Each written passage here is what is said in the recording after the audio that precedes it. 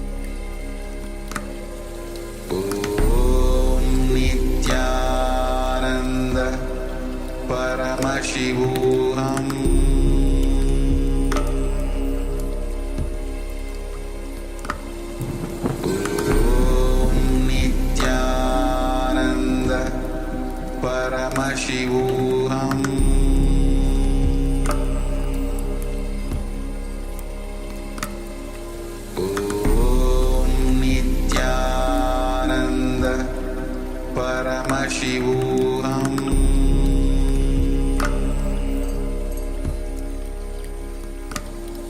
Om Nityananda Paramashivoham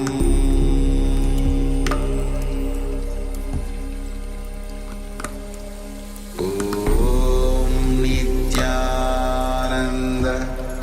Paramashivoham Paramashivoham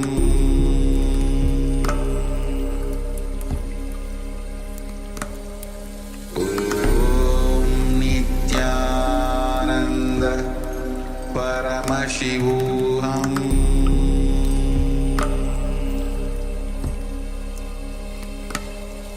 Om Nityananda Paramashivoham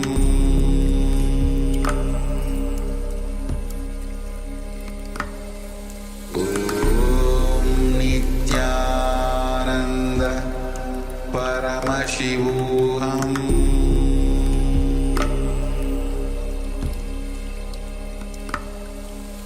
Om Nityananda Paramashivoham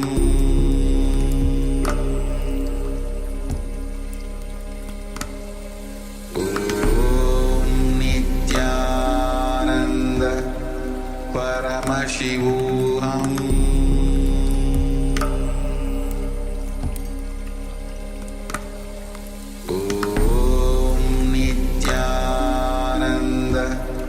Paramashivoham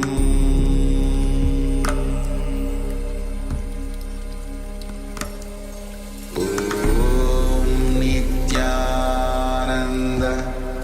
Paramashivoham Om Nityananda Paramashivoham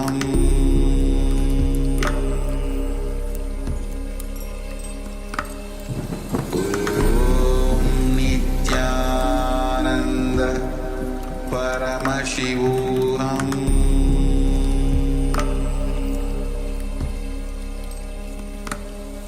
Om Nityananda Paramashivoham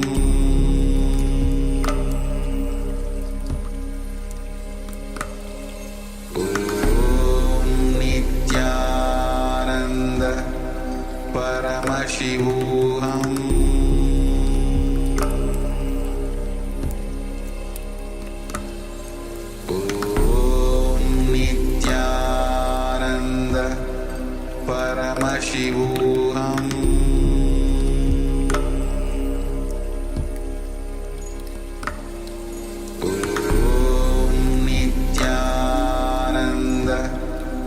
Paramashivoham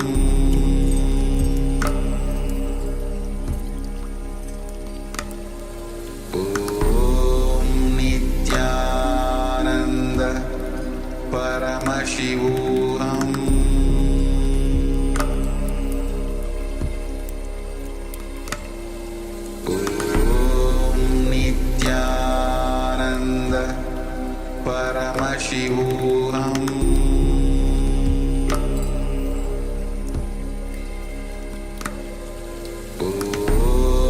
Nityananda Paramashivoham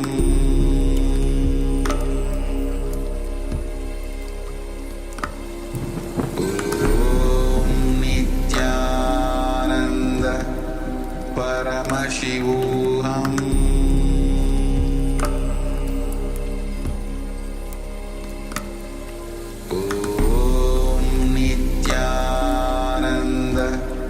Paramashivoham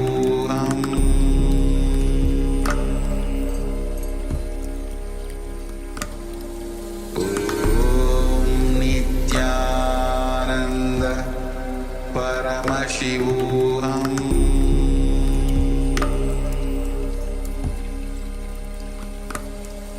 Om Nityananda Paramashivoham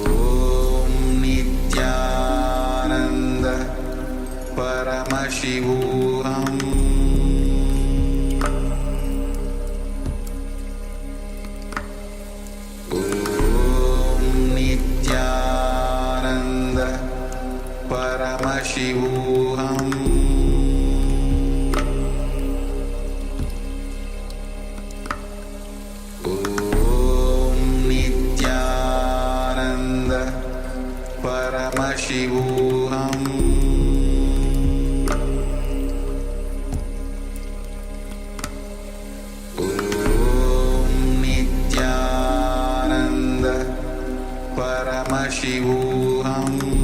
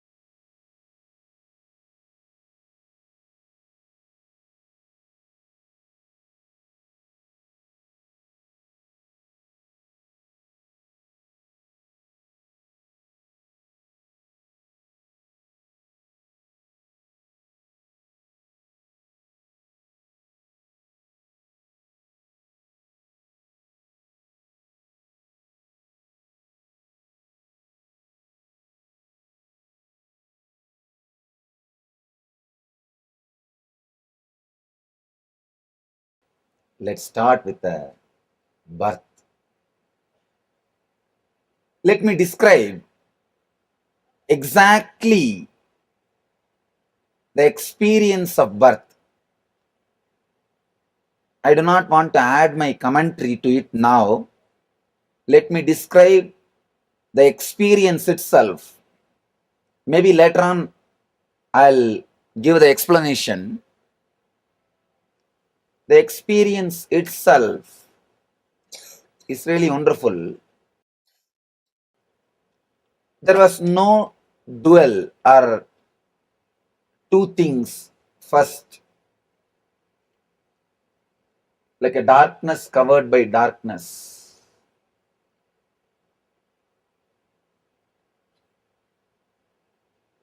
I can't even say darkness covered by darkness. That word doesn't have meaning. It can be said even in the way like a light covered by light.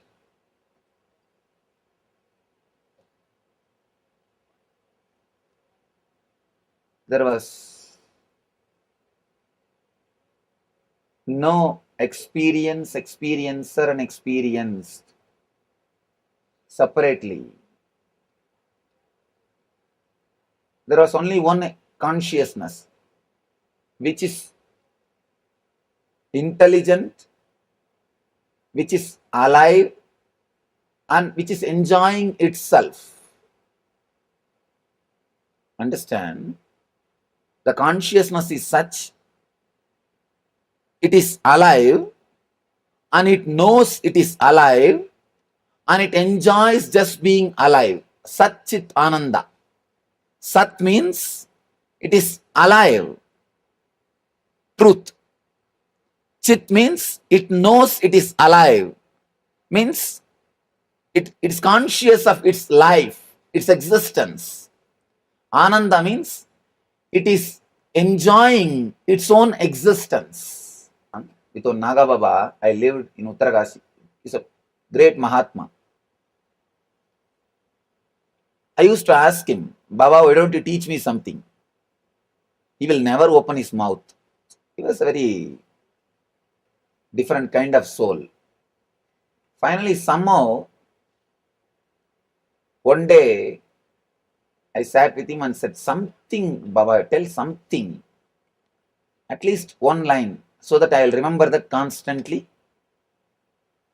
and keep that with me. And he was much more strong than me. He did not open his mouth. Finally, the one day he said, he doesn't speak much. He said, means he is going, that he is continuing his travel. So I also have to go on my way. I said, I am coming with you. He said, no, I am going. Then he gave me that pipe with which he used to smoke. That pipe, he gave it to me. I said, okay, Baba, I am so happy you gave me this pipe. I kept that pipe with me for quite a long time. I don't know after that what happened to that pipe. I asked him, this pipe may be, it can get lost. Tell me something which will not be lost. I'll carry it with me always. Some one line, one word, one teaching, something. Something, tell me. He was not opening his mouth. I said, all right, next, whatever word you are going to utter, even if you say, fool, get lost, I'll take that word as a mantra. Whatever you are going to say now, open your mouth, at least you will say goodbye. Because now we are going to depart. That word I'll take it as a mantra. Then he started laughing and he said one beautiful line, Deham Naham Koham Soham. Whole Vedanta, just in one line. Deham Naham, I am not the body. Then Koham, who am I? Ask, you will experience Soham, I am the whole. I am everything. Deham Naham Koham Soham. Deham, this body. Naham means I am not that. Then who am I? Koham. Ask, you will realize Soham. Soham means the whole universe. I am the whole universe.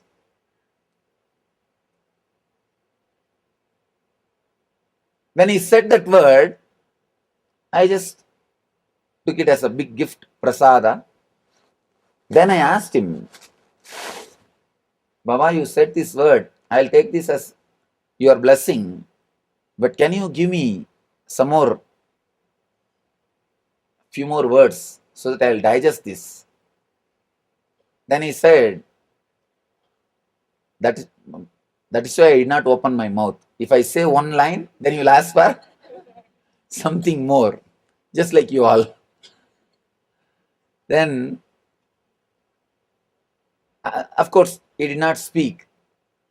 Then, before leaving, just before leaving, he used to have his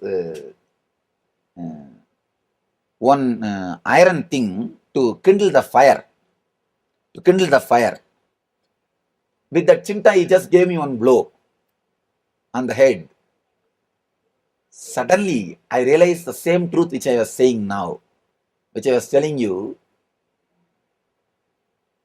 Being alive and knowing that you are alive and enjoying that you are alive, celebrating that you are alive. Being alive, knowing that you are alive, enjoying, celebrating that you are alive. Sat, Chit, Ananda. Being alive is Sat, truth. Knowing that you are alive is consciousness.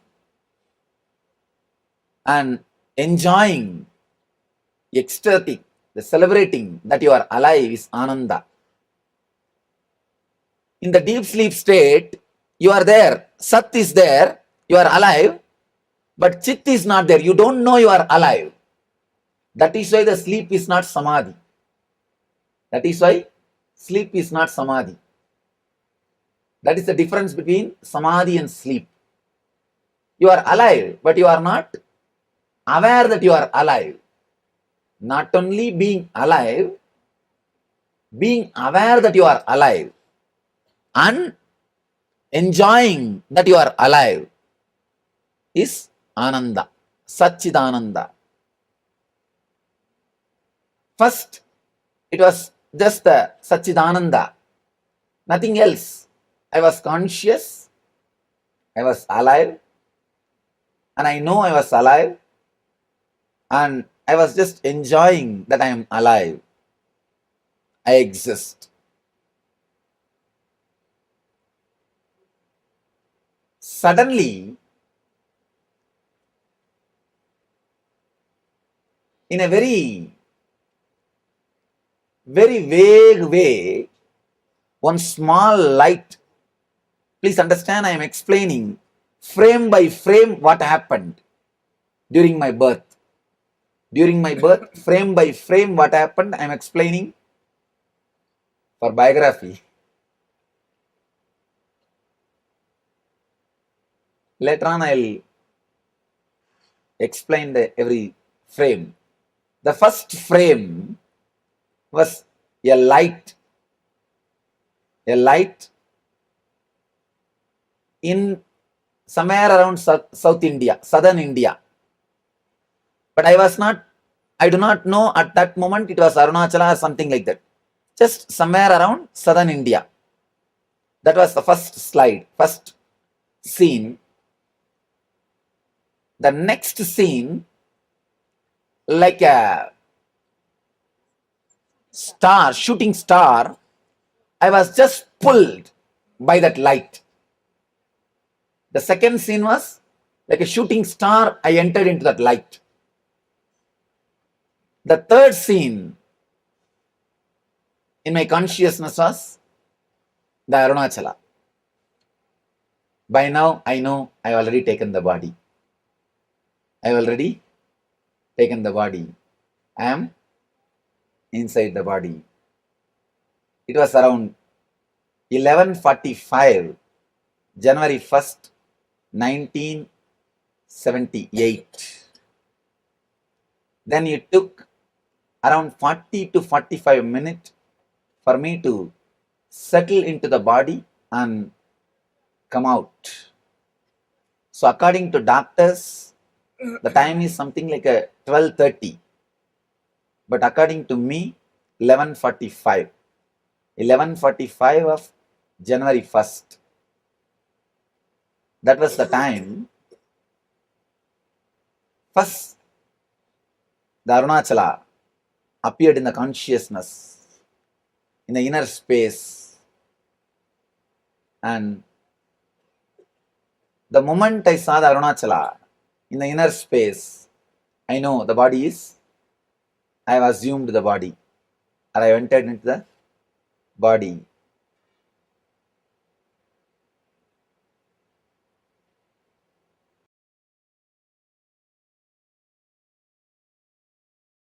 So I tell you, path of ecstasy, not path to the ecstasy. Very living is ecstasy. Let you be path oriented, not the goal oriented. Now let us analyze the various paths. Then we will understand what is bliss path. What is the goal? What is to be achieved? Why all the spiritual groups are created on this planet Earth? Why so many religions, so many cults, so many sects, so many groups, so many methods, so much of techniques, and so many masters? Almost, if you enter into the line of such, you are crowded with masters. I always tell them, very easy to get masters, but very difficult to get a good disciple. Masters are very easy, can very easily get, but very easy to be very difficult to be a good disciple. Only a man who is good disciple can be a real master. Anyhow, so many masters, so many techniques, so many methods. What is the actual ultimate goal? What for the whole thing is created?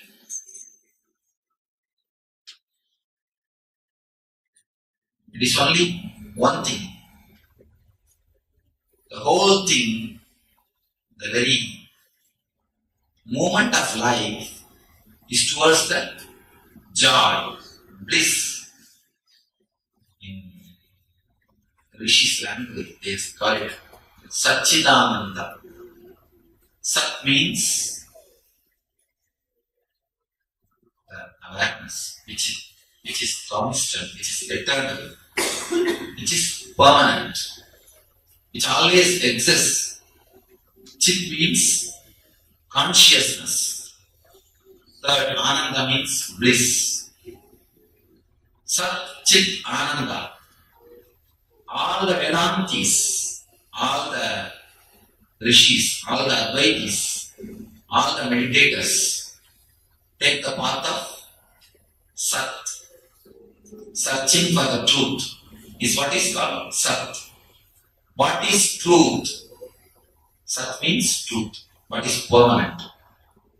When you start searching what is truth, what is permanent, you take the path of Sat. Chit means consciousness. When you put your consciousness in the path of devotion on some form, when your consciousness is surrendered to the ultimate through a master or through God or through some form, it is called path of consciousness, path of truth, Sat, path of consciousness, Chit, path of bliss is Ananda. This path, the very starting itself is bliss. And your walking is also bliss. Your ending is also bliss. The other parts, when you start with the techniques. Most of the time, dull, dead, dry. Religion is almost like a punishment. If it is dull, dead, dry, religion is almost like a punishment. Small story.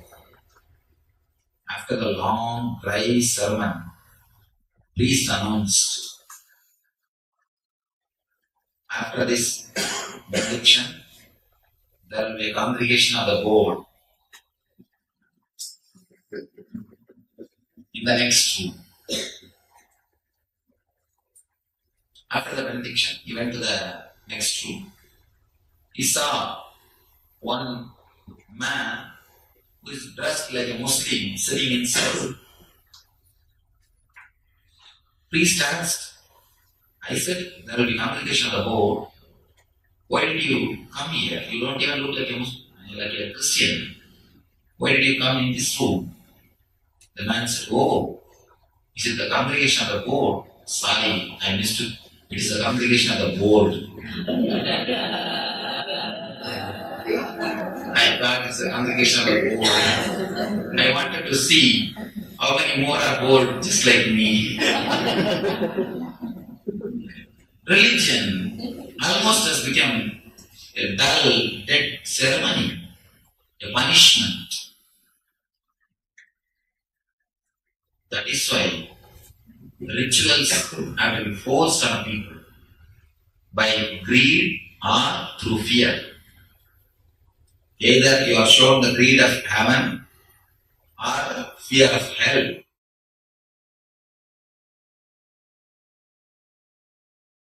Religion, the techniques, the method has become totally a dry, long thing.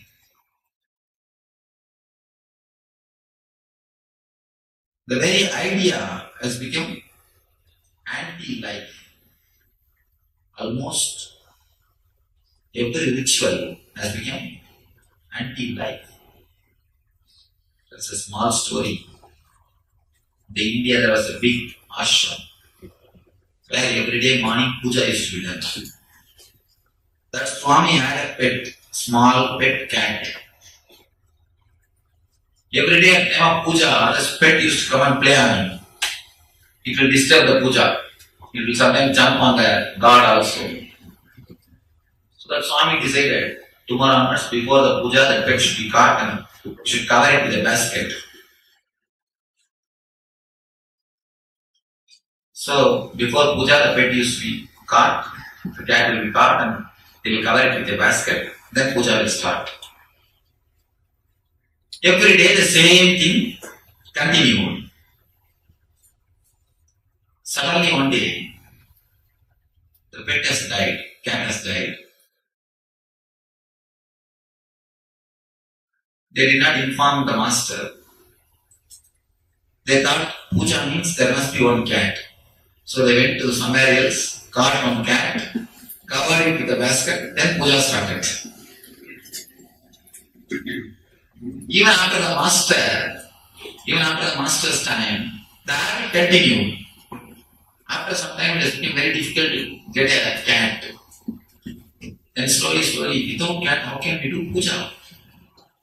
First thing to be done for the worship is cat should be brought and it should be covered with a basket.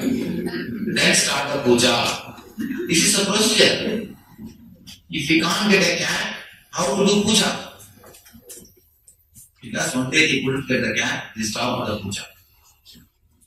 So slowly, the orientation turns. When the orientation is turned, the whole thing becomes dull, dead, long path. Many people come and ask me. Yesterday we were discussing. Somewhere there is a yoga group which takes months and years to open chakras. And it's a long, dry techniques. When they heard about our ASP, they were surprised.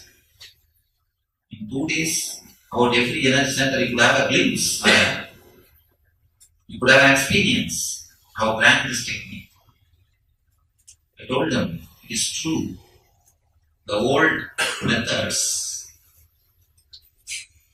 the old techniques, all the old techniques and old methods, they all are designed at the age of bullock cart. So naturally they will have only the bullock cart speed.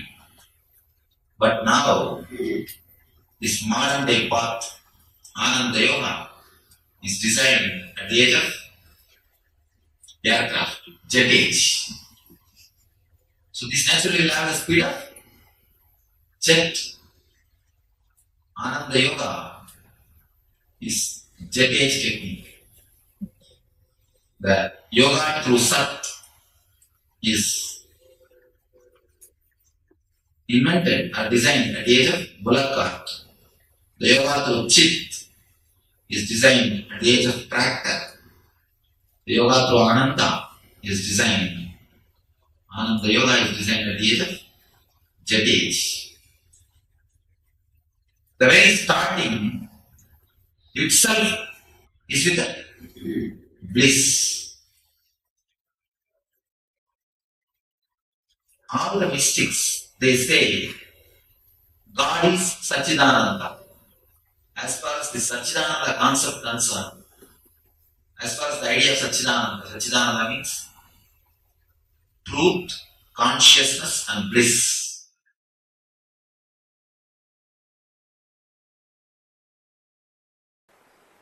Let me enter into the sutra. Tatra dhyanajam anasayam.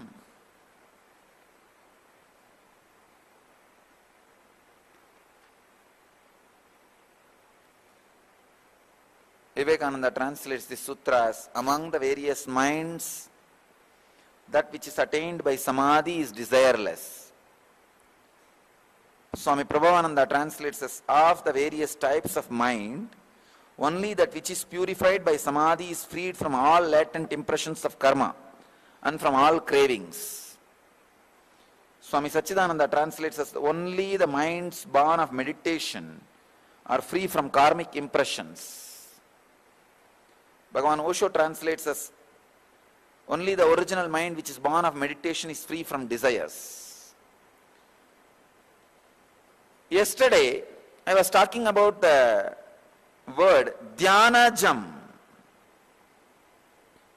born of samadhi, unclutching, meditation. Today I will take this technical term, the word anasayam. Anashayam means free from impressions. Not only free from impressions, free from possibility of creating any impressions. Patanjali says very beautifully in some other sutra, like a fried seed cannot grow. Same way, when unclutching happens, all the impressions, karma, gets fried. Anashayam, the possibility of impressions does not exist. Please understand. It is not disrespecting now the cosmic presence. Please understand. All your desire is disrespecting the cosmic presence. Why do you desire? Because you don't feel the cosmos is constantly supporting you. That's the reason the desire. You don't feel you are being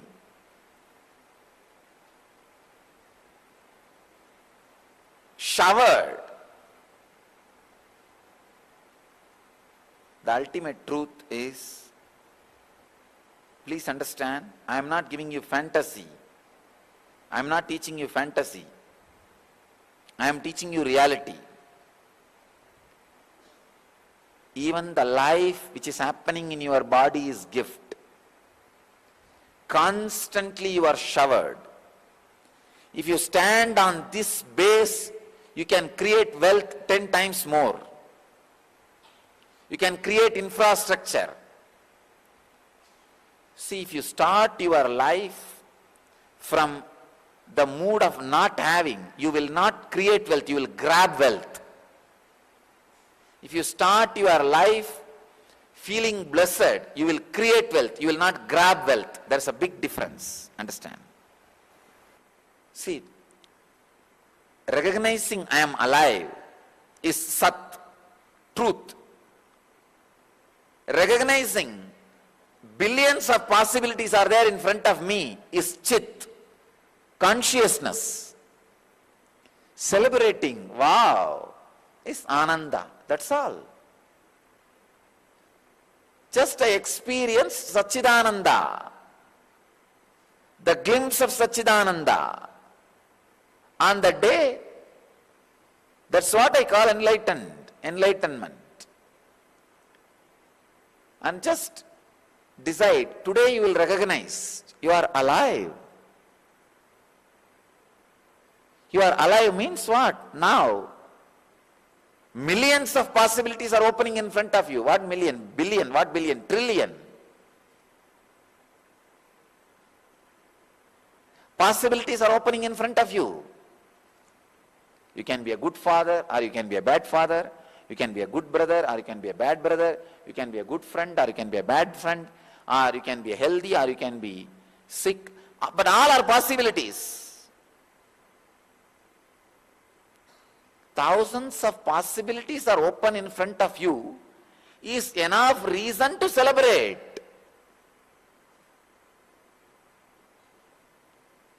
Understand?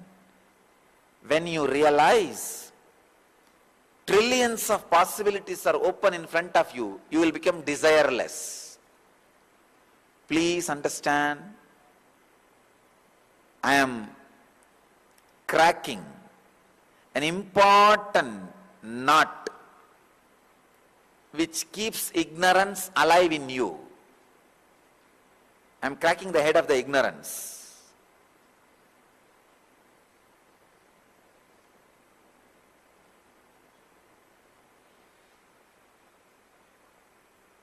If you are aware, trillions of possibilities are in front of you, you will not have desire. You will experience anashayam, means where not only there is desirelessness, the possibilities of desires gets burnt. You may think, how can it be?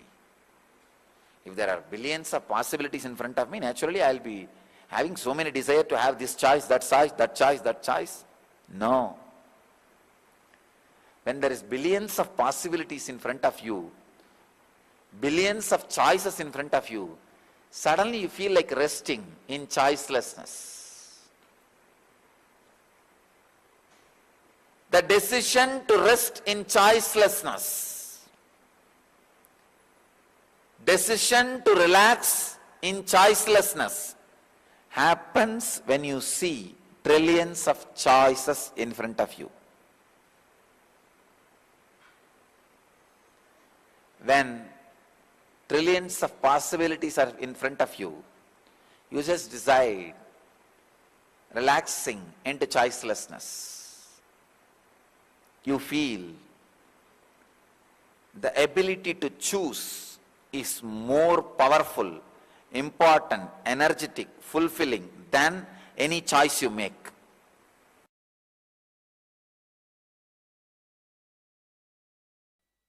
First thing, knowing fear and greed is neither wrong nor right. Please understand, the purpose of life is expansion. Purpose of life is being a high achiever. Self-actualization leads to self-realization.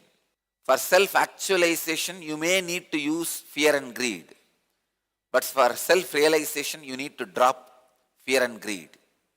Here, when you know, the moment you actualize yourself, you are going to realize yourself also. The moment you use the fear and greed, you are going to drop it also. You will not be bound by it. In every relationship, in every decision making, in every interaction, in every evolution, remember this one thing. If somebody is able to come to his peak only by fear or greed, use that. I tell you, even if you feel you are not able to do the peak performance, high achiever, without dangling fear and greed in front of your own eyes, dangle it. Till certain level, human beings cannot run without fear and greed. Till that level, use fear and greed, dangle the carrot of fear and greed, run and make people run using fear and greed, nothing wrong. But know it very clearly, once you are able to be in peak performance as a high achiever without the fear and greed, drop it. Now you are free from fear and greed, but you are expected to be continuously be a high achiever. Being a high achiever constantly is the goal, is the life, is the purpose.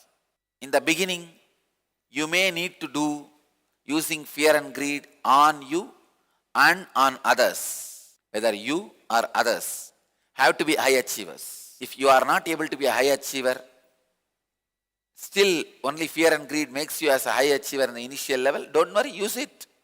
At one time you may become free from food and thirst, but now you may need food and water.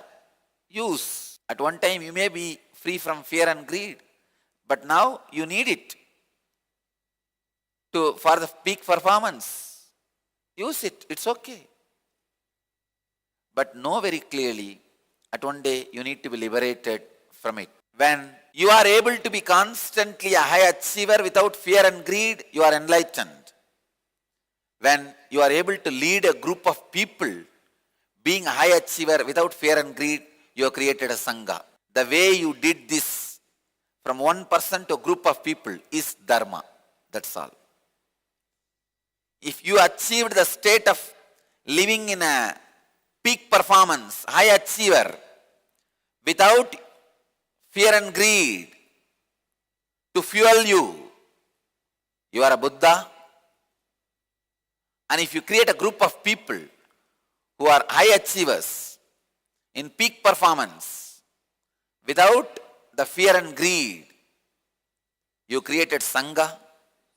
And the way you created the Sangha is Dharma. Every successful company, Fortune 500 company, has a core Sangha. Whether you know it or not, at certain level, the Sangha has evolved.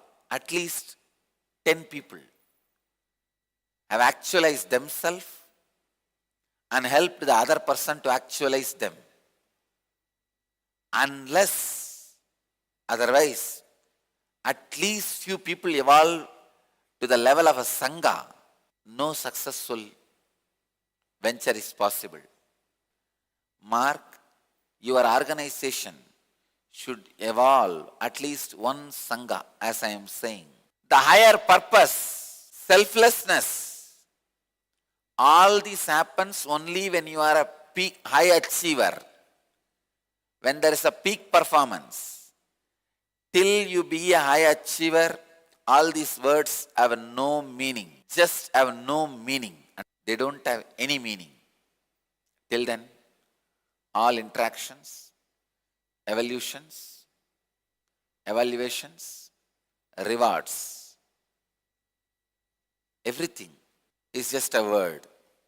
So I tell you, first be a high achiever, even if you have to use fear and greed on you and on others. Then learn how to be in the peak performance, how to be a high achiever without using fear and greed as a constant fuel. That's it. Next. Today's subject is beauty of purposelessness. The whole existence, the whole universe is purposeless. course. It will be very shocking. From the young age, we are taught, socially conditioned, that life has got some purpose. Always you are made to run towards some goal, towards some purpose.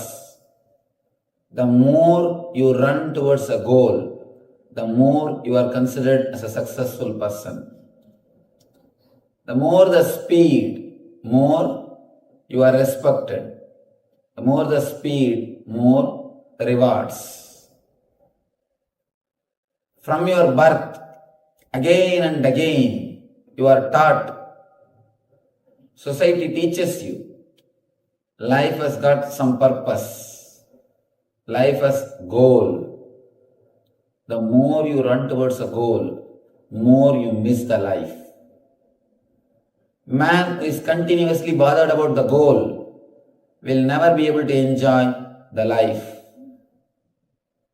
For example, when you are studying, you always think, when I have my job, my life will be happy. When you have your job, you think, after marriage, my life will be happy. After marriage, you think, when I have kids and my own house, my life will be happy. After you have kids and your own house, you think, when kids grow, all my responsibility is over, I'll be happy. By the time your kids are settled, by the time your responsibility is over, when you want to relax, your being is conditioned so much, you can't relax. The tension, running behind something, has become a part of your being. It has become part of your conditioning. After that, resting will not be rest anymore. It will not be a relaxation anymore. It will be a loneliness. When you have rest, in the end of the life, you will feel lonely because you have been conditioned to run behind something. You have been conditioned to live with something. You have been conditioned to associate yourself with something. The more you run, more titles you receive. We always tell he is a multidimensional personality. We praise people who run more. They are called multidimensional personalities. Please be very clear, they are schizophrenias, not multidimensional personalities. Only a person who has deeply experienced himself, only who rests in himself, who experiences inaction in action, only he can be multidimensional personality. Only a Krishna can be a multidimensional personality. A man who completely rests in himself, who knows how to relax within himself, can be multidimensional personality. Person who runs for society, by society, can never experience the peace. Be very clear. The more you run, the more possibility of becoming mad. But society wants you to run, only then you will be a useful member. You will be a useful member to society. Society does not want you as you are. It wants you as a useful member for it. If you are a doctor, if you are a lawyer, if you are an accountant, some way, if you are useful to the society, then you are rewarded, you are praised. That is why society gives so much of importance for your title. You are respected just based on your title, not as you are. The more number of titles you have, more respect. Less number of titles you have, less respect. The more you are useful to the society, more you are respected. Again and again, you are made to run. You are taught life has got purpose. Please understand, life is purposeless. Look into your life deeply. Whatever you think as the goal of your life, even if everything is fulfilled, you think you will be able to rest? You think you will be able to relax? You think you will be in bliss? You think you will feel fulfilled? No, you will feel only depressed. When you have something, you can always blame, put the responsibility and feel comfortable, feel relaxed. When you can't put the responsibility on something, when you can't put the responsibility of somebody, you suffer more. Just day before yesterday, one young man came to me and he asked, Swamiji, should I marry on my own or should I listen to my father's words? I said, listen to your father's words, go for arranged marriage. He asked me, why Swamiji? I'll be happy if I marry on my own. I told him, you see, with arranged marriage, at least you will have somebody you can continuously blame them. If you marry on your own, you can't blame anybody. Better go for arranged marriage.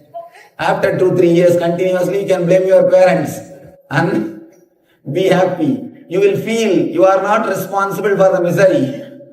At least you will have somebody on whom you can put the blame. With your own decision, you can't put the blame on anybody. At least if you have somebody to blame, you will be relaxed. When you have somebody to blame, you feel at least some way safe. Your whole life is purposeless. But again and again and again, you are conditioned to run towards something, to go towards something, some goal, something. From the young age, always some goals are put in front of you, whether it is material life or spiritual life. Both the way, always some goal is put in front of you. The so-called material life or the so-called spiritual life, both continuously makes you feel you are not enough.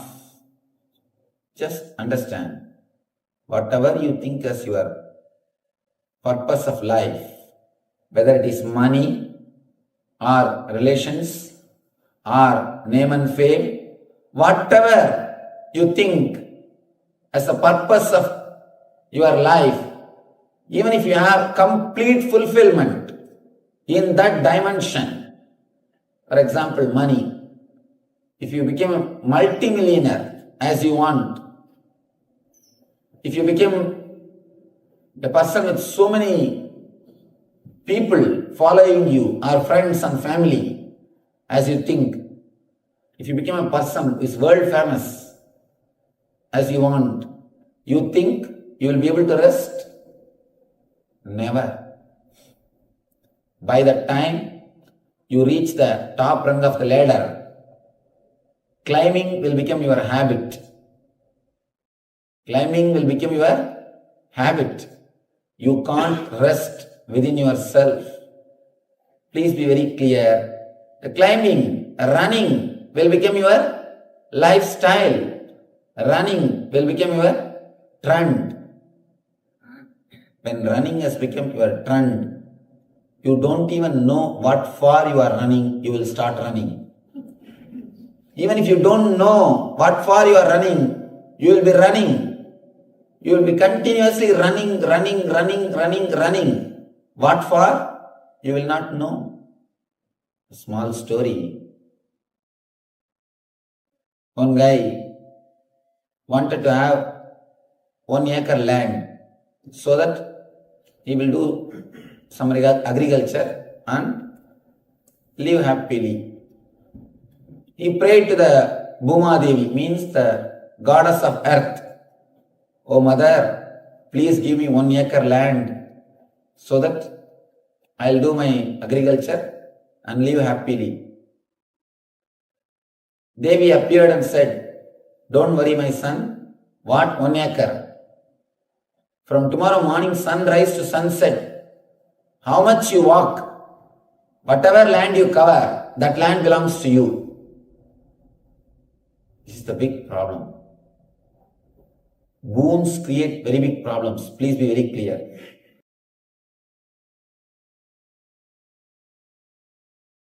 Freedom is realizing your life's mission and living it.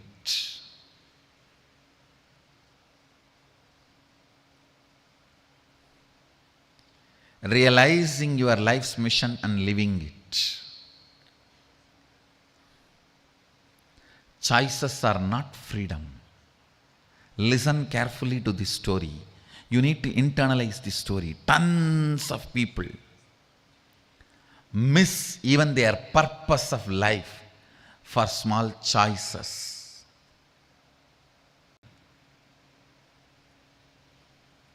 Listen carefully. Sometimes the juicy choices pose as if they are freedom, but they are not.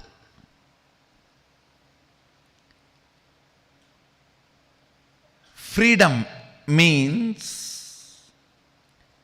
every single decision is by you.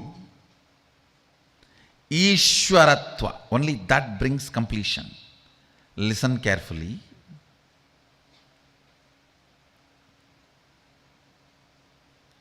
Many times, the choices which you think as freedom was inserted into you by the advertisement and promotions, or the others' opinions, false views, wrong remembrance. Please understand, you always think your college hostel period was a golden period of your life. But actually when you were living there, you were so much all the time afraid of the warden and the whole life was hell. You just want to get out and get a job as early as possible. This is what I call wrong remembrance. Which was not joy, you remember it as joy because you forgot how it was originally when you lived. Always the wrong remembrance of the past makes you take wrong decisions about future. I have seen.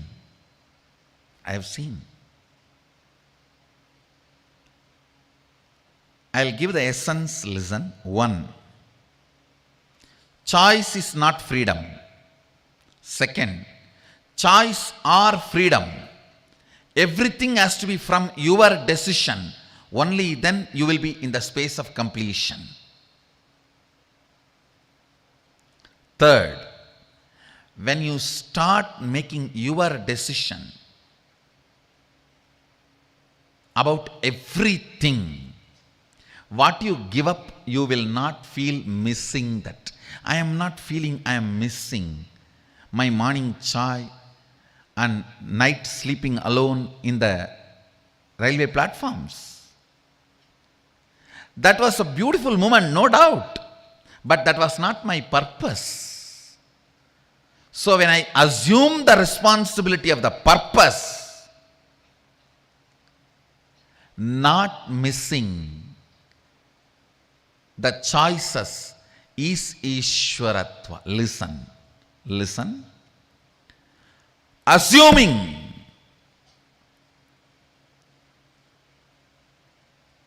fitting yourself into your own shoes, life's purpose, and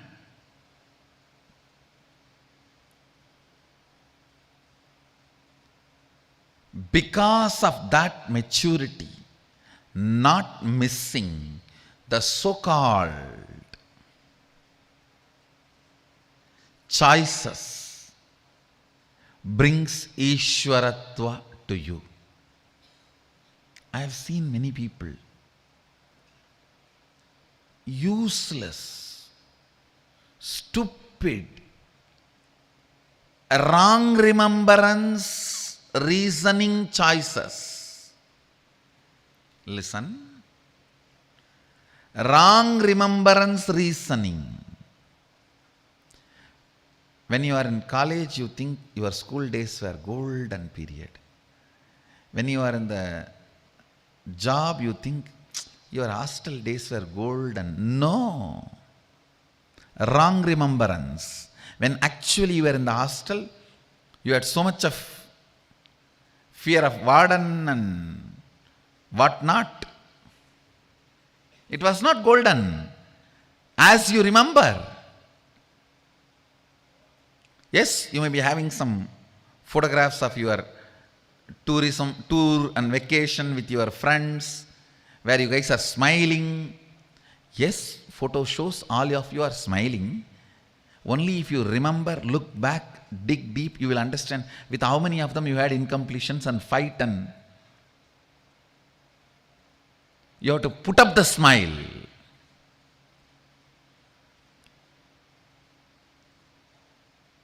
Photos are great to tell your history to others. But if you yourself dig out, it may not be true. It may not be your real experience. So understand, many times when choices, multiple choices try to pose itself as your freedom, you need to understand multiple choices is not the purpose of your life. Fitting into the shoes of your purpose of life is freedom. First, decide to take responsibility for your life. Fit into the shoes of your responsibility about life. Second, bring completion about it. That is the major thing, bringing completion about it.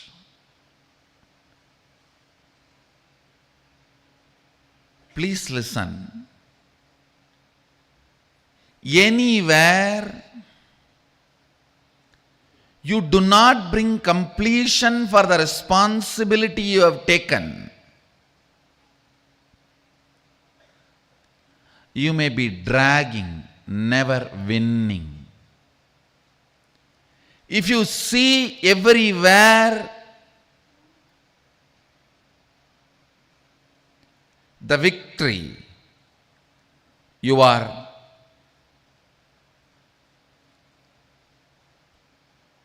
bringing completion to what you took as responsibility.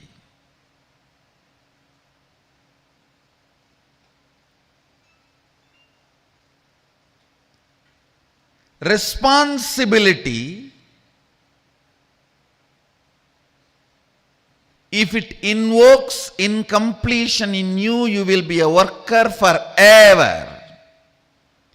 Never the Ishwaratva manifests, whether it is your public life, personal life, secret life, economic life, social life, spiritual life, every dimension and aspects of you. The completion with which you assume your responsibility brings victory. Ishwaratva. Listen. Every time you taste victory, Ishwaratva blossoms in you, blooms in you.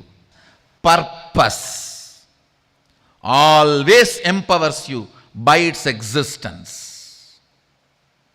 infrastructural support never empowers you by its existence. It can empower you only if it is added to the purpose. Purpose is the one, everything else is zeros. All zeros will have value when the purpose is added to it.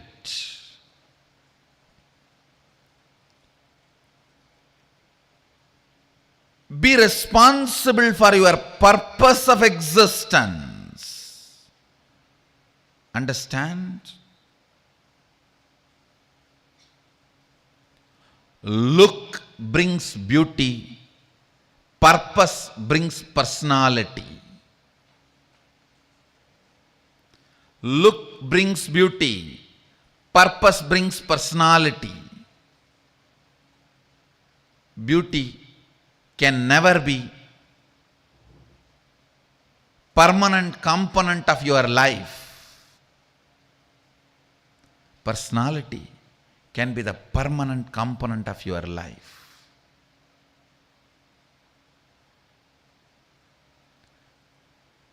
The relationships which are built because of your personality are the most stable, permanent, empowering relationships.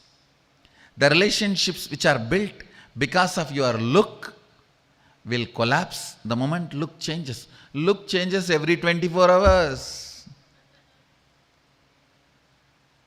Forget about 24 hours. The distance changes look. From distant looks, just the reduction in the distance takes away the look. So all look-based relationships, look-based decisions will bring powerlessness and instability into your existence. That is choice. Listen. All these words understand. Choices, multiple choices, look-based decisions, unstable relationships. All these words, somehow it will be connected. Infrastructure without purpose, influence without purpose, money without reason, all this can go on stealing your life because it is delusion. It will show as if you have something, but you don't have. You don't have. Purpose. Purpose. Purpose. Responsibility for your purpose that empowers you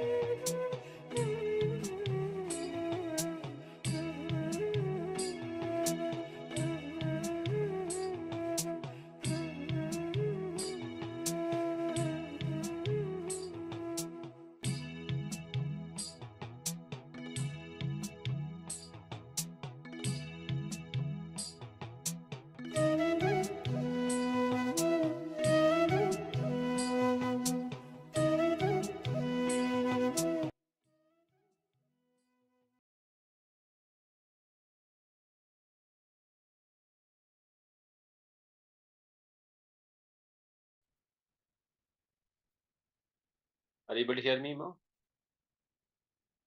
Yes, now. I think hope you're able to hear us now. Please let us come back. We request all the participants to come in front of the camera and be available.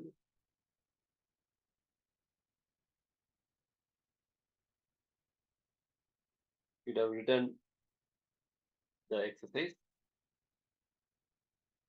where you felt stuck for the last few years and nothing has been done in that area of your life. It may be a project, it may be anything, it may be a relationship. Whatever you identify inside you with yourself. So if you have wrote it down, how you expanded, how you got stuck without expanding, please share with us.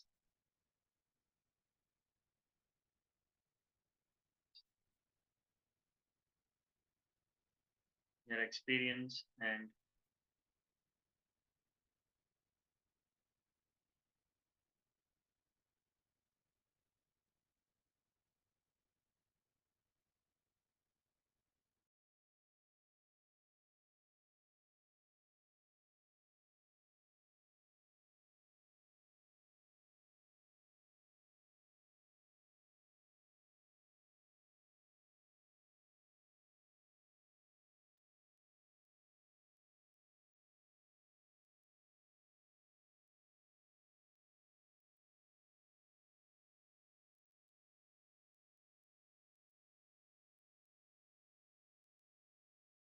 Expanding, yeah, let's start. Expanding only with Swamiji and things related to Swamiji. But other areas I can see they are not expanded. Yeah, that is correct, Ma. Because whenever the Swamiji's energy is flowing in us, naturally it leads us to expansion. So if you involve more and more yourself with Kailasa's activities, then definitely you feel more expansion. the other areas also. Yeah, it is one of our experience from all our volunteers and who are all be be a part of Kailasa. Even they'll be able to manage their business or their routine also. Apart from this, they'll be able to contribute to Kailasa. So it is definitely only the expansion is possible with when you are associated with Kailasa. Yes.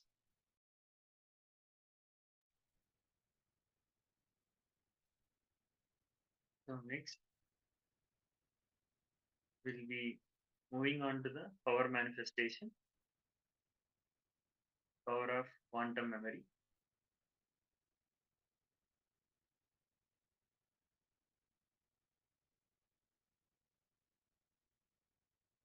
Yeah, the quantum memory is the power where you're going to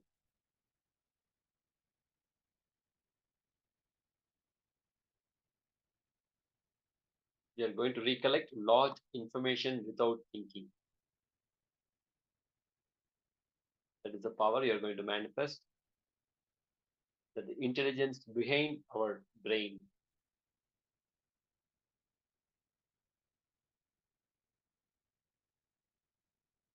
Let's get ready for the power manifestation.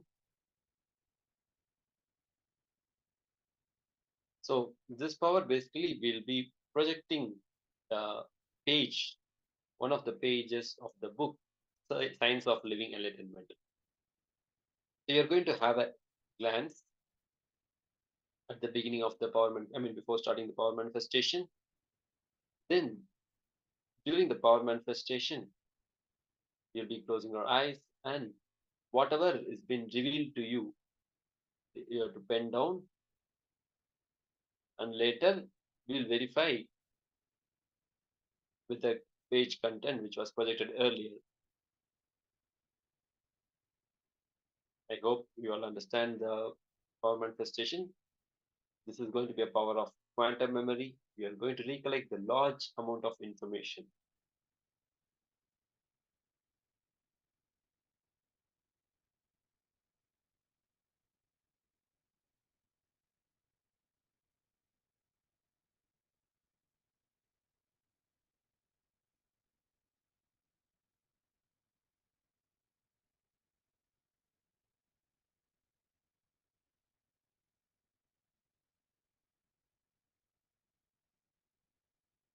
So this is the power where you'll experience the sarvanyatva, means all knowingness. So we have the intelligence beyond our brain, where whatever you want can be revealed to us. So with the initiation of Swamiji, Supreme Pontiff of Hinduism, we'll be able to manifest this power. So just sit with oneness with Swamiji and with eyes closed,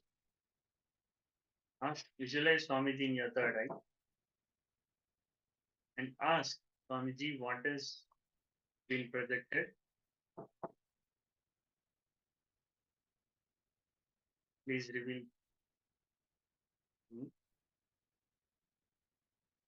Okay, let's all sit straight.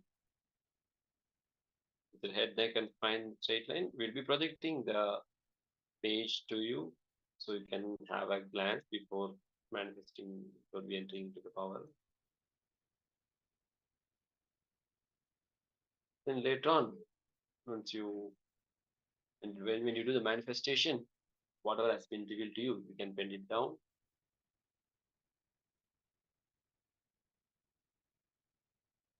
So you can quickly have a glance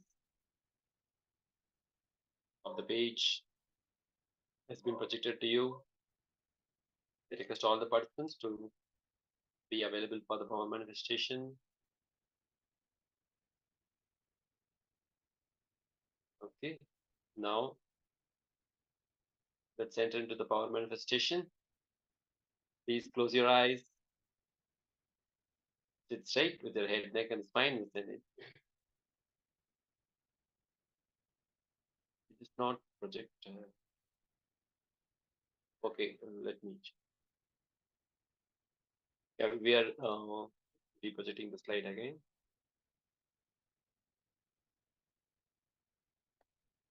I think now we'll be able to see. It's not an image, ma.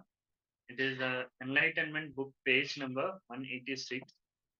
So you'll be having the glance of this page, and then you'll be doing the power manifestation, and you'll be asking Swamiji that what is this page about? Please reveal it to me. Then Swamiji will beautifully reveal it to you. Then you can share your experience. Yes, whatever the word appearing to you, can start bending down.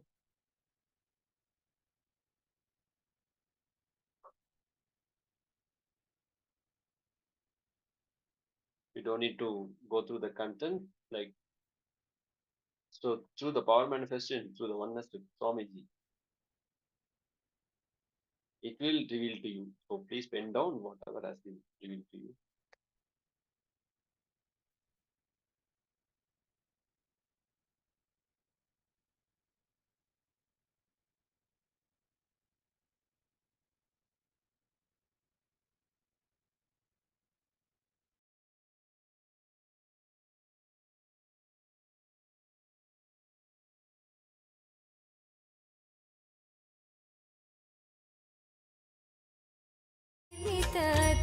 क्रीडन् सुभाष्टदनो जय जय हे नित्यानन्दपदे नित्य जय जय हे नित्यानन्दपदे नित्य भाग्य समृद्धि मुभार्जय मे भाग्य समृद्धि मुभार्जय मे। नित्यपुरीश्वर आनन्देश्वर हे परमेश्वर पालय माम्। नित्यपुरीश्वर आनन्देश्वर हे परमेश्वर पालय माम्। करकलितामल शूलभयङ्कर कालनिरासक पाद विभो। करकलितामल शूलभयङ्कर कालनिरासक पाद विभो। पदकमलागत भक्तजनावन भक्तसुकङ्कण देव विभो। पदकमलागत भक्तजनावन भक्तसुकङ्कण देव विभो। शिवनिलयागत भूतिविभूषित दीक्षित पूजित पूज्यदनो। शिवनिलयागत भूतिविभूषित दीक्षित पूजित पूज्यदनो। जय जय हे नित्यानन्दपते नित्य। जय जय हे नित्यानन्दपते नित्य। भाग्य समृद्धि मुभार्जय मे। भाग्य समृद्धि मुभार्जय मे। नित्यपुरीश्वर आनन्देश्वर हे परमेश्वर पालय माम्। नित्यपुरीश्वर आनन्देश्वर हे परमेश्वर पालय माम्। हर नित्य शङ्कर भक्तहृदम्बर वासचिदम्बर नाद विभो। हर नित्य शङ्कर भक्तहृदम्बर वासचिदम्बर नाद विभो। என்னப்பனல்லவா என்னப்பனல்லவா என் தாயுமல்லவா என் தாயுமல்லவா தன்னை உணர்த்திடும் தியானம் அளித்தவா. என்னப்பனல்லவா என் தாயுமல்லவா தன்னை உணர்த்திடும் தியானம் அளித்தவா. எங்கும் நிறைந்தவா எண்ணம் கடந்தவா பொங்கும் அருவியாய் ஆனந்தம் தந்தவா. எங்கும் நிறைந்தவா எண்ணம் கடந்தவா பொங்கும் அருவியாய் ஆனந்தம் தந்தவா. என்னப்பனல்லவா என் தாயுமல்லவா தன்னை உணர்த்திடும் தியானம் அளித்தவா. ஏழாம் உடல்கள் தாண்டி நித்திய வாழ்வும் கண்டிட கேடான காலம் தன்னை வென்று நீலை நின்றிட. ஏழாம் உடல்கள் தாண்டி நித்திய வாழ்வும் கண்டிட கேடான காலம் தன்னை வென்று நீலை நின்றிட. சீரான பாவம் பழி நீங்கி பெரும் வாழ்வினை கொண்டாட நித்யானந்த ஸ்புரணம் தன்னை நெய்தவா. சீரான பாவம் பழி நீங்கி பெரும் வாழ்வினை கொண்டாட நித்யானந்த ஸ்புரணம் தன்னை நெய்தவா. என்னப்பன் என்னப்பன் என்னப்பன் அல்லவா என் தாயும் அல்லவா தன்னை உணர்த்திடும் தியானம் அளித்தவா. என்னப்பன் அல்லவா என் தாயும் அல்லவா தன்னை உணர்த்திடும் தியானம் அளித்தவா. ஏழாம் உடல்கள் தாண்டி நித்திய வாழ்வும் கண்டிட கேடான காலம் தன்னை வென்று நீலை நின்றிட. ஏழாம் உடல்கள் தாண்டி நித்திய வாழ்வும் கண்டிட கேடான காலம் தன்னை வென்று நீலை நின்றிட. சீரான பாவம் பழி நீங்கி பெரும் வாழ்வினை கொண்டாட நித்யானந்த ஸ்புரணம் தன்னை நெய்தவா. சீரான பாவம் பழி நீங்கி பெரும் வாழ்வினை கொண்டாட நித்யானந்த ஸ்புரணம் தன்னை நெய்தவா. என்னப்பன் என்னப்பன் என்னப்பன் அல்லவா என் தாயும் அல்லவா தன்னை உணர்த்திடும் தியானம் அளித்தவா. என்னப்பன் அல்லவா என் தாயும் அல்லவா தன்னை உணர்த்திடும் தியானம் அளித்தவா. ஏழாம் உடல்கள் தாண்டி நித்திய வாழ்வும் கண்டிட கேடான காலம் தன்னை வென்று நீலை நின்றிட. ஏழாம் உடல்கள் தாண்டி நித்திய வாழ்வும் கண்டிட கேடான காலம் தன்னை வென்று நீலை நின்றிட. சீரான பாவம் பழி நீங்கி பெரும் வாழ்வினை கொண்டாட நித்யானந்த ஸ்புரணம் தன்னை நெய்தவா. சீரான பாவம் பழி நீங்கி பெரும் வாழ்வினை கொண்டாட நித்யானந்த ஸ்புரணம் தன்னை நெய்தவா. என்னப்பன் என்னப்பன் என்னப்பன் அல்லவா என் தாயும் அல்லவா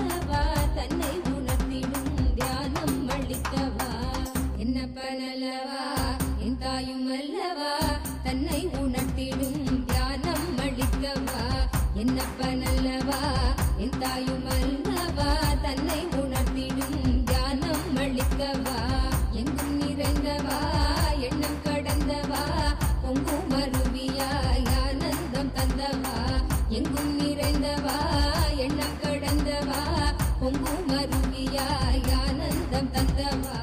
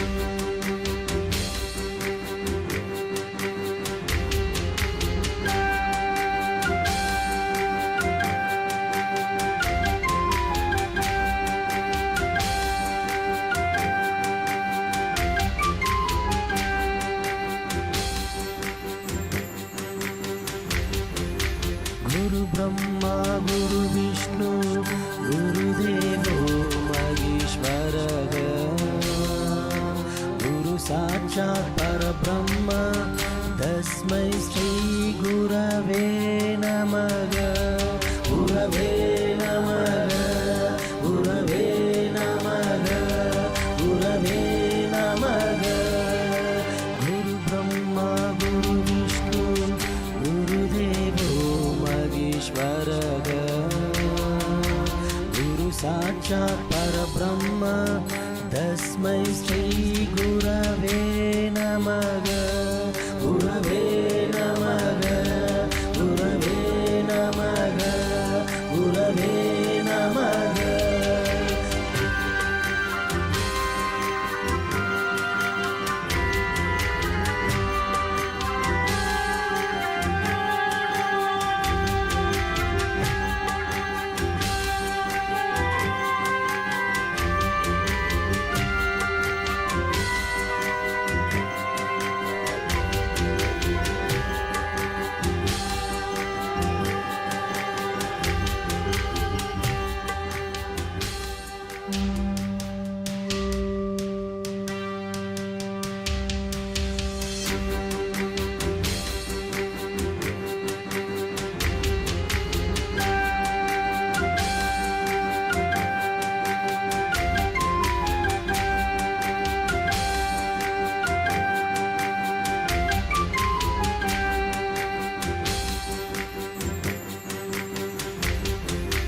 गुरु ब्रह्मा गुरु विष्णु गुरुदेवो महेश्वरः गुरु साक्षात् परब्रह्म तस्मै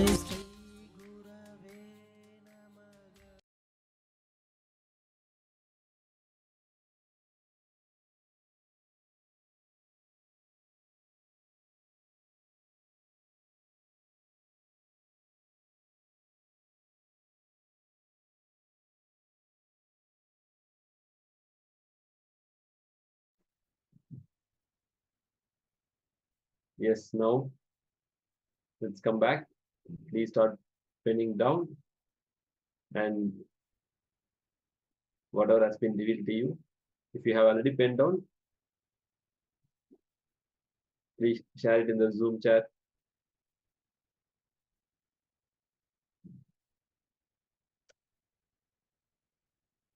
More John keeping.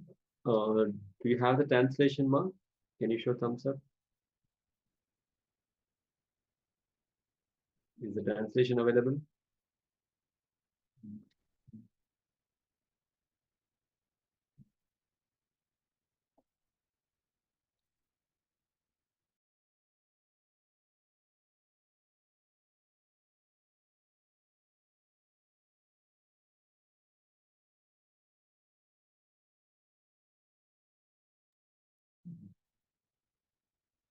Just please take a moment and you can share whatever has been given to you. Or if you have pinned down, just please wait for some more moment. We'll be projecting the results. So you can verify the page.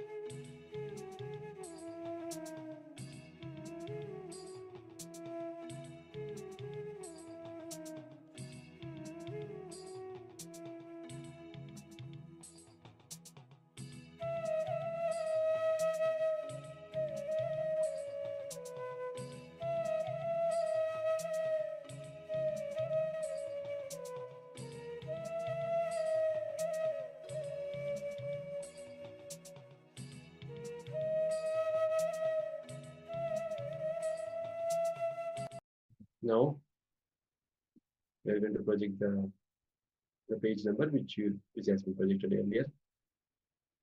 You can cross verify your results, how much you have manifested.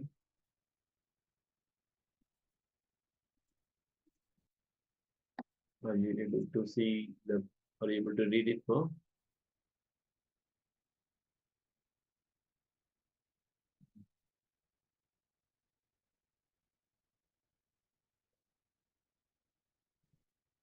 I also saw this sword of light destroying the world.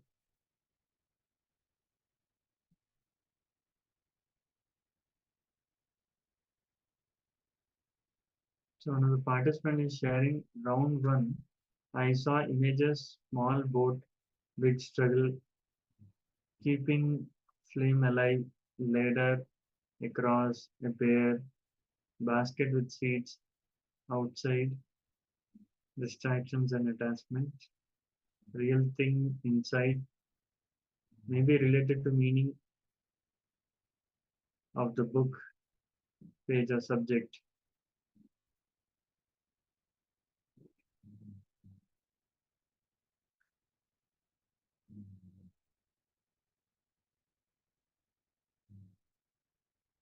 Or maybe projection from past exercise. I also saw a sort of light destroying old book. Also the idea that things that are big, not necessarily bits, neither small colorful things.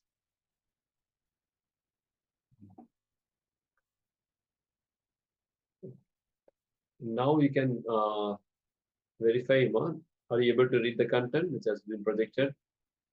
Okay, great.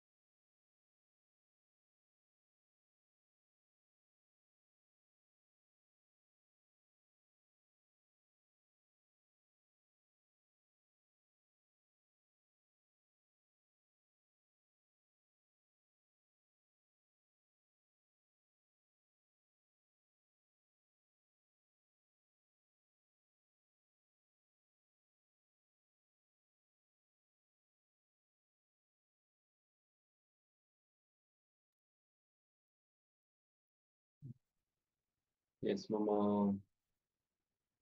Let's see, DAC. It's mentioned it is about renunciation, being complete with that.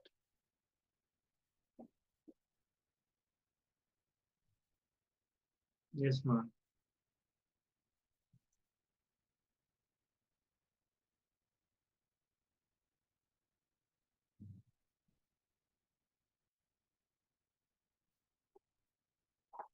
Okay, we'll be having some more rounds of our manifestation in the further sessions. So we'll get ready for that. Even if you're not able to manifest completely in this round, still we need to hear from some other participants. Can you please switch on your video and be available? Now we are going to have the next session. This is going to be the seeking is the essence of life. See, in our life, if you take anything, the basic is seeking. Even if you are creating wealth, health, working with the relationships, whatever, if you are trying to fulfill your desire, ultimately we are seeking for fulfillment in our life. It may be a different direction. We are going through the materialistic lifestyle, so we are thinking it will get fulfilled, but that is not the truth. The ultimate fulfillment will happen only with the help of Guru, the Supreme Pontiff of Hinduism, and by his initiation and the complete completion which we are seeking in our life. That is the one going to give the ultimate and complete fulfillment for us. Yes. So it is, yeah, it is actually everything is seeking only. It is only the spiritual seeking which will give us the fulfillment in our life.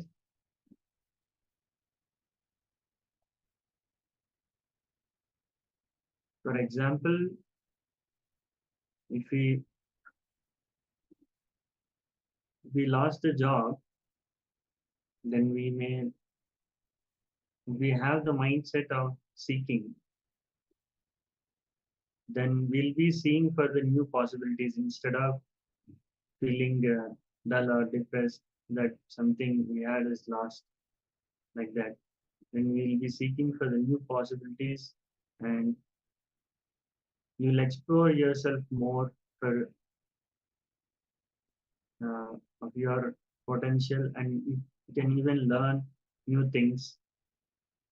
Yeah, seeking always expands us. If you see in Supreme Body of Hinduism life itself, there are so many attacks the Kailasa is going through. Even though again, he's starting from the scratch. He's rebuilding the Kailasa. He's reviving the Kailasa. I mean, from the scratch when nobody is there, when nothing is there. So from the scratch, Supreme Body of Hinduism has to revive whatever has been destroyed. So that is how our seeking, our deep seeking, will bring expansion in us, irrespective of any situation, whatever it may be. We don't bother about our failures. We just rebuild our life. So now we are going to directly hear from Supreme Body of Hinduism about seeking is the essence of life. Please be seated. Come to the space of listening.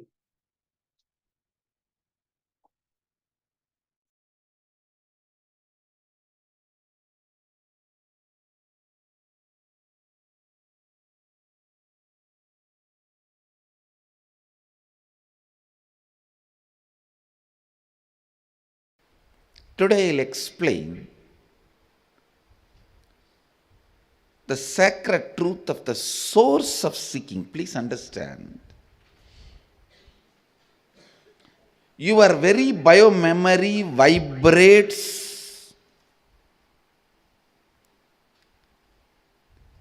Your very biomemory actively functions only with some of the basic questions about life.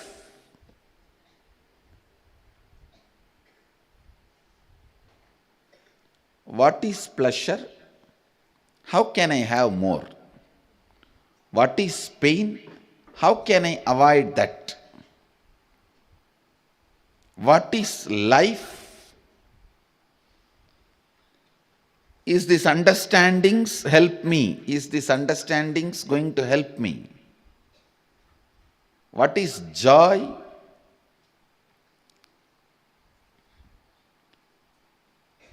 All these basic truths, basic understandings,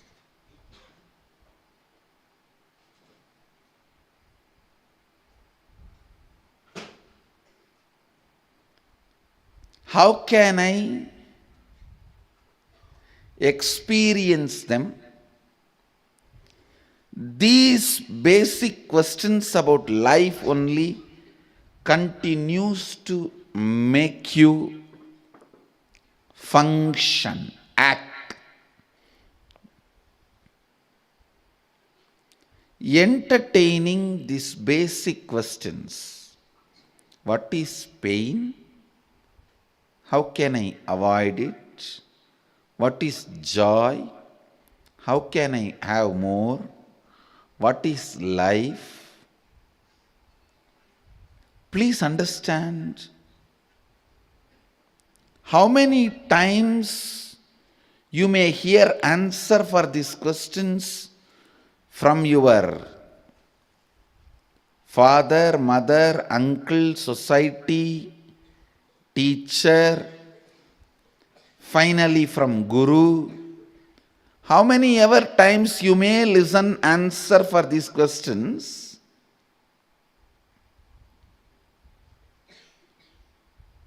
Listening to better and better answers for these questions and clicking with them is maturity. Listening your own answer and experiencing once for all is enlightenment. Understand? It's nothing but basic questions. What is life? What is death? Why suffering? Why pain? What is bliss? What is joy? How can I have more joy? How can I have less pain? What is it that is living inside me?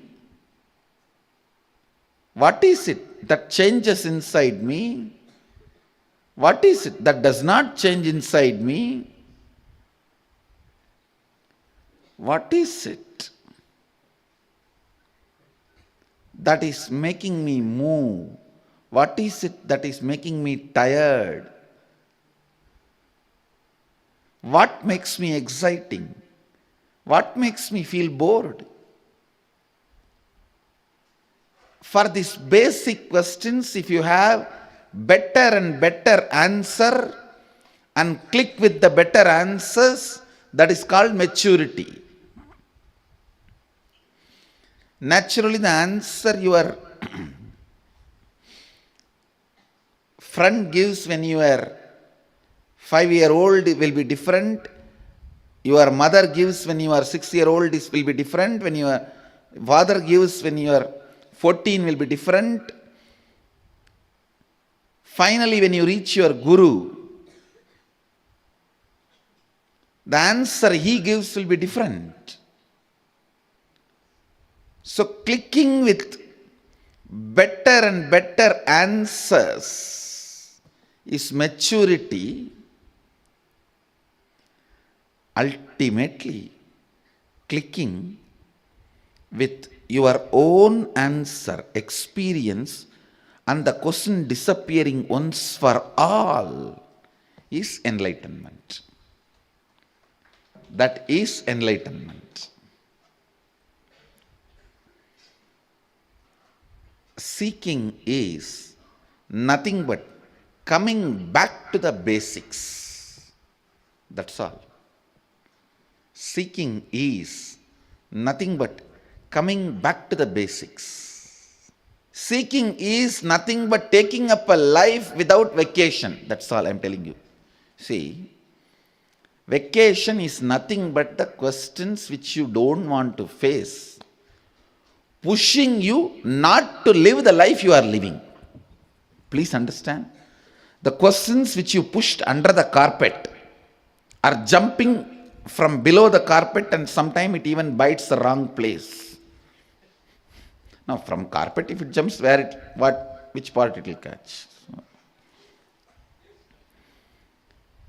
That is what is the nagging you feel for the need of vacation.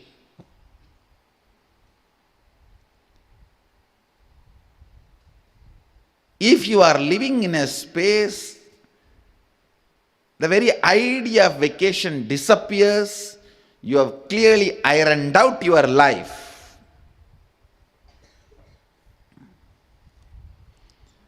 You don't need to stand anywhere waiting for something. Vacation, what is vacation? It is just waiting that you will get out of the life you are living and go somewhere, and you expect you will get something. I was reading a one-liner. In college, if you stand outside the gate, suspend. The colleges, when you get suspended, you stand outside the gate. In college, if you stand outside the gate, suspend. After marriage, if you stand outside the gate, husband. That's all. No, day after tomorrow, Arunachaleshwara himself will be standing outside the gate. If you go to Tiruvannamalai, you will see the festival. Day after tomorrow, there is a festival where Mahadeva is locked out by Devi because he went and gave liberation to Bringi Rishi, who was worshipping only Mahadeva, who was not ready to accept Devi. And finally, Mahadeva thought, after all, my disciple, how can I forsake him? And he went and gave liberation to him and came back, and Devi locked the place and she did not allow him inside. Even Mahadeva got locked out.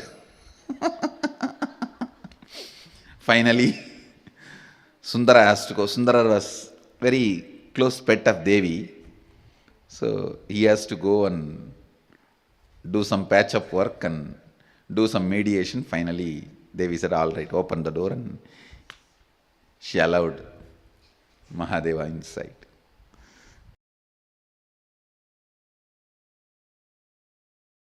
How to activate more than one DNA strand in you?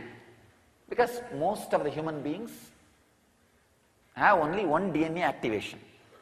When you become a seeker, ready to take the risk of renouncing the sensual pleasure for something which you don't understand, the second DNA gets awakened. Remember who you are really. Remember who you are really. So naturally, like a lump, you will feel one part is that identity which you are showing to the world. Then one part will say, no, this is not, because this changes. I myself can convince myself to change the identity which I am projecting to the world in half an hour and can change it into another one. Is it not? See, sometimes when you are not able to maintain that identity, or when that identity gives you suffering, in half an hour, one cycle of time, one circle of time, the 21 minutes, you sit and talk to yourself and change it. Is it not? Then how can you be that? Not. It's liquid. It's changing. How can that be the me? No. Then what is me? What is me? In few minutes, naturally, you will feel there is some point in which you are cornering you. What is me?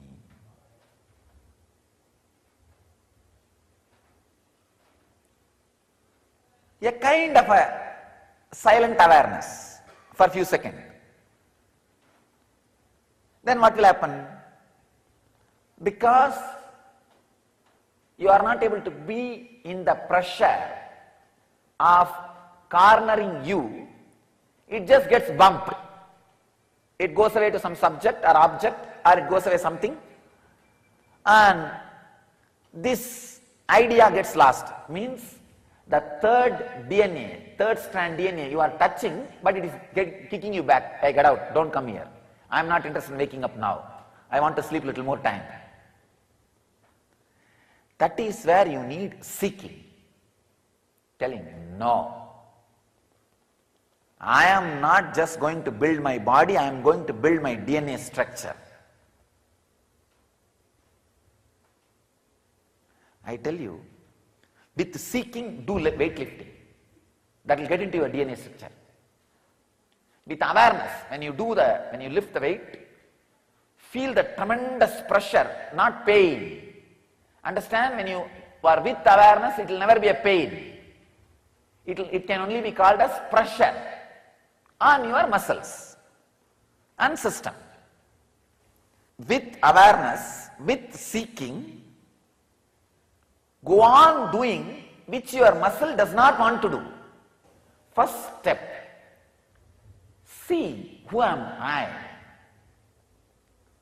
The lump of the identity and lump of the identity which negates the identity. These two are you as on now. So now, if that can be changed, how can that be you? No, it cannot be. Is it not?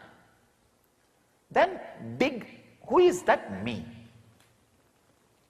Who is that me? Whenever you are thrown out, again without repenting, dig. With intense seeking. No. I am clear. I am going to awaken the extra higher strands of DNA. If you feel no, that is not that inspiring. Who knows what is 12 strands, DNA and all that. Then at least see, here is a person whose all strands of DNA is awakened. What game he is playing, what life he is living, how he is. Then take this as an inspiration and push yourself. That's all. I tell you, intense seeking simply awakens at least 4 to 5 strands of DNA. Nothing else. Nothing else. You don't need any sadhana. Just intense craving. So the essence is 3 things. First, see who am I. The personality which can be changed is not you. So dig, then who am I? When you feel you are hitting the dead end or suffocation, increase the seeking, intensity, passion, and look again. When I say again, again and again and again and again,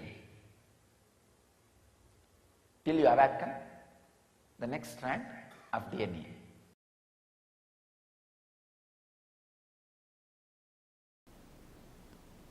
I'll continue to expand on Isavasya Upanishad.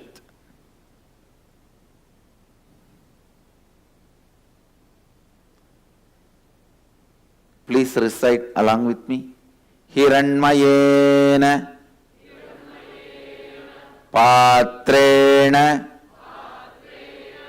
Satyasyabihitam mukham Tattvam Pushannabhavrunu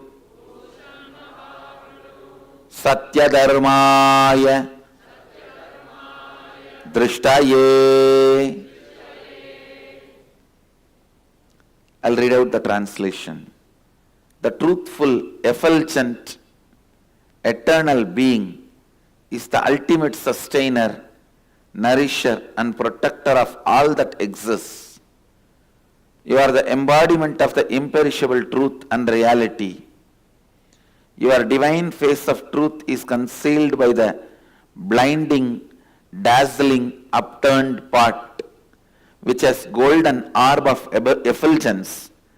This radiant golden part conceals your glorious face of truth from my view. O Pushan, O Sun, O complete one, do reveal yourself by removing that glaring veil, for I, on the path of truth, I am eager to have your divine vision.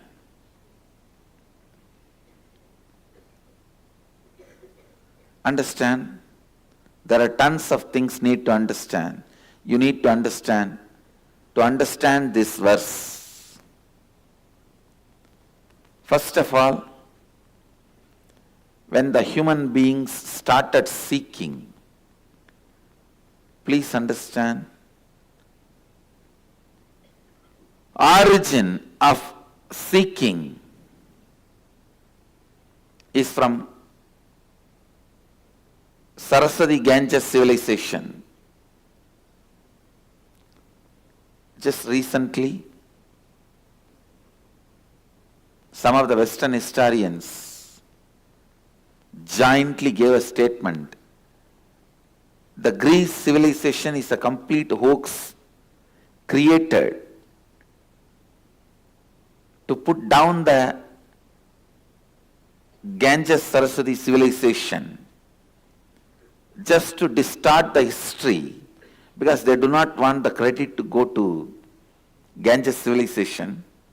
So the hoax called Greece civilization was invented. The seeking started in Ganges civilization.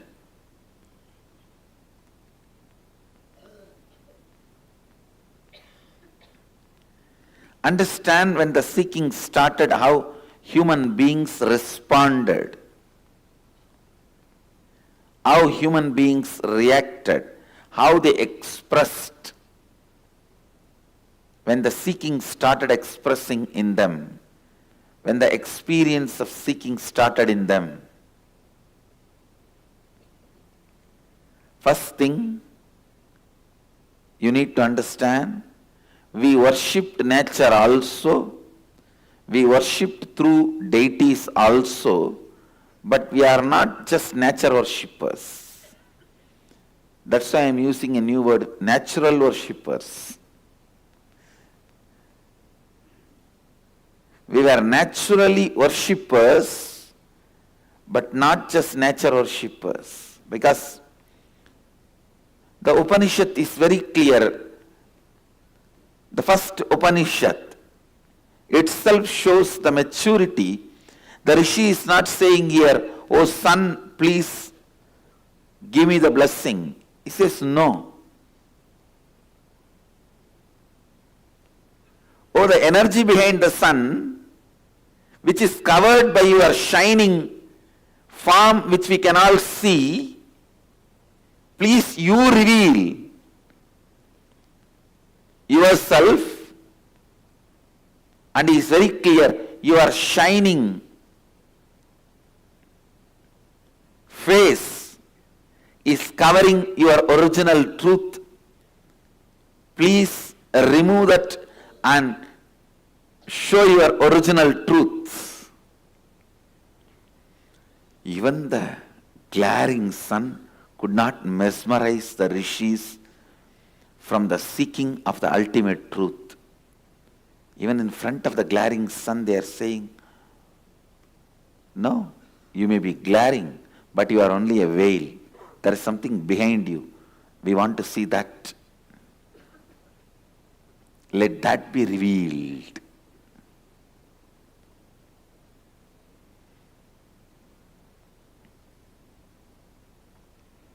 When you see a darkness and try to find out something beyond darkness, is not great. That it's possible. It is possible. And you will try to look beyond the darkness. Always because you don't want to be stuck with it. But when you see a powerful light, asking, let me see the reality behind this light, because this is stopping, that is something too much. Means the rishis know what they are looking for.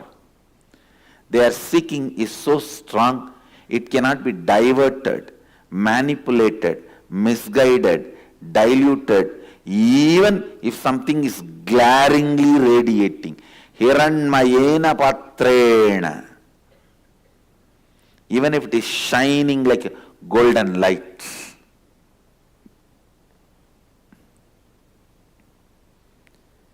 Hiranmayena patrena. Satyasya vihitam mukham tatvam bhushannabavrunu satyadharmaya drishtaye. Sometimes even what you understand as glory is used as covering. Understand?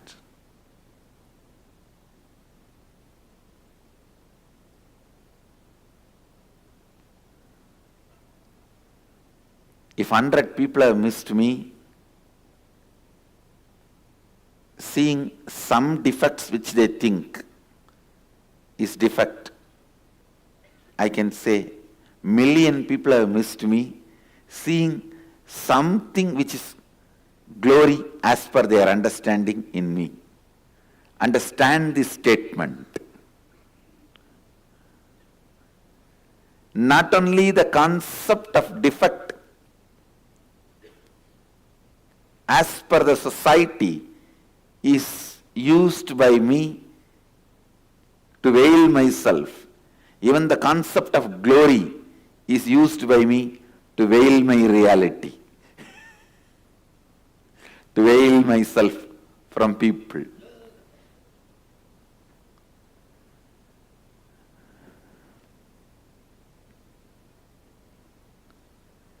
Because whatever you understand as glory is also too small. Too small.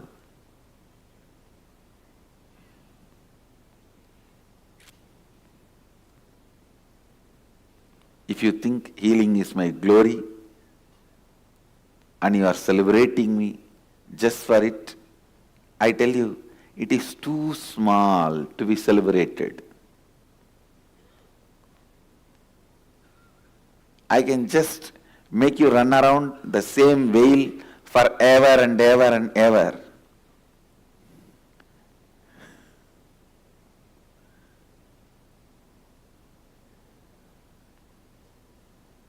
Whether it is defects or glory, if you are standing with it, you are lost. Try to find out the man behind the defects or the man behind the glory. Whether you perceive glory or defect, try to find the person behind. You will catch the truth.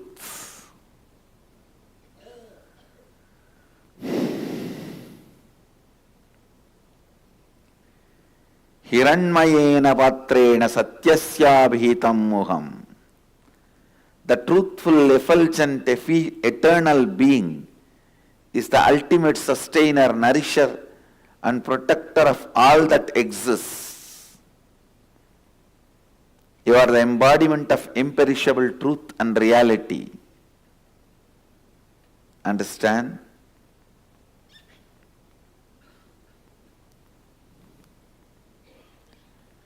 Your divine face of truth is concealed by the blinding, dazzling, upturned pot, which has golden orb of effulgence. This radiant golden pot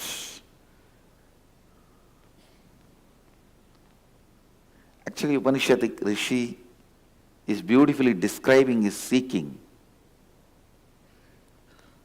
When they started seeking, one of the most impressive thing is the sun on the sky. But they did not stop with the sun. They started looking, what is it that is behind this sun, which is making this sun radiate?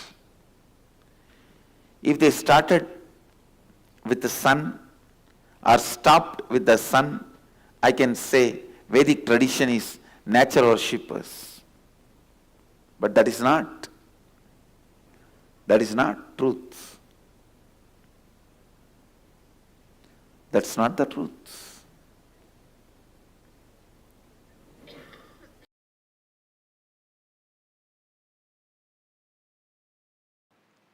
One of my guru, Annamalai Swamigal, in course of conversation he told me that we are not the body, we are beyond pain and suffering. When I was sitting alone and contemplating about it, we are not the body, we are beyond pain and suffering. What does he mean by it? I actually experimented. I took a knife and cut my thigh to see whether we have pain or not. Of course, I had pain and I was taken to hospital and stitches were done and all that has happened. But I could not think what my guru uttered is lie. I was continuously contemplating. I had a yoga guru. He was also a Paramahamsa. One day he explained, he usually comes to the house where I was born and brought up. He will come home early morning, 4 o'clock, and drag me out of the bed and take me to the temple and teach yoga. I was a kid. Sometimes the moment I am out of bed, he will make me drink coffee so that I will not go back to bed. One day he was telling, see, before coffee, how you feel that you want to lie down and nothing other than sleep matters. Just a cup of coffee, you are ready to listen to me, and suddenly I became more important. Yoga becomes more important. All the ideas that you should do yoga makes more sense. Without a cup of coffee, all the ideas you should sleep makes more sense.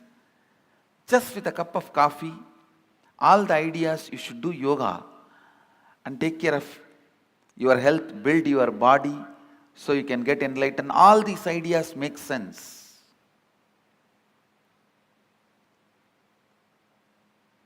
He made a very important statement which I want to translate in English for all of you. He said, the physiological, psychological, neurological effect on you is not you. Please understand. One guru made a statement, you are not the body. The other guru made a statement, the physiological, psychological, neurological effects happening on you is not you. How many of you click with that second statement? Actually, both statements finally mean the same, but the second statement suddenly made so much sense to me. Yes. Please understand. Because I could see my seeking is not just equivalent to a cup of coffee, but a cup of coffee can make such big impact.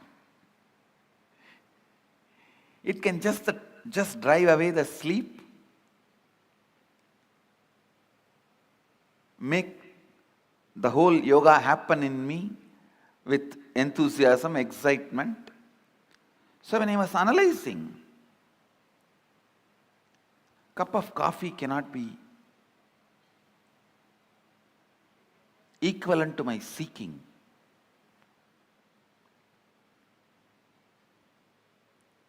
Or equivalent to me.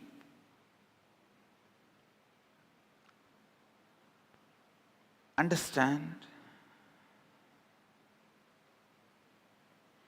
The idea he conveyed to me, my yoga guru, is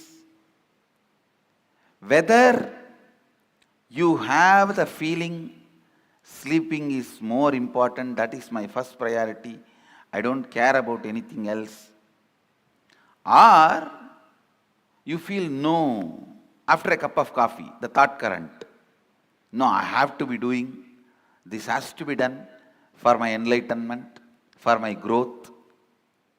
Whether you have this thought current before cup of coffee or thought current after cup of coffee, both thought currents does not matter. Both thought currents are not you.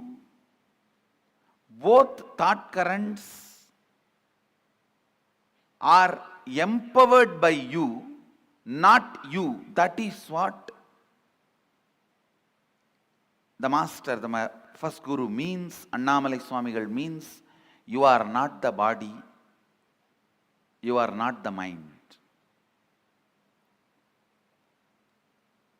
When Annamalai Swamigal told me, you are not the body, you are not the mind, you are beyond pain and suffering.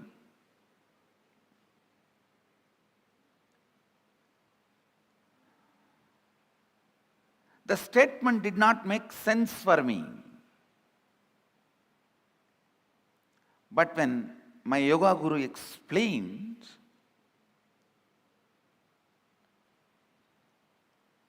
physiological, psychological happenings are not you, it really made sense. Actually, when I had the click, oh, psychological, physiological, neurological effects happening on me is not me, I tell you. From the next day, I didn't need coffee to wake me up.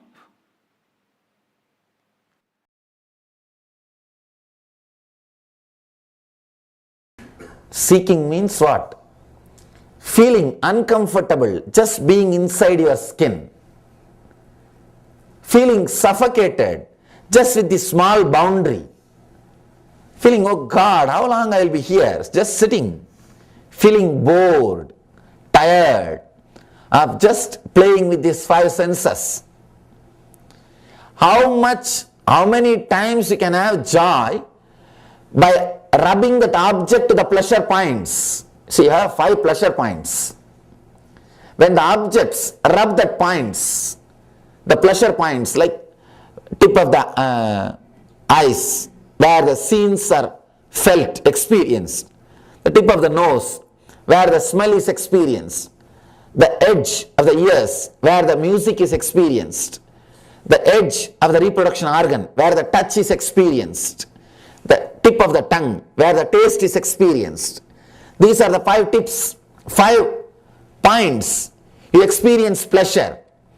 When you are tired of using these 5 points, when you feel enough, when you feel suffocated, just with these 5 points, when you want to expand,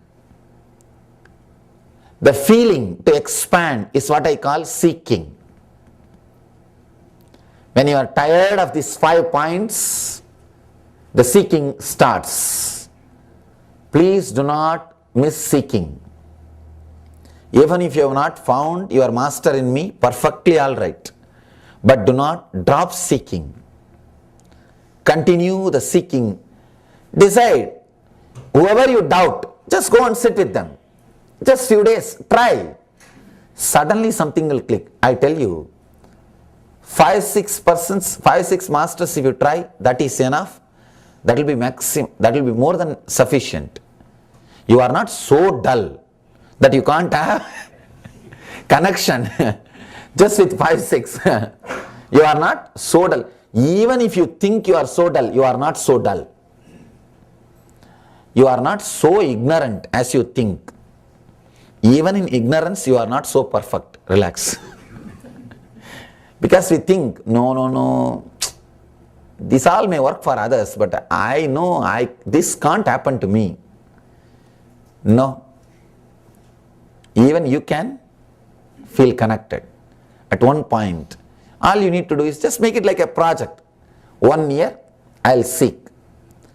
But when the click, when the sattori happens, which is beyond your logic, then decide, now drop everything.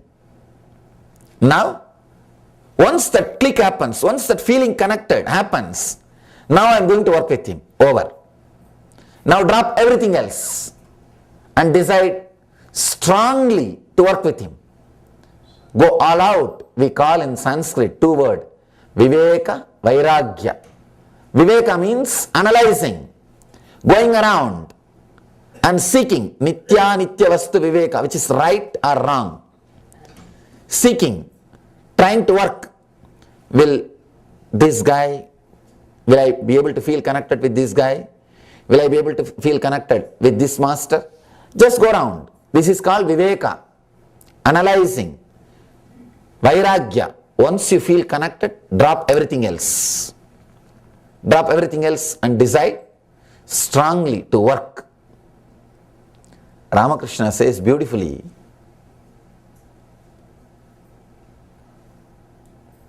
till the food is served, there will be sound in the party. Once the food is served, the sound will slowly reduce. Once the people start eating, there won't be any other sound except plop, plop, plop, plop, that eating sound. Same way in the seeking time, there will be little sound, noise in you, little disturbance going around. But when you see the right person, the sound will come down. When that click happens, over. After that, only that sound click, nothing else. Nothing else will be there. You will completely settle down.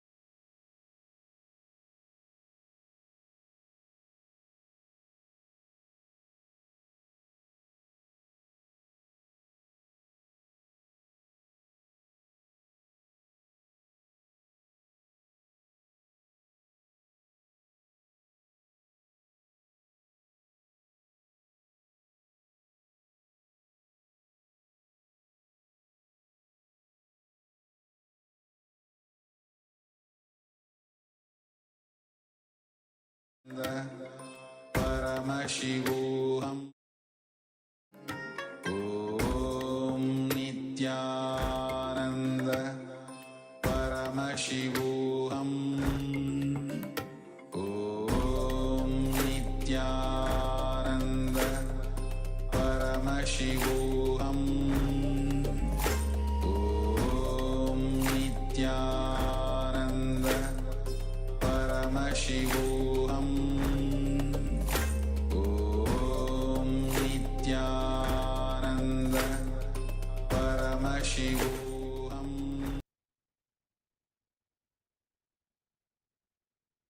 Yes. Now relax. Come back to the from the power manifestation.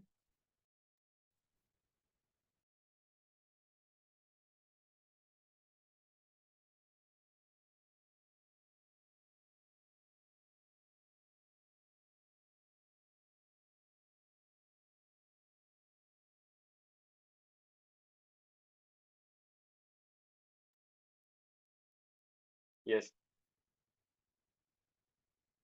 No. We directly heard from Supreme Body of Hinduism how the seeking is the essence of our life in various aspects. Supreme Body of Hinduism explained. They gave more different examples also.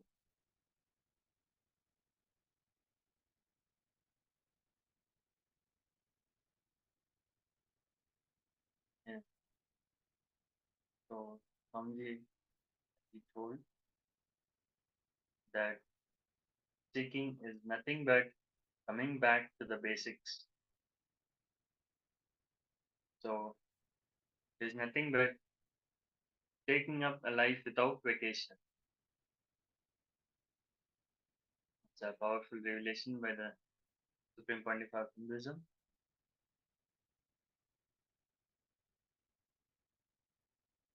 Now, we'll be doing exercise, internalization exercise, to understand this more about the seeking, and the same thing what Swamiji said, we'll be doing that. So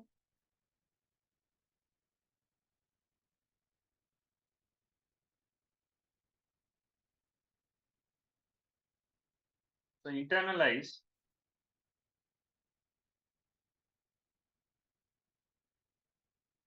Now, first, let us understand why we need a vacation in our day-to-day life. Because we don't want to face the questions which are coming to us in our life. So we wanted to relax from that. So that is the reason we are going for the vacation. The vacation concept has been come from this only. We don't want to face pushing ourselves to the life that we are not doing. When life is nagging, then definitely we feel that we need the vacation. So this is how the vacation is nothing but the questions that we don't want to face ourselves in our life. So now we are going to iron out by having some basic question like who am I, why who am I, from where am I, and what am I. You could have heard in the recent satsang, Supreme Point of Hinduism repeatedly says, seek your first person. Start inquire who is your first person. So here in this exercise, we are going to ask this basic question. Seeking is nothing but coming back to the basic. So now we are going to inquire this basic question to ourselves. Who am I? Why who am I? From where am I? And what am I? These are the 4 questions. So let us take some time and bend down and start inquiring this to us.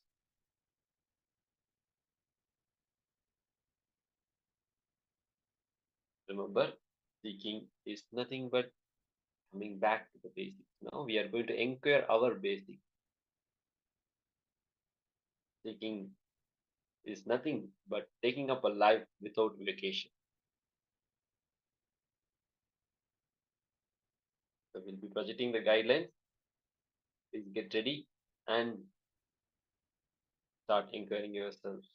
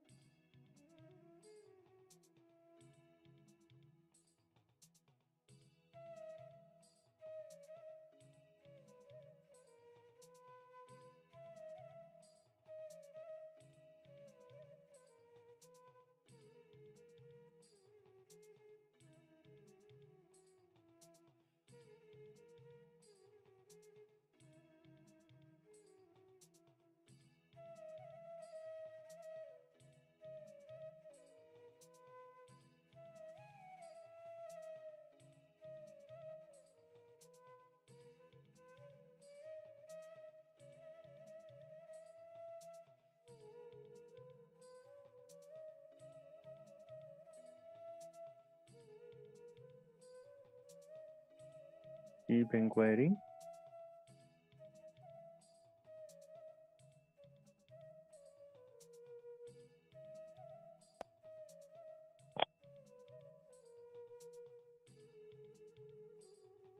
Don't have any distractions.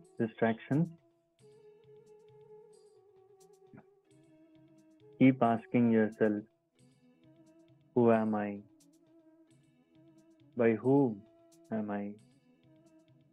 From where am I? And what am I? Keep asking the question.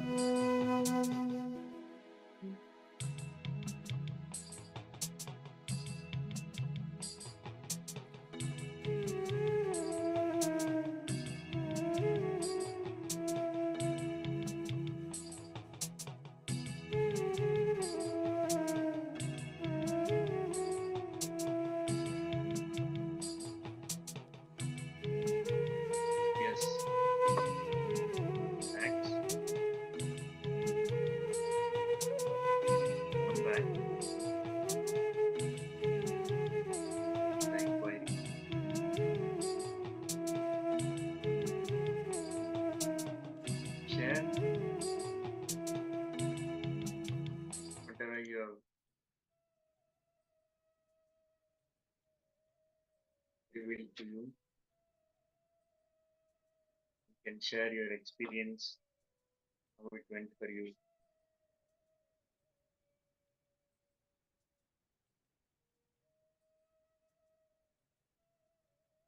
So by engaging with these fundamental questions,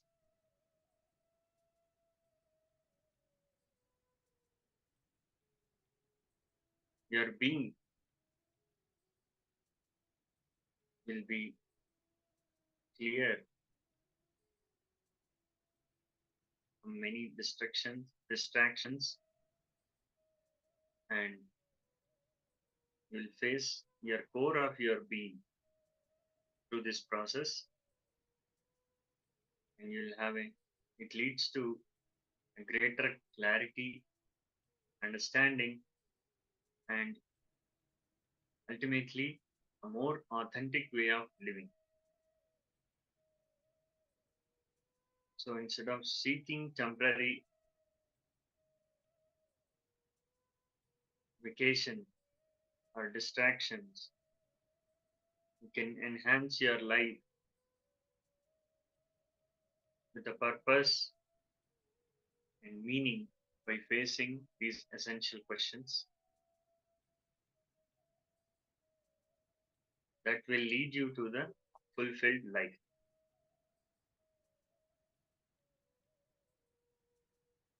So you can share your experience in the chat.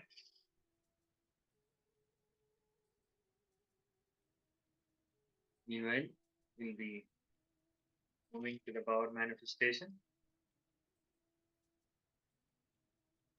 power of quantum memory. So now we'll be projecting you the Living Enlightenment book page.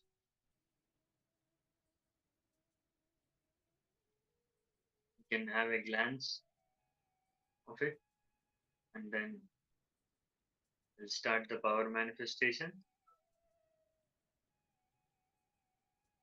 Then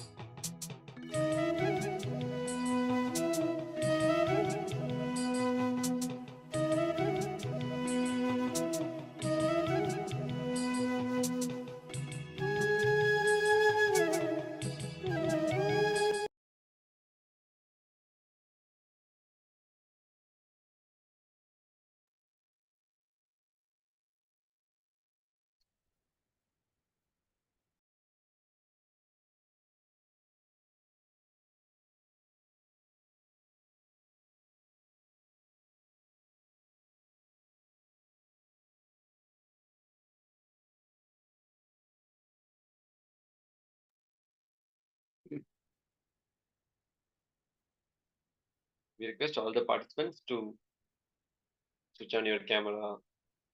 Ma Mahabhairava Jnana Surupinima, Ma Pauline Wong,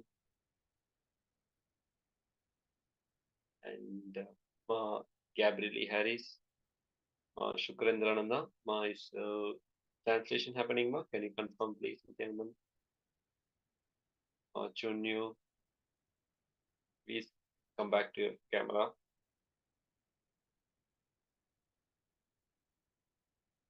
yes, so we have projected the page. I can start the power manifestation. Sit with the head, neck, spine in a straight line. Chant the Mahavakya by closing your eyes and visualize Swamiji, your third eye.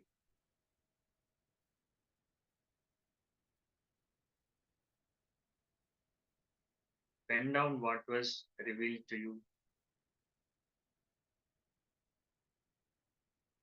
let's start.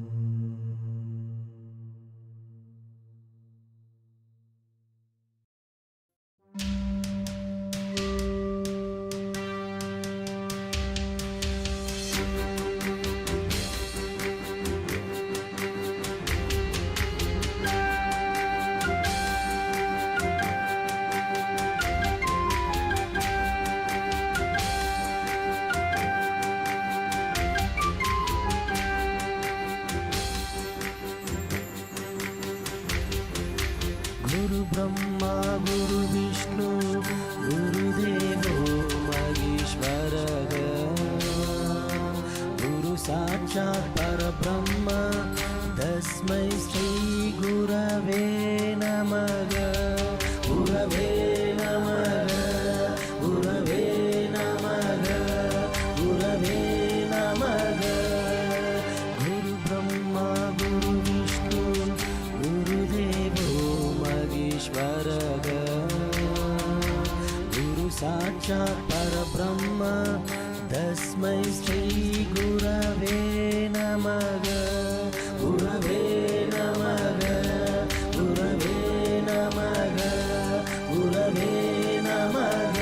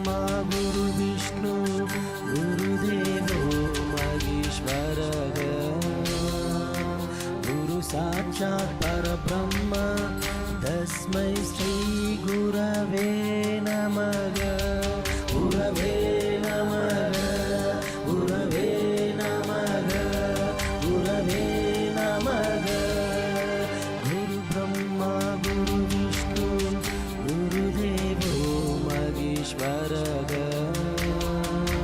गुरु साक्षात् परब्रह्म तस्मै श्रीगुरवे नमः गुरवे नमः गुरवे नमः गुरवे नमः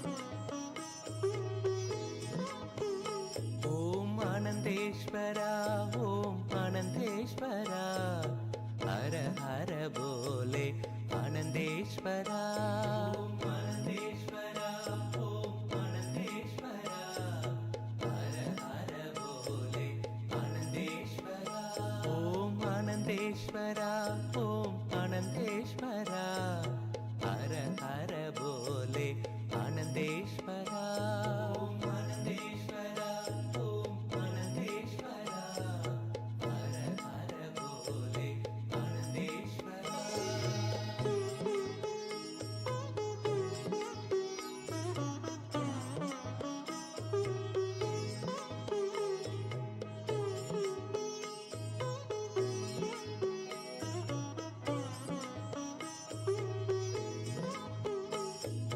रामेश्वरा नित्य रामेश्वरा हर हर बोले आनंदेश्वरा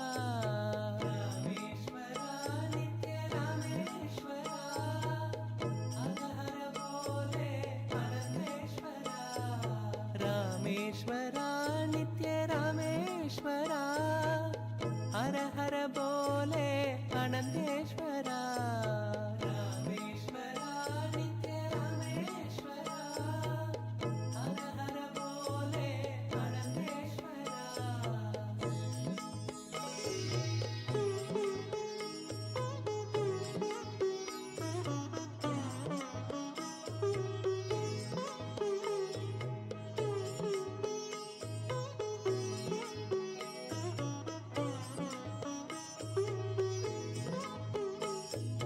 गंगाधरा नित्य गंगाधरा हर हर बोले आनंदेश्वरा गंगाधरा नित्य गंगाधरा हर हर बोले आनंदेश्वरा गंगाधरा नित्य गंगाधरा हर हर बोले आनंदेश्वरा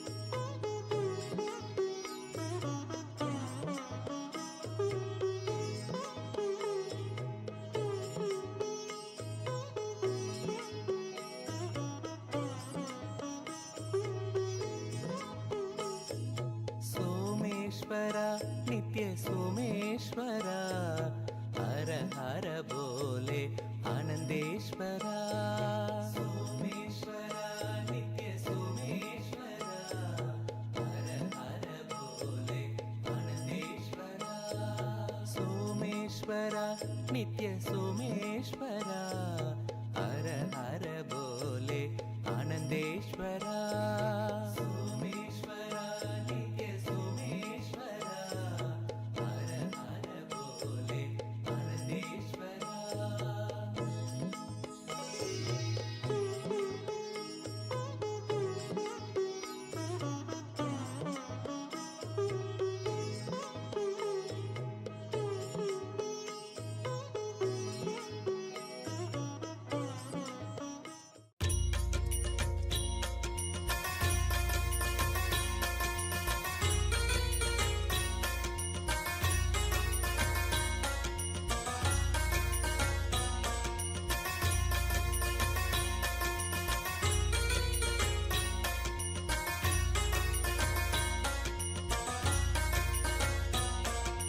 नित्यपुरीश्वर आनंदेश्वर हे परमेश्वर पालय मां नित्यपुरीश्वर आनंदेश्वर हे परमेश्वर पालय मां कनकसभागत काञ्चन विग्रह कामविनिग्रह कान्दगनो कनकसभागत काञ्चन विग्रह कामविनिग्रह कान्दगनो कलिकलितागिल पापमलाभः कृतिसमावृतदेहविभो कलिकलितागिल पापमलाभः कृतिसमावृतदेहविभो कुवलयसन्निभ रत्नविनिर्मितत्वयक्रीट सुभाष्टधनो कुवलयसन्निभ रत्नविनिर्मितत्वयक्रीट सुभाष्टधनो जय जय हे नित्यानन्दपते नित्य जय जय हे नित्यानन्दपते नित्य भाग्य समृद्धि मुभार्जय मे भाग्य समृद्धि मुभार्जय मे नित्यपुरीश्वर आनंदेश्वर हे परमेश्वर पालय मां नित्यपुरीश्वर आनंदेश्वर हे परमेश्वर पालय मां करकलितामल सूलभयङ्कर कालनिरासक पादविभो करकलितामल सूलभयङ्कर कालनिरासक पादविभो पदकमलागत भक्तजनावन भक्तसुकङ्कण देव विभो पदकमलागत भक्तजनावन भक्तसुकङ्कण देव विभो शिवनिलयागत भूतिविभूषित दीक्षित पूजित पूज्यदनो शिवनिलयागत भूतिविभूषित दीक्षित पूजित पूज्यदनो जय जय हे नित्यानन्दपते नित्य जय जय हे नित्यानन्दपते नित्य भाग्य समृद्धि मुभार्जय मे भाग्य समृद्धि मुभार्जय मे नित्यपुरीश्वर आनंदेश्वर हे परमेश्वर पालय मां नित्यपुरीश्वर आनंदेश्वर हे परमेश्वर पालय मां हर नित्य शङ्कर भक्तहृदम्बर वासचिदम्बर नाद विभो हर नित्य शङ्कर भक्तहृदम्बर वासचिदम्बर नाद विभो என்னப்ப நல்லவா என்னப்பனல்லவா என் தாயுமல்லவா என் தாயுமல்லவா தன்னை உணர்த்திடும் தியானம் அளித்தவா என்னப்பனல்லவா என் தாயுமல்லவா தன்னை உணர்த்திடும் தியானம் அளித்தவா எங்கும் நிறைந்தவா எண்ணம் கடந்தவா பொங்கும் அருவியாய் ஆனந்தம் தந்தவா எங்கும் நிறைந்தவா எண்ணம் கடந்தவா பொங்கும் அருவியாய் ஆனந்தம் தந்தவா என்னப்பனல்லவா என் தாயுமல்லவா தன்னை உணர்த்திடும் தியானம் அளித்தவா ஏழாம் உடல்கள் தாண்டி நித்திய வாழ்வும் கண்டிட கேடான காலம் தன்னை வென்ற நிலை நின்றிட ஏழாம் உடல்கள் தாண்டி நித்திய வாழ்வும் கண்டிட கேடான காலம் தன்னை வென்ற நிலை நின்றிட சீரான பாவம் பழி நீங்கி பெரும் வாழ்வினை கொண்டாட நித்யானந்த ஸ்புரணம் தன்னை நெய்தவா சீரான பாவம் பழி நீங்கி பெரும் வாழ்வினை கொண்டாட நித்யானந்த ஸ்புரணம் தன்னை நெய்தவா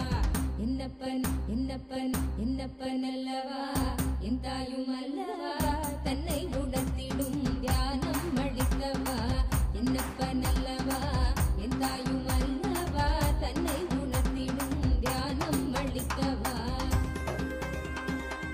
ஏழாம் உடல்கள் தாண்டி நித்திய வாழ்வும் கண்டிட கேடான காலம் தன்னை வென்ற நிலை நின்றிட ஏழாம் உடல்கள் தாண்டி நித்திய வாழ்வும் கண்டிட கேடான காலம் தன்னை வென்ற நிலை நின்றிட சீரான பாவம் பழி நீங்கி பெரும் வாழ்வினை கொண்டாட நித்யானந்த ஸ்புரணம் தன்னை நெய்தவா சீரான பாவம் பழி நீங்கி பெரும் வாழ்வினை கொண்டாட நித்யானந்த ஸ்புரணம் தன்னை நெய்தவா என்னப்பனல்லவா என் தாயுமல்லவா தன்னை உணர்த்திடும் தியானம் அளித்தவா என்னப்பனல்லவா என் தாயுமல்லவா தன்னை உணர்த்திடும் தியானம் அளித்தவா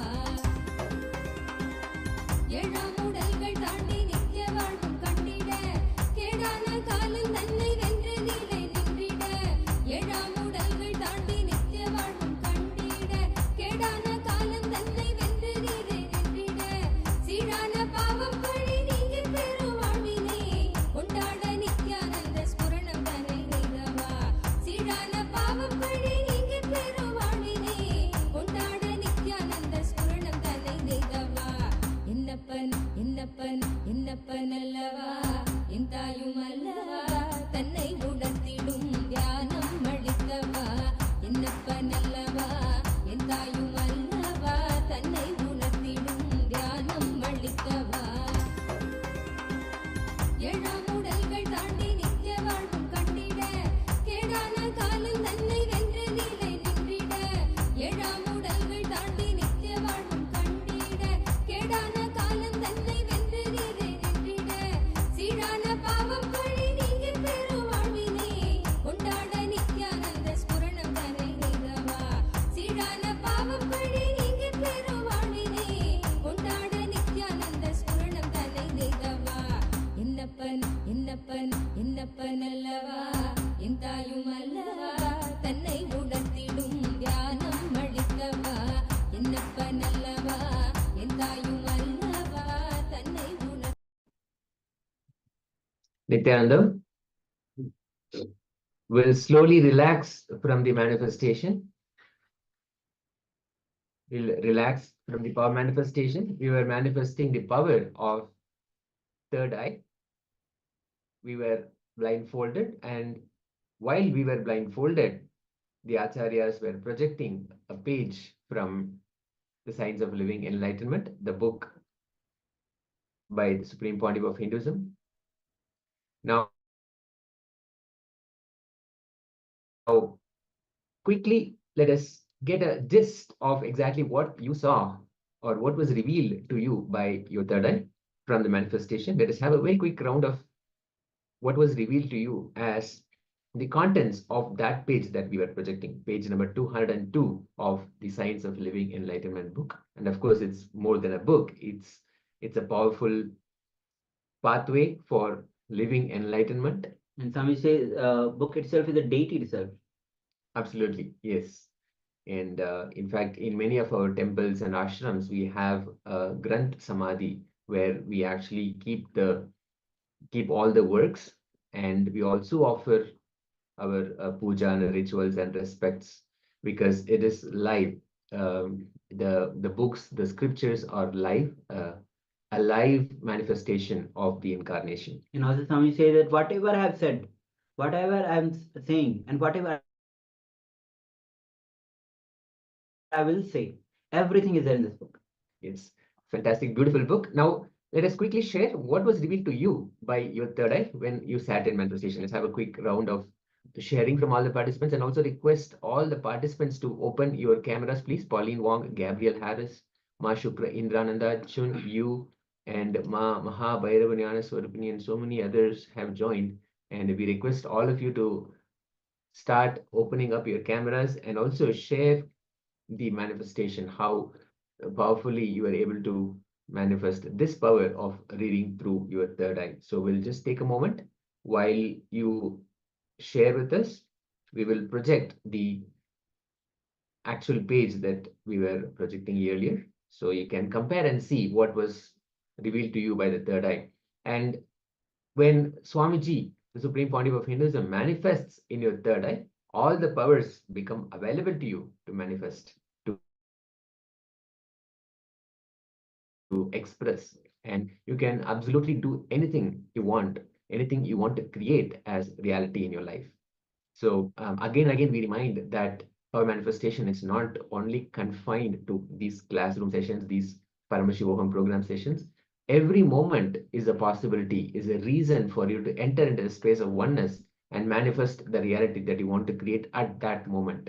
So beautifully, you can be in the space of manifestation throughout the day and even throughout the night as well. So it's a very powerful technique. Now we will quickly project the page so you can compare. All the participants on YouTube and Facebook can also compare and see what was actually revealed to you by the third eye and what is on the book, on the page 202.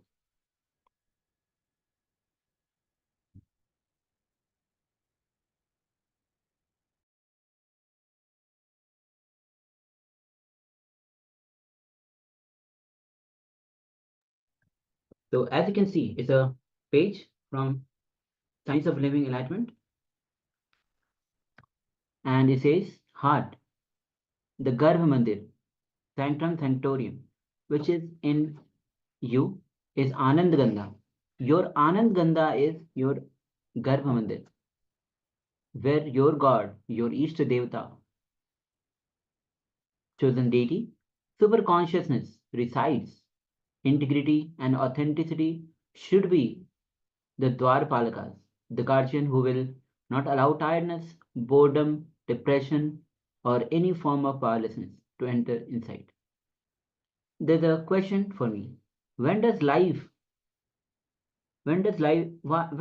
does not give me what I want or the power to change what I don't like, how do I not entertain powerlessness in such a case? So this is the first two para from the Science of Living Enlightenment, page number 202. And quickly, you can reconcile and compare. You sat with your third eye and you manifested the power, and the third eye revealed, Paramashiva revealed through your third eye the contents of this page. So let us quickly see how the manifestation happened. And while we are sharing, we'll just also give an introduction to the next segment where we will be entering into the Upanishads. Upanishads exactly mean sitting with the master, not just sitting as in just simply sitting, but more than that, sitting intensely, sitting in the intense presence in a very receptive, receiving mood, receiving bhava, where you're open to the possibility of transformation, open to the possibility of the highest experience for you to happen immediately. Because when we sit in the presence of the Guru, when we sit in the presence of super consciousness, any moment we will be pulled into that experience. Just a click, just a word, or even a glance from the master can immediately transform or transport us to that experience. So sitting in the presence of that possibility is Upanishad, the possibility of our extraordinary experience happening when we are in the presence of the living incarnation. That is Upanishad. Now, all we need to do is to sit in the bhava or the mindset of being receptive, being open, and wanting that experience. So, when we sit in that space, the experience becomes available to us, and the master, from his complete compassion, is ready to deliver as that experience. So let us understand the science behind this knowledge transfer mechanism called Upanishad, and also the powerful cognitions that are delivered through this Upanishad. Let us come back to the space of listening and give our authentic listening as we enter into the next session. Yes. Just as Devi was ready to receive when she was in the presence of Paramashiva, she was receptive, fully receptive, passive to receive Paramashiva. Just be in that space, be fully receptive, be fully passive to receive what is beyond the logic. Just be in the presence of the Master as Swamiji reveals. Let's begin.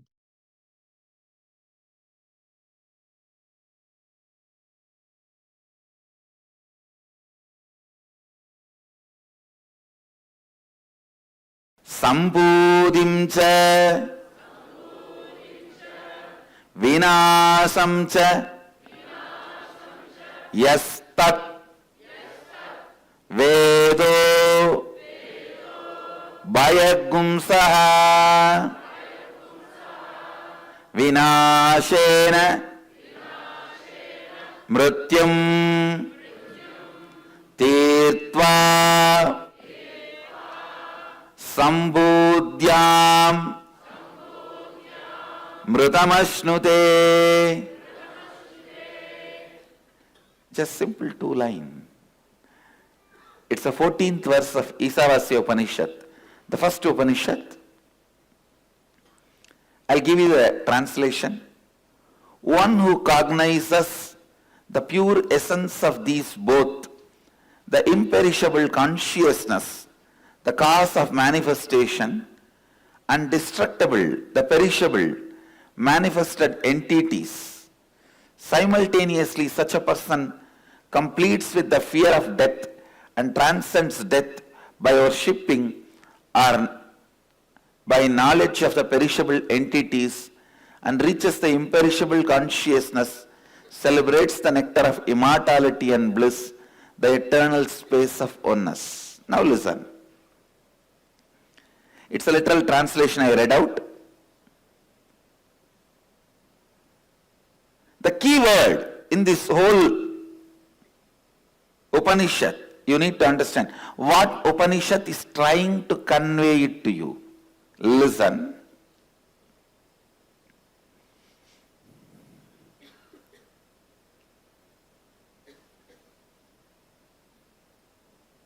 Listen intensely. What Upanishads are trying to convey through this to you. The first thing, the keyword, what you are worshipping in your life. Please understand.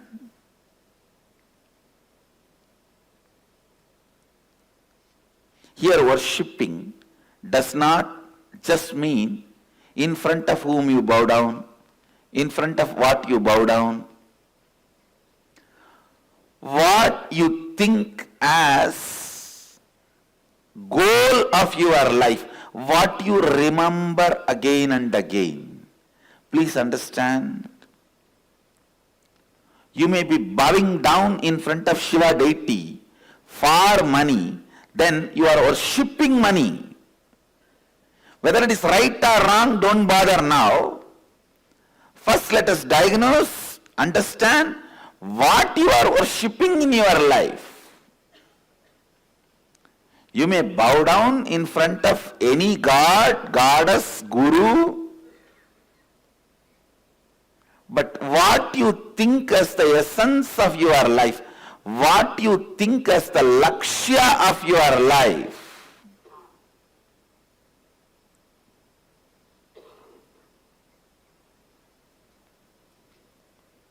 that is what you are worshipping.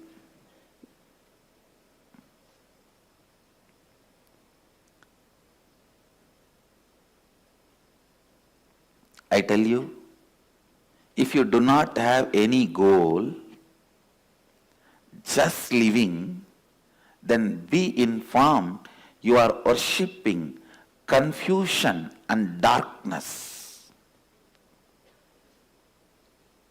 Now there are many people, I am telling you.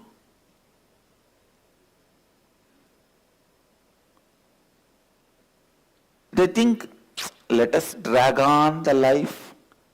At one day something will happen, everything will become all right. No. You are worshipping darkness and confusion. If you are not standing up for yourself, you are only worshipping darkness and confusion.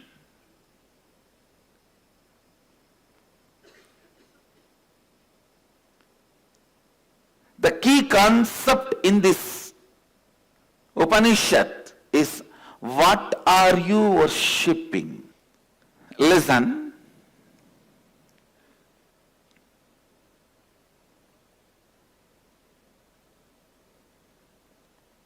When Upanishads say, Sambudinja vinasancha yastatveto bhayagunsaka vinashena mrityum dhirtva Sambudyam mritamashnute.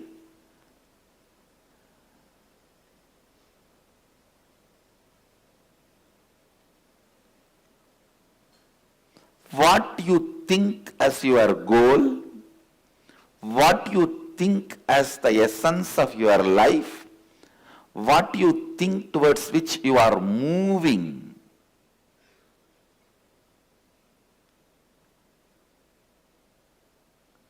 in your life, you are worshipping that.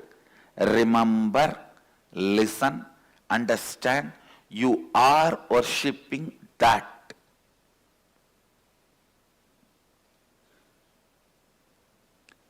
Today I wanted Vakyartha Sadas on this subject. All the Gurukuls, Vakyartha Sadas groups all over the world take up this subject. What are you worshipping in your life? What you think as goal of your life? For some people, it may be money. For some people, it may be pleasures. For some people, it may be name and fame. For some people, all of this part, little. For some people, just confusion. I tell you, there are people who worship confusion.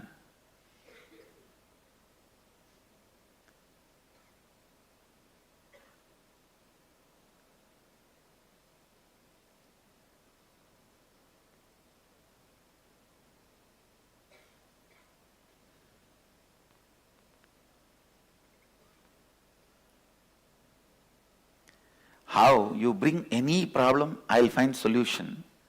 I have some people, you bring any solution, they will find a problem for it. No, I have some people.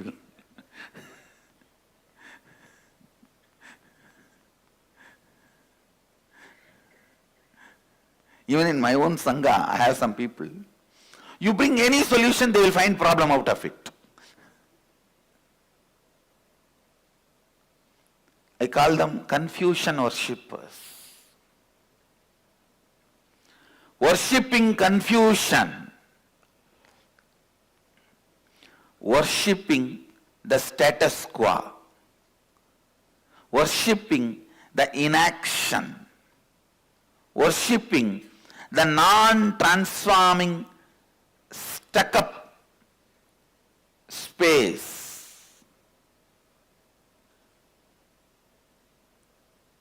Understand? Stuck up, just stuck, without moving in the life in any direction, is hell. That is hell.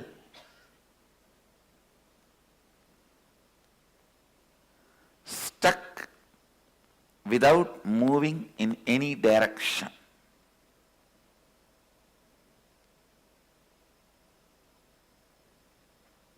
Confusion worshipping.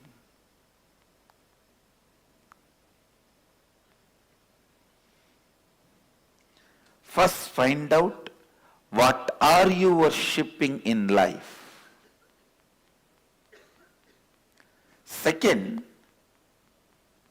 how much is consciousness and how much is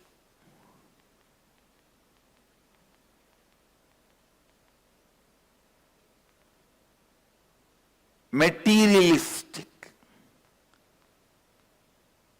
perishable. Look in, find out how much is imperishable and how much is perishable.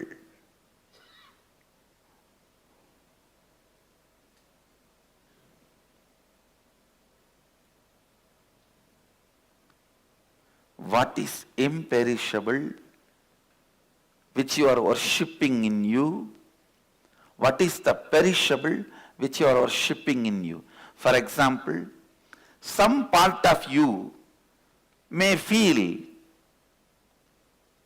I think I should have name and fame, recognition, money, all pleasures in the life. And some part of you, yes, but all this is not going to be the end. I need to be achieving something eternal which does not move, which cannot be taken away. Just see how much of you wants perishable, how much of you wants imperishable. Sambudhim cha vinasham cha yastat vedo bhayagum saha vinashena mrityum tirtva sambudhyamritam ashnude. Analyze, what are you thinking? What is moving you? What are you worshipping? What is in the center of your heart? Paint it. Don't try to paint Shiva. Find out why you are worshipping Shiva. That only you are really worshipping. I call it gambling bhakti.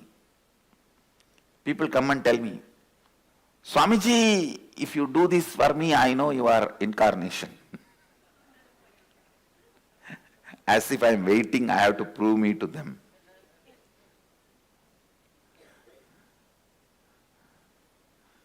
Gambling devotion. So they gamble.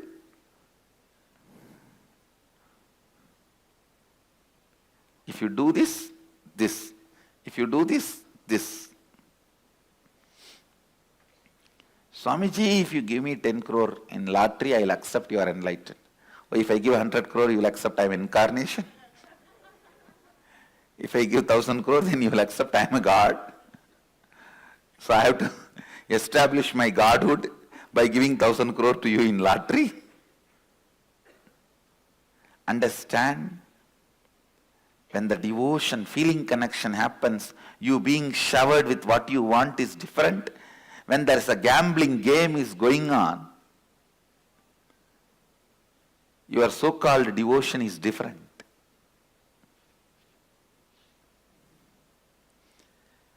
When you build your mind on perishable, your life will be logical. If you build your mind on imperishable, your life will be magical.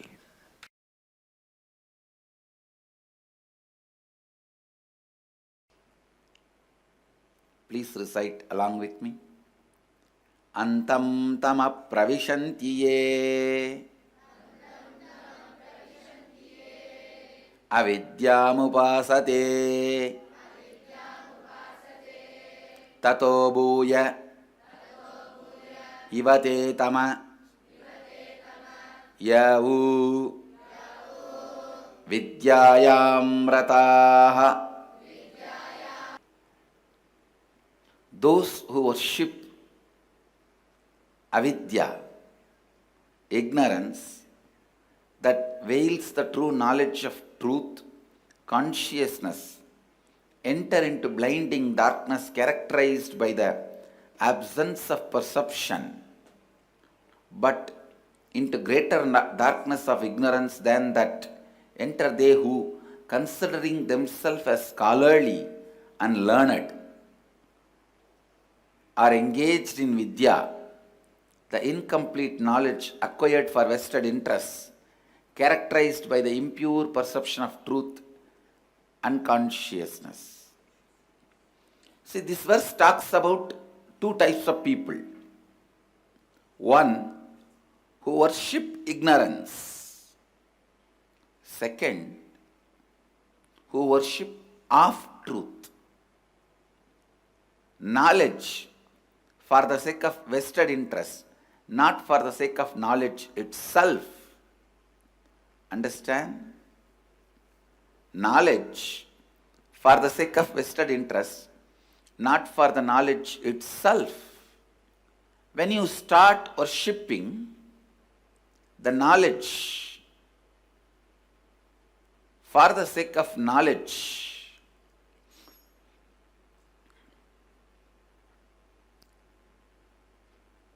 you become embodiment of vidya, knowledge. But if you are worshipping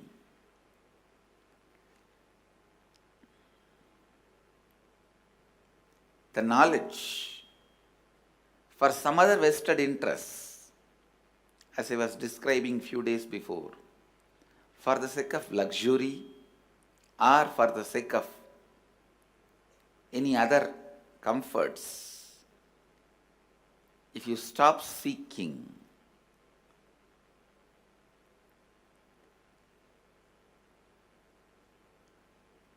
you will be suffering with the off knowledge, the incomplete knowledge,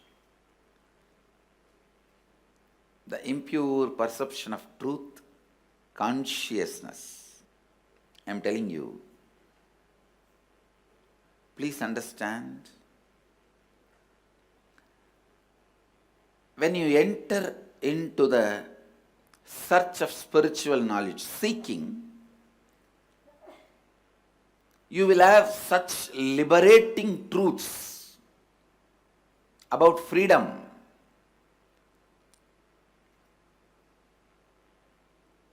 all-powerfulness. All these great truths will be told. But be very clear, unless they become experience, don't try to mess up with the concepts of freedom. Please understand, most of the time, giving into your patterns, you will start declaring as freedom.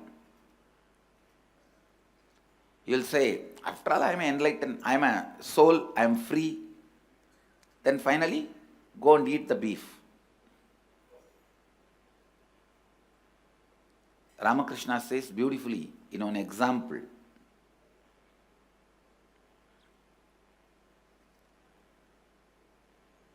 The crow may try to boast about itself, but finally end up in eating what it eats from the dustbin, dirt. So understand, most of the time, these so-called knowledgeable people also, with the incomplete knowledge, they give in to their patterns and declare they are free. Please listen. I'll give you a more clear example. Without becoming Paramahamsa, try to live like a Paramahamsa. Really, without getting to the space of non-attachment, trying to live as if unattached. Listen. This is the most dangerous game people will play. But of course, nobody else need to punish them. They themselves will be punishing themselves. They will be punishing themselves. Giving into your patterns cannot be freedom. Here, what Upanishads are trying to tell, I'll expand, listen, step by step. These incomplete knowledge people with incomplete knowledge, before even achieving enlightenment, due to their vested interests, because of their impure perception of truth and consciousness, even though they claim they are unattached, wise, they get completely distracted and destroyed with the incomplete knowledge. Actually, Upanishads are trying to very boldly describe the obstacles you will face in the initial level seeker and advanced level seeker. For an initial level seeker, the biggest problem is boredom, due to which you don't break whenever you hit the black. You just develop a don't care attitude towards your ignorance. Enlightenment comes as experience, not out of being expertised. It is not from expertise. It's from experience.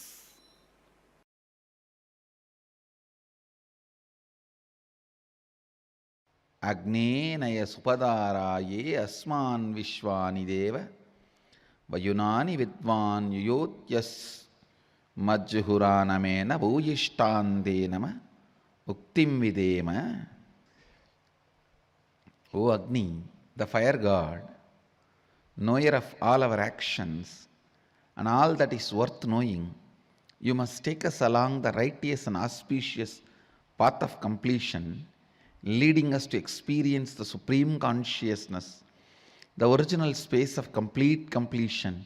O God, consciousness, may you remove all our incompletions that are obstacle in our good path of completion. Beyond coming and going, birth and death, unto you we surrender with many reverential words, bowing down again and again. Listen.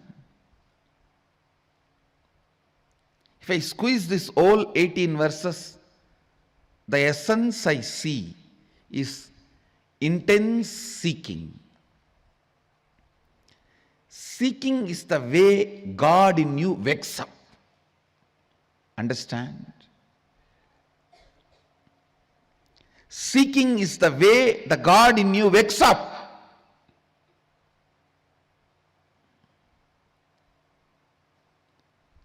In the early morning, sometimes you will feel, you yourself will remember that you are dreaming. That is the way you wake up. How many of you have experienced the state what I am describing? Same way, listen. Seeking is the way you wake up to your reality. Don't fall asleep. Turn and sleep when the seeking has awakened in you. Understand? After remembering you are dreaming, if you just pull your blanket and turn and sleep, how stupid you are. Same way, after just having seeking, after smelling seeking in your life, after tasting seeking in your life, if you just turn and lose that intensity and seeking, that is the most stupid thing can happen to you in your life. Anything can be lost, not seeking. Anything can be lost, you can get it back. Money, stupid. You can get it in 24 hours. Health, you can get it within next few weeks, even if you lose it. Character, there is nothing called character. It is just your understanding, ideas. If you alter it, you will get it immediately back. Anything can be lost, you can get it back. Not seeking, because seeking is not something to do with mind. It is something to do with your very consciousness. Seeking is the love letter from your beloved who is living in your heart forever.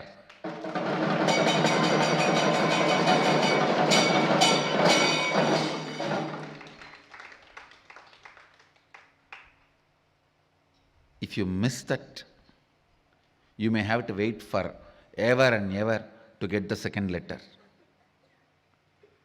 Understand, it's a message from your beloved who is residing in your heart forever. Anything can be lost, not seeking.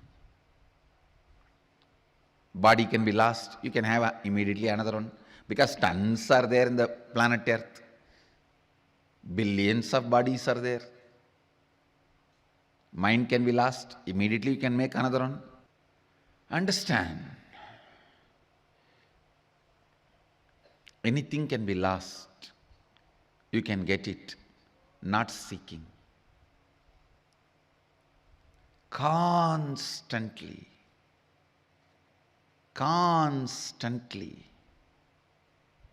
keeping your inner quest alive, keeping the basic questions alive till they become experiential answers, not intellectual, experiential answers. What am I doing? Every day, what am I doing? What I am doing, is it exactly moving me, pushing me towards where I am supposed to reach? What am I doing? Where am I going? What am I doing? Where am I heading? Understand? Even in the Sangha, only if you are clear about what am I doing, where am I heading, you will be able to function. The system is such, I have evolved such a balanced system. I have kept lots of check and balances. Unconsciously, you can never win over the Sangha.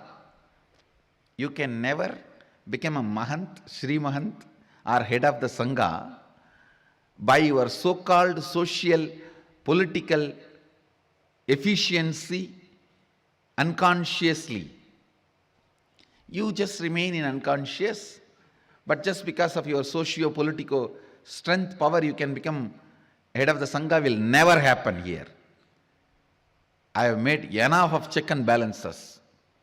Constantly you have to remember, what am I doing? Is this helping me to head? Where am I supposed to reach? Only with the seeking, if you function, you will be fueled from right source. Understand? Your fear should not fuel you.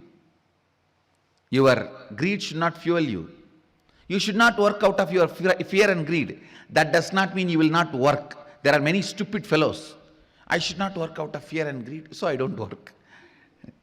Understand? Drop the fear and greed, not the work. No, there are people. I should not work out of fear and greed, so I don't want to work. Hey, drop the fear and greed, not the work.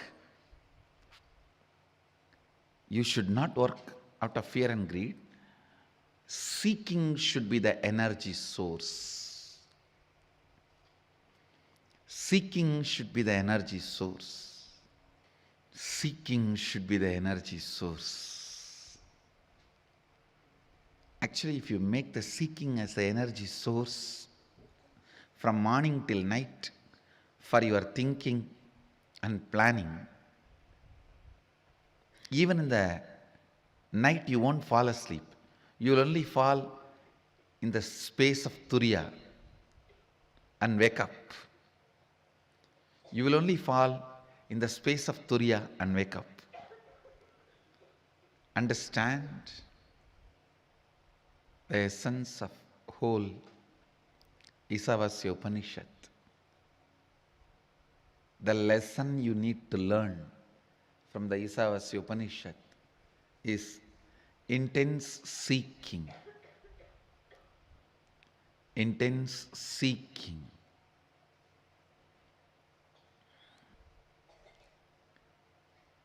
The 18th verse emphasizes on praying and surrendering.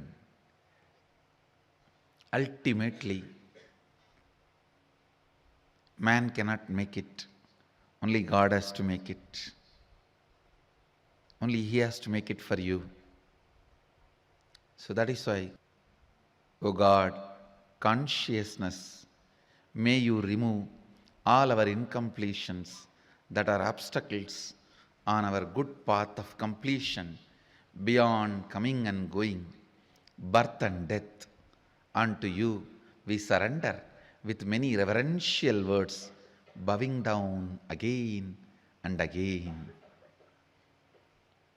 Bowing down again and again. Agnenaya Subhataraye Asman Vishwani Deva Vayunani Vidwan Yoyotyasmajjuhuranamena Bhuyishtam Dama Bhuyishtam Denama Uktim Videma. The surrender, the devotion. Actually,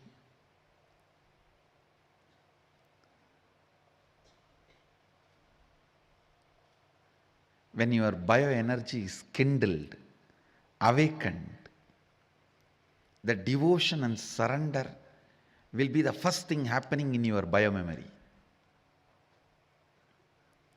That will be the first thing happening in your biomemory.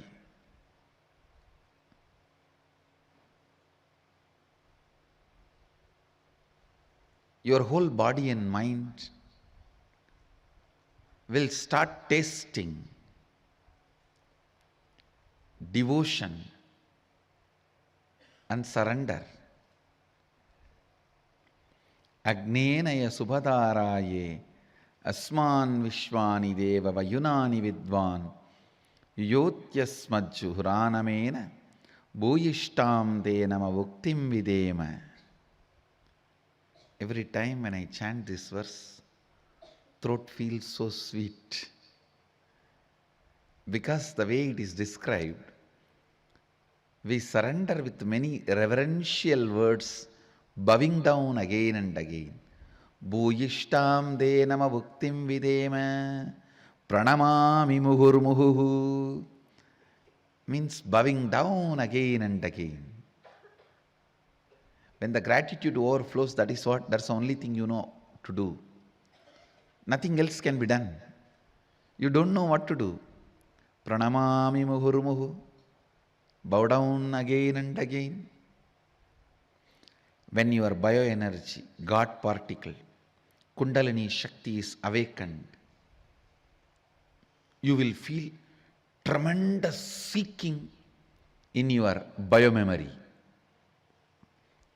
Suddenly you will see the cognitions you built about you, everything is collapsing like a Hindi movie climax. How in the Hollywood, Bollywood movie climaxes, always they have to collapse at least 2-3 buildings. Only then climax will happen. How those buildings collapses. You will see your cognitions collapse. Not for bad, but for good. Because the right expansive cognitions will start happening, I tell you.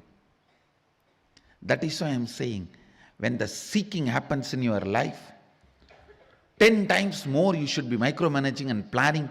Only then the seeking is being filled in your biomemory, or your biomemory is getting shaken by that seeking.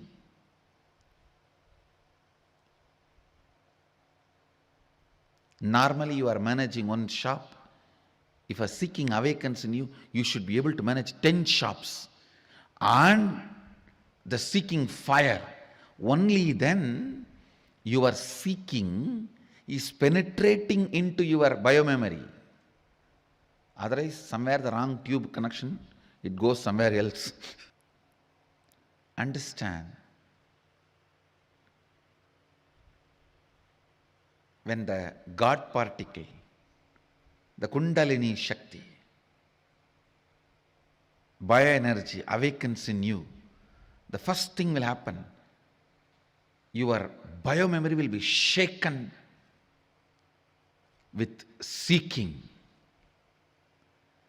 Everything, the old cognition will start shaking, shivering, like Bollywood movie climax. How the buildings collapse, cars explode. Your old cognitions will explode, collapse, and the new will start happening. New cannot be exploded or collapsed because it will be stone. The first thing will happen in your biomemory is seeking, exploding. In your muscle memory, so much of energy will happen. Suddenly you will see the tiredness disappears. So much energy to live your day-to-day life. So much joy to live your day-to-day life. This Nityanandoham experiences. Still every day in the Facebook, oh God, I'm so happy I've done it.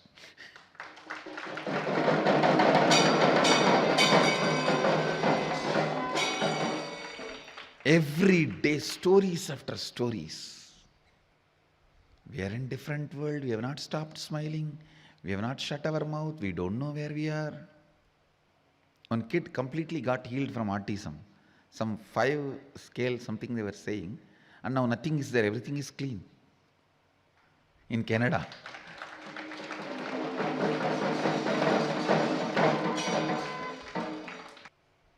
I am venturing into the next experiment.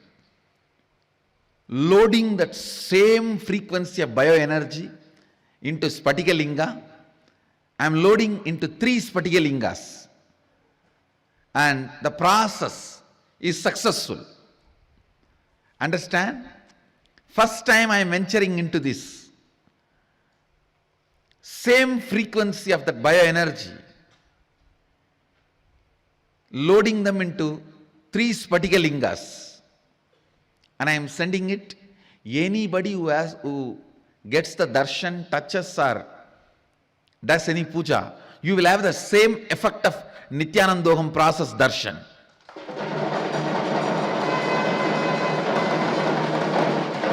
You are going to have the same glimpse of Nityanandoham Darshan, same, it will be literally like having Nityanandoham bioenergy process or Nityanandoham Darshan. It will create the same effect on you. I am sending one linga to Tamil Nadu, one all over India other than Tamil Nadu, one to the international countries. You guys can take it and do yatra, and people will have the same experience. Same experience, literally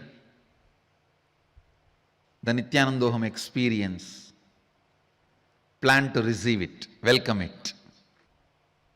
The devotion, surrender, expressed in this verse can be a powerful source of energy for you, even by contemplating on it.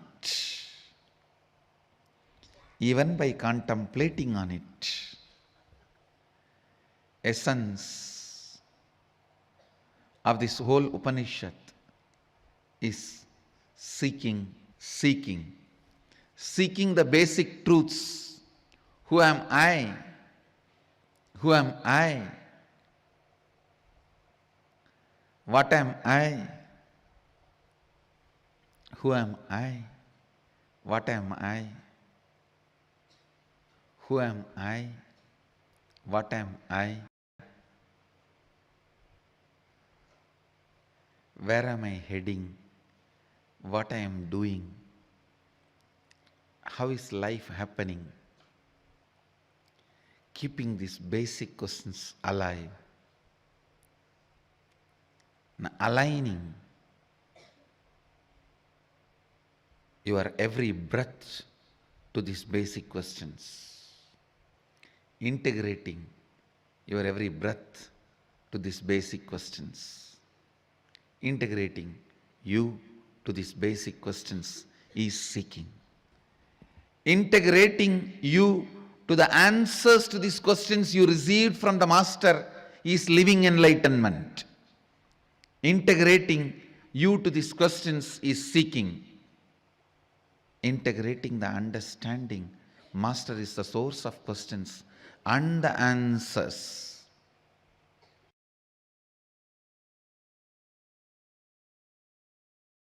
Please recite along with me. Anyadeva Kurvidyaya Anyada Kuravidyaya Iti Shushruma Dhiranam Enastat Vichachakshire. Yes. The translation. It is said that by Vidya, the knowledge cognized from the right context of grasping the truth, consciousness, and the superficial knowledge acquired from the wrong context of grabbing, without cognizing the subtle truth, certainly a different result is achieved. Similarly, it is said that by avidya, the authentic actions and the ignorant actions, a very different result is achieved. Thus, have we listened from those wise beings who have explained that absolute principle to us. Essence. The sacred secret, the key truth from this verse. The context you set for you. Please understand. The context you set for you before entering into action or life is more important than your decision of entering or not entering into life, and what you do or don't do in life. Listen once more. The context you set before entering into life is more important than what you do or don't do in your life. Context. If you set the context of bhakti, your travel becomes pilgrimage. Food becomes prasada. Water becomes tirtha. Ash becomes bhasma. Music becomes kirtan. Man becomes human. Understand, setting the context is much more important than the action, commission or omission of acts. Doing something or not doing something. Doing something or not doing something is not that important than the context. So all the outer world rules and regulations, whether it is simple traffic rules or the law of the land, is based on the action performed. Commission and omission of acts, because outer world can understand only that, outer world functions only with that, outer world can measure only up to that.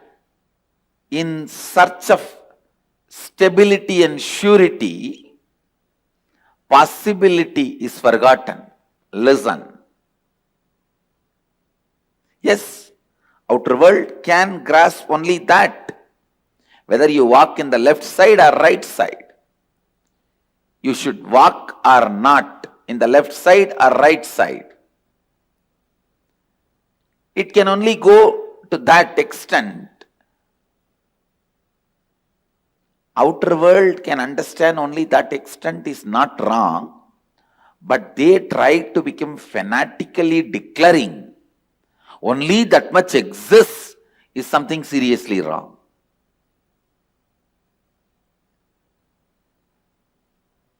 The outer world, materialistic beings, developing rules, regulations, laws, whether we should walk in right side or left side, whether we should go in left side or right side, whatever. Forming those rules, nothing wrong, useful for day-to-day life. But when they try to declare, there ends the matter of life. Nothing further exists. Something is seriously wrong. Then something is seriously wrong. Things which may be conducive, guiding you in day-to-day life, may not help you, may not be conducive, may not be useful in life and death life. Understand? There is something called day-to-day life and something called life and death life.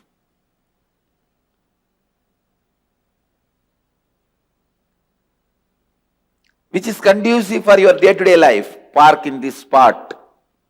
Drive in this direction, walk in this place. These are conducive for day-to-day life.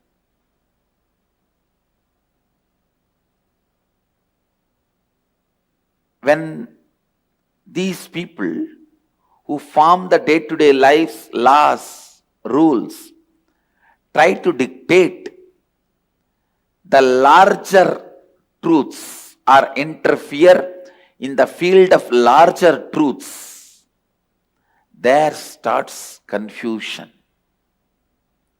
There starts ignorance. There starts manipulation. There starts exploitation. There is no lane system among the planets. There is no lane system in life and death, traffic.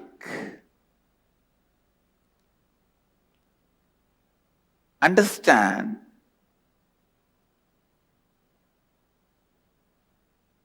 the context set for day-to-day life may not be sufficient for life and death life.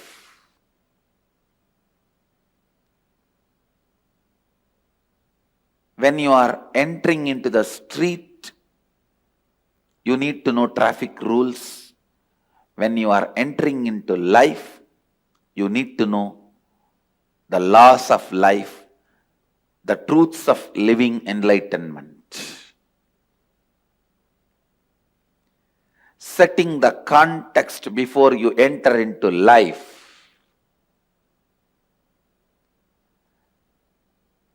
Please understand, life has no remote control. You have to get up and change it. Life has no remote control. You have to get up and change it.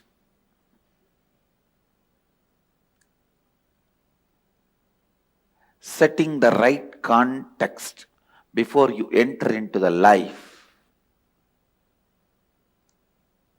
If you have the right understanding and context, so much of activism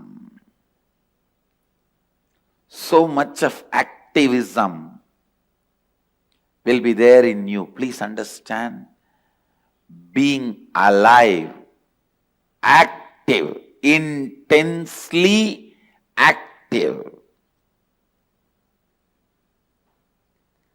is one of the first qualification for spiritual life. Yesterday, one of my Mahant,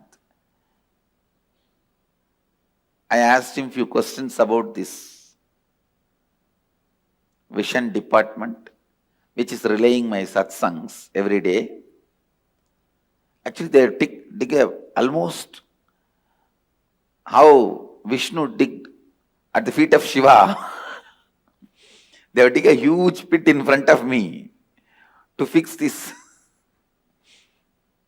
All the electronic equipments, I was asking about it, and some security issues I was talking.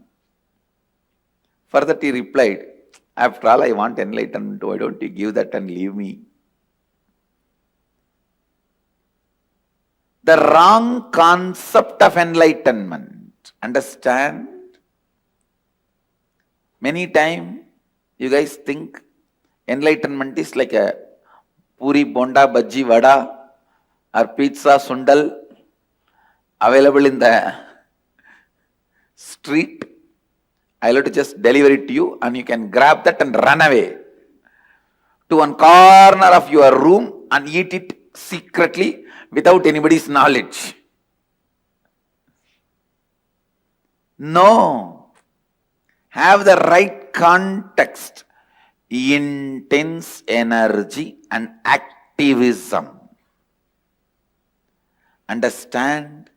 Intense energy and activism. It is activism. There starts the first step, enlightenment. Intensely alive, intensely active, intensely intent,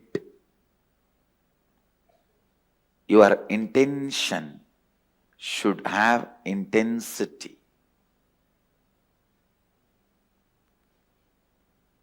The context set for life plays a very important role than commission and omission of acts. Because I have seen some of the richest people in the world, but having so much of anger and irritation about the society which demands them to make more money, which respects them only based on their net worth.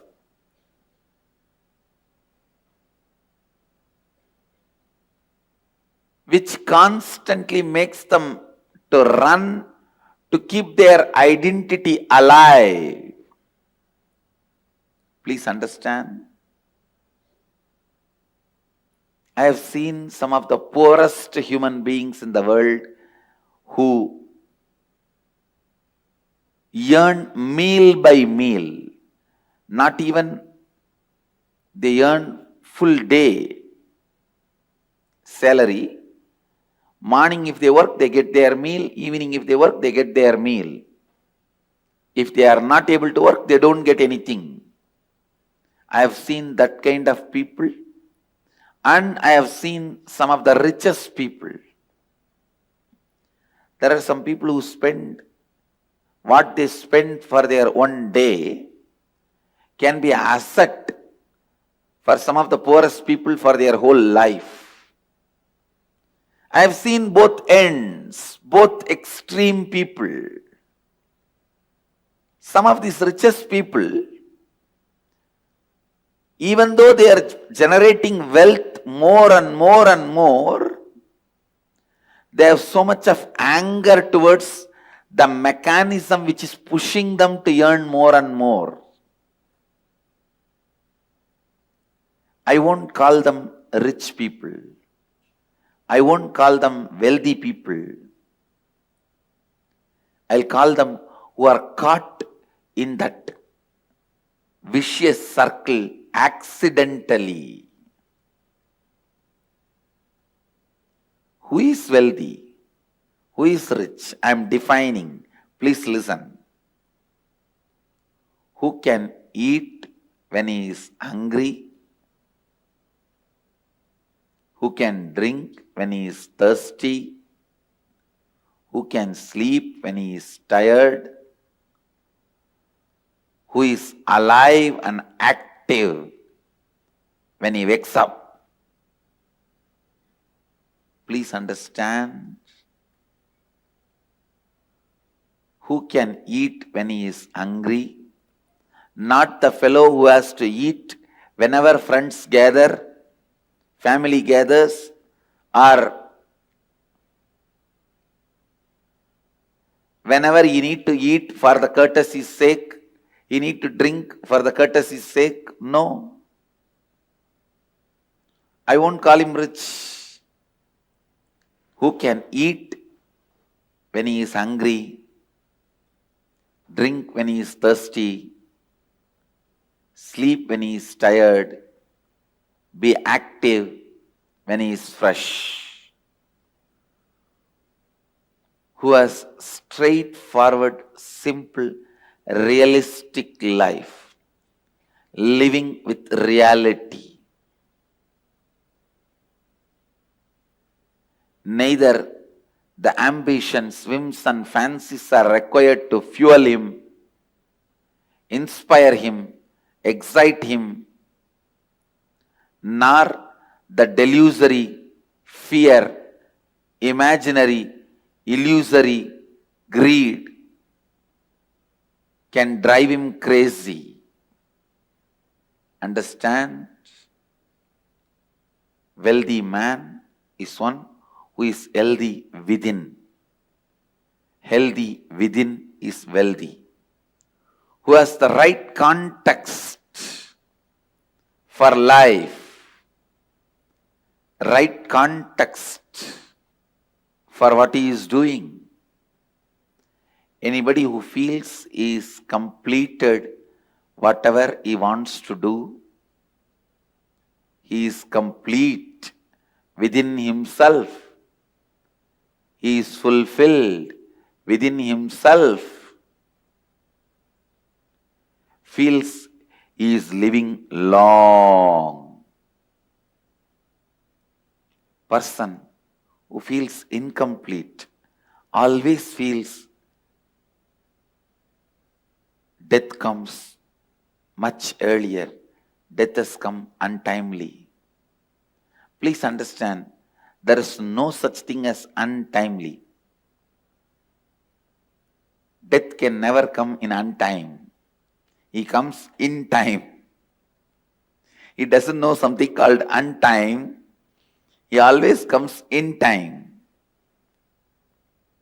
When you have the context of being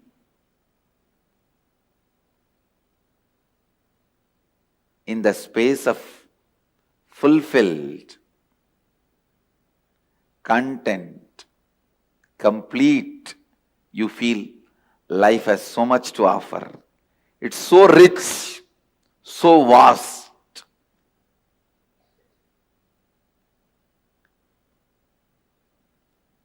The person who feels life has so much to offer, life itself is too much, is wealthy. He lives wealthy life.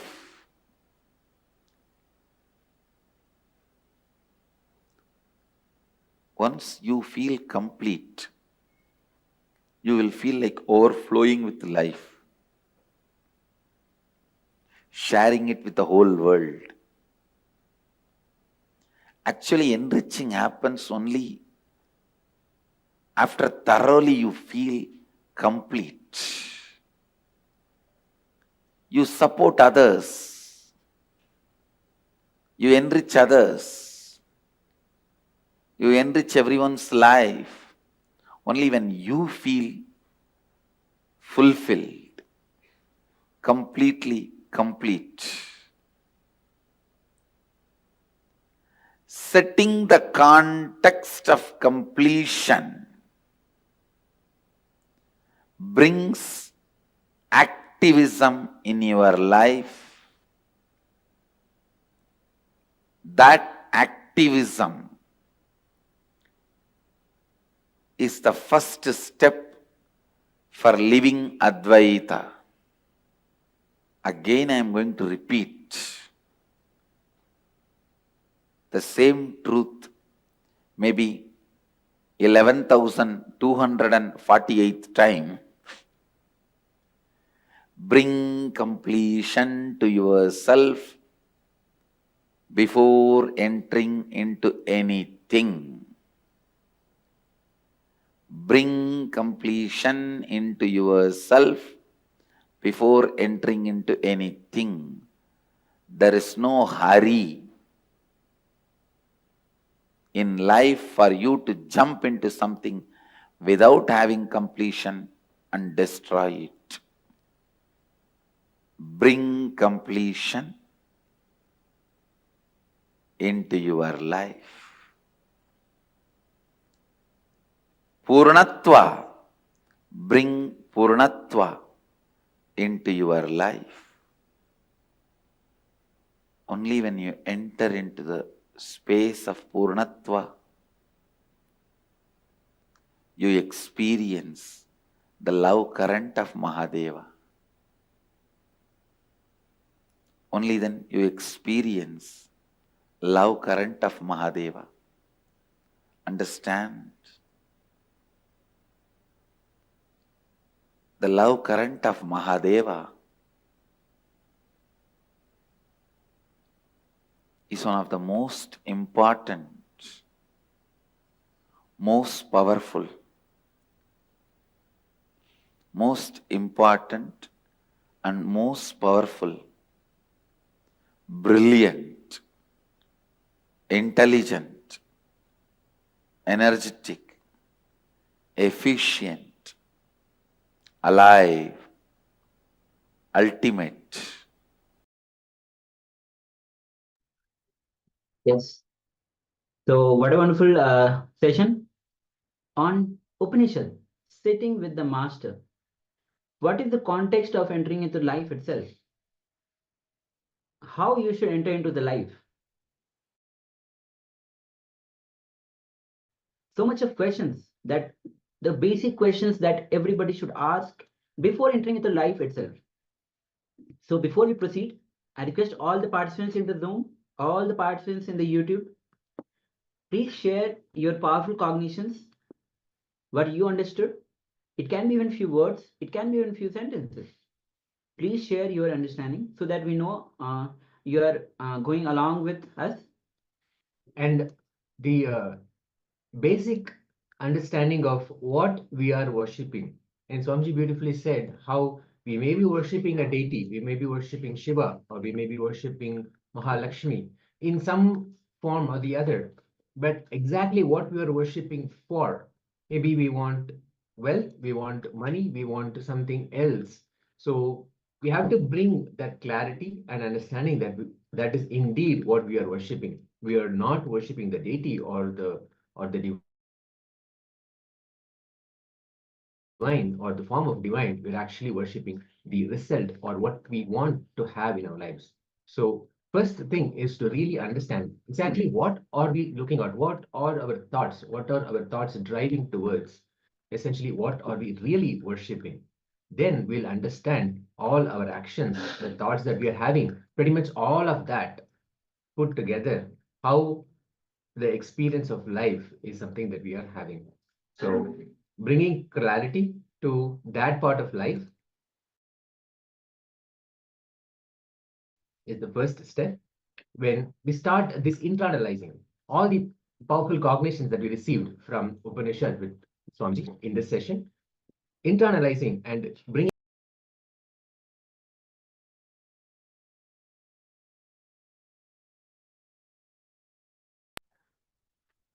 Yes.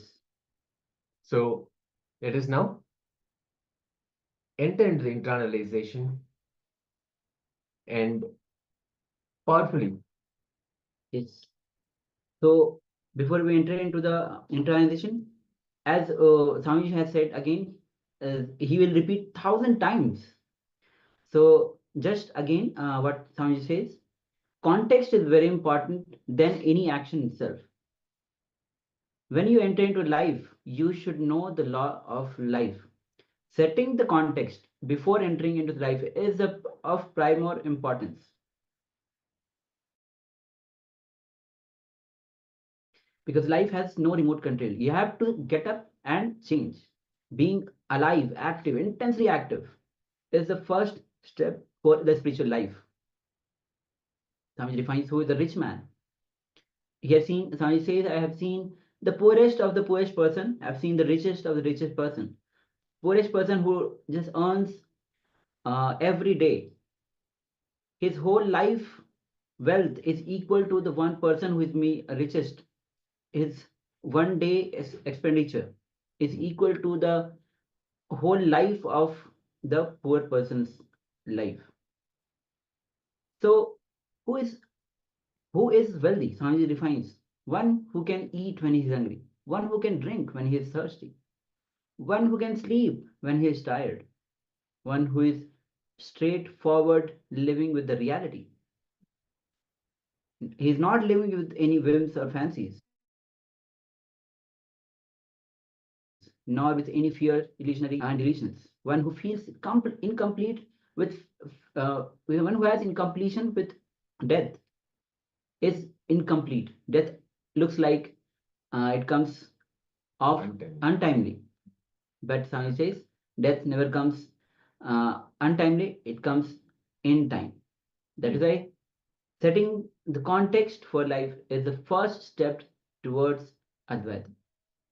And also the quest that is inside us, all of us have this seeking inside us, keeping that quest alive until we find the experiential answer, not just an intellectual answer, but having the experiential answer. Until that is achieved, keeping that quest alive. So that keeps us driving, that keeps us flowing towards the experience, flowing towards the truth, flowing towards the ultimate. So now let us quickly go through all the powerful cognitions that we received. We shared a few, but when you listen in, some of the other truths may have clicked with you. Some of them would have caught your attention and they would have made a resonance within you. So now let us go through all of them and share here. And powerfully, when you write it all down, you will see they will become part of your consciousness. They will become part of your biomemory and muscle memory, and you will have the right clarity with which you are running your life. So let's now enter into this internalization exercise. Being in oneness with Swamiji and keeping your awareness in the third eye region between your eyebrows. Now manifest 5 powerful cognitions. There were many, many more from this session, but now manifest 5 powerful cognitions from this session using the third eye. You don't have to remember, but just ask your third eye to reveal to you 5 powerful cognitions you'll be able to see, and then write it all down and see how you're going to apply them in your life and exactly how you see those powerful cognitions having an impact on your life. Write that down as well. So we'll be projecting the slides so you can follow along and enter into this exercise.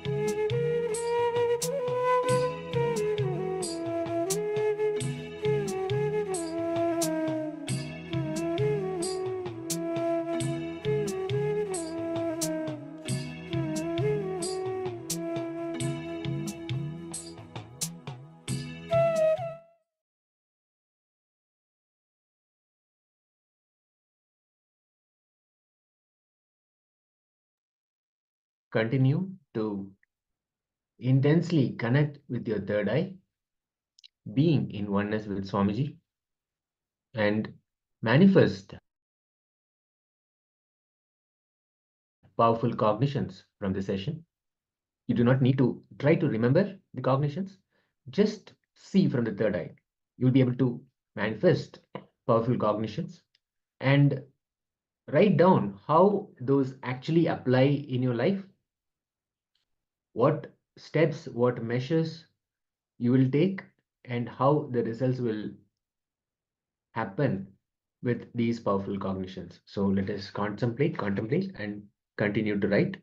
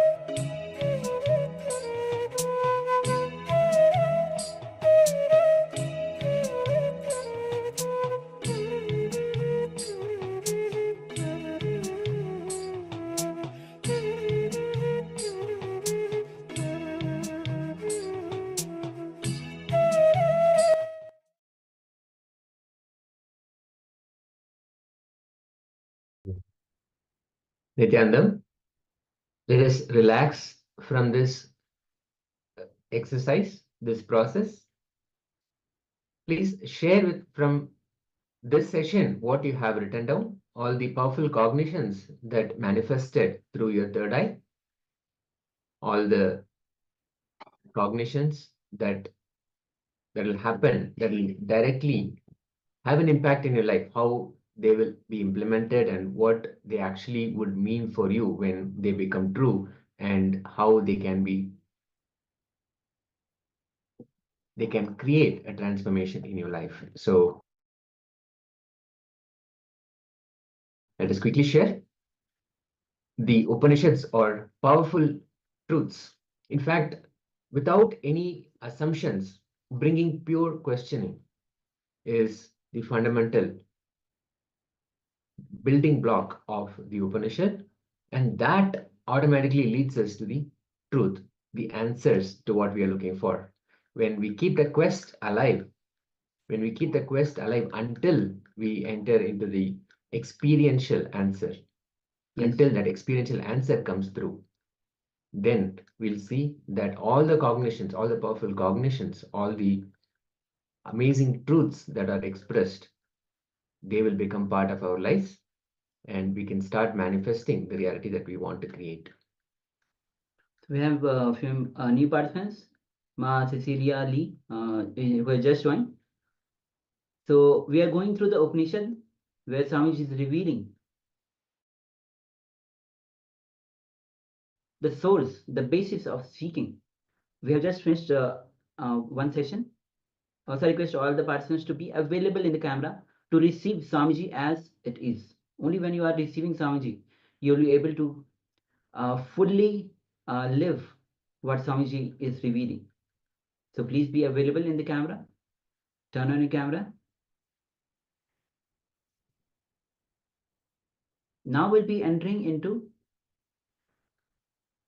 next part of the Upanishad, where Swamiji will be revealing deeper secrets of seeking. All the time we know that the life that we are living outside world is not the reality. We are looking for the reality. We are seeking the reality. But how? How to do it? How to seek the reality? So we are going through Upanishads, which gives you the basis of how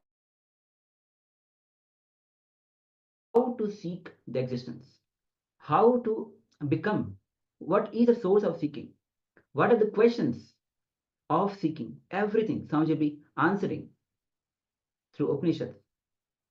So still I request all the participants in the Zoom to turn on the cameras, and all the participants in the YouTube as well to give their participation. Please keep your questions commenting. Keep commenting on the chat so that we know you are participating. Any questions, any doubts that you have, please feel free to put your questions. We'll be attending to all of them. Yes. When you share your cognitions, you can actually answer your questions. More than answering your questions, you can question your answers, which means that whatever assumptions that we have within ourselves, they get questioned, and they get removed. When all these assumptions get removed from the question, then the answer experientially we can go through, and that can immediately happen to us. It's only when we have assumptions as part of the question, as the question gets loaded, that it is difficult for us to enter into that quest and stay with that quest.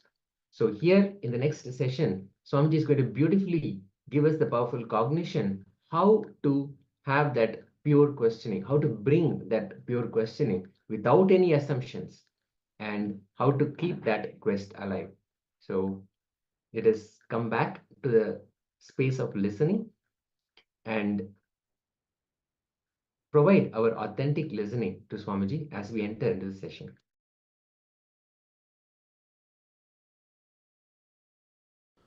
पूषन्ने गर्षे यमः सूर्य प्राजापत्य व्यूहरश्मीन् సమూహ తేజో యత్తే రూపం కళ్యాణతమం తత్తే పశ్యామి యోసావసౌ పురుష సోహమస్మి. Listen.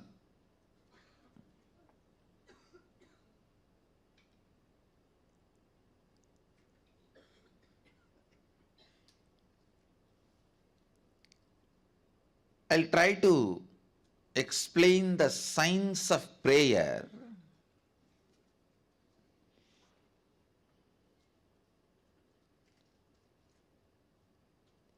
usually. Mind always operates from duality. If you utter a word, he is not good, means already you came to the conclusion he is bad. You can't take a stand, he is not good does not mean he is bad. Let us stop with he is not good. You will never take that stand.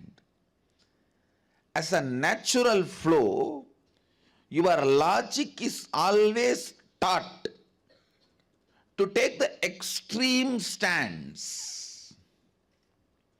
The moment you hear the word, he is not good, immediately you know, he is bad. Understand, duality keeps the mind alive. Duality keeps the dilemmas alive.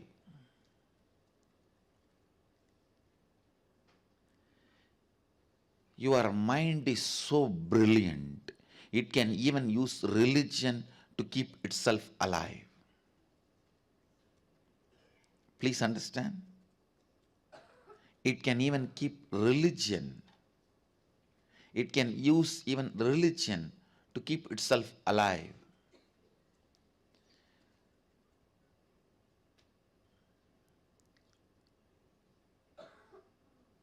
Prayer is one of the most misunderstood, abused concepts.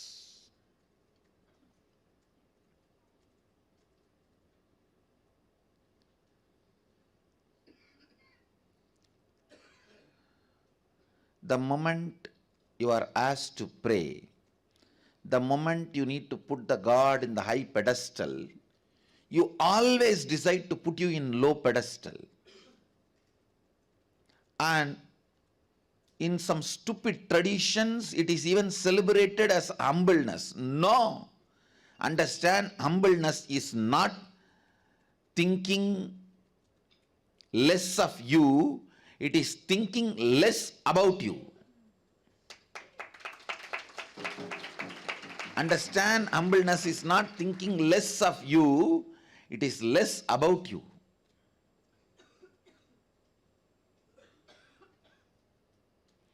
Humbleness is not the image you have about yourself. It has nothing to do with the image you have about yourself. It has something to do with how many times you remember yourself. Stupid, one of the most stupid mistake humanity has committed, putting yourself down and thinking only then you can put your God up. No. Understand? Putting your God up does not really requires putting yourself down. Putting yourself down does not necessarily make you to put your God up. This is one of the very important truth you need to know. Please understand. I feel so blessed. The Vedic tradition, the Hindu tradition,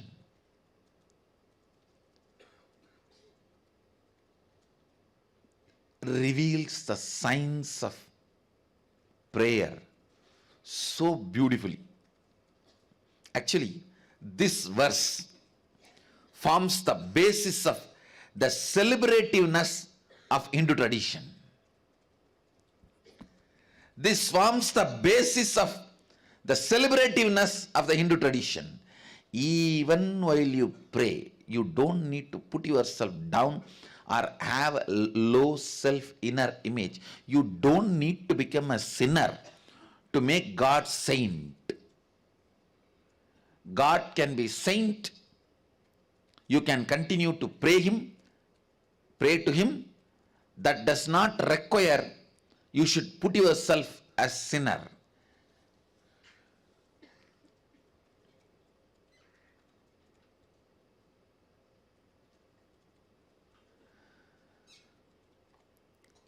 In any form, consciously engaged powerlessness will only lead to bondage. Whether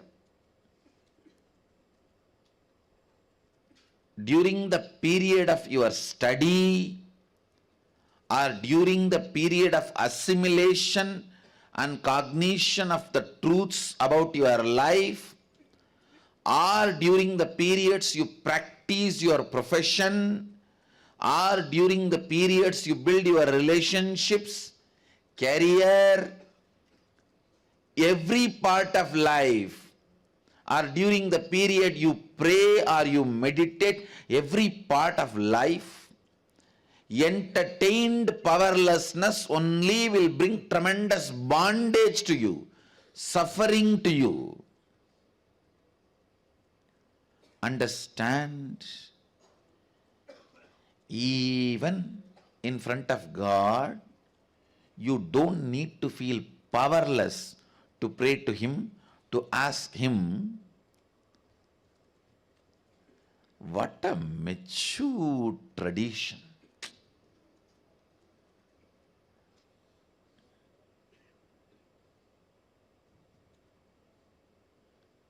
I'm going to create a hashtag, blessed to be Hindu, and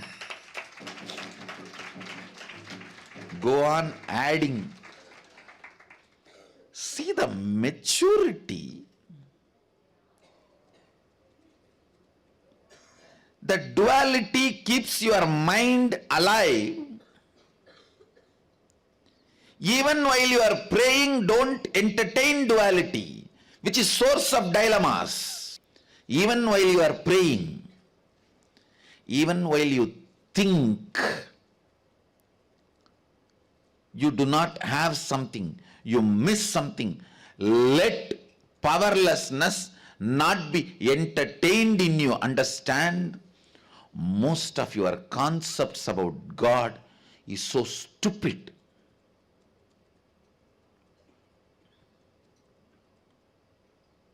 It affects the concepts you carry about you. Understand, if you have no business with God and you have a stupid concept, it's okay.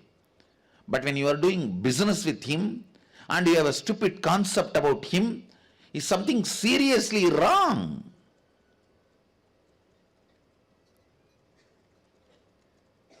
Especially when you have a stupid concepts like if you have to put him in high pedestal, you have to lower yourself, which is, I can say, the greatest sin. You are bringing it upon yourself, which will be very difficult to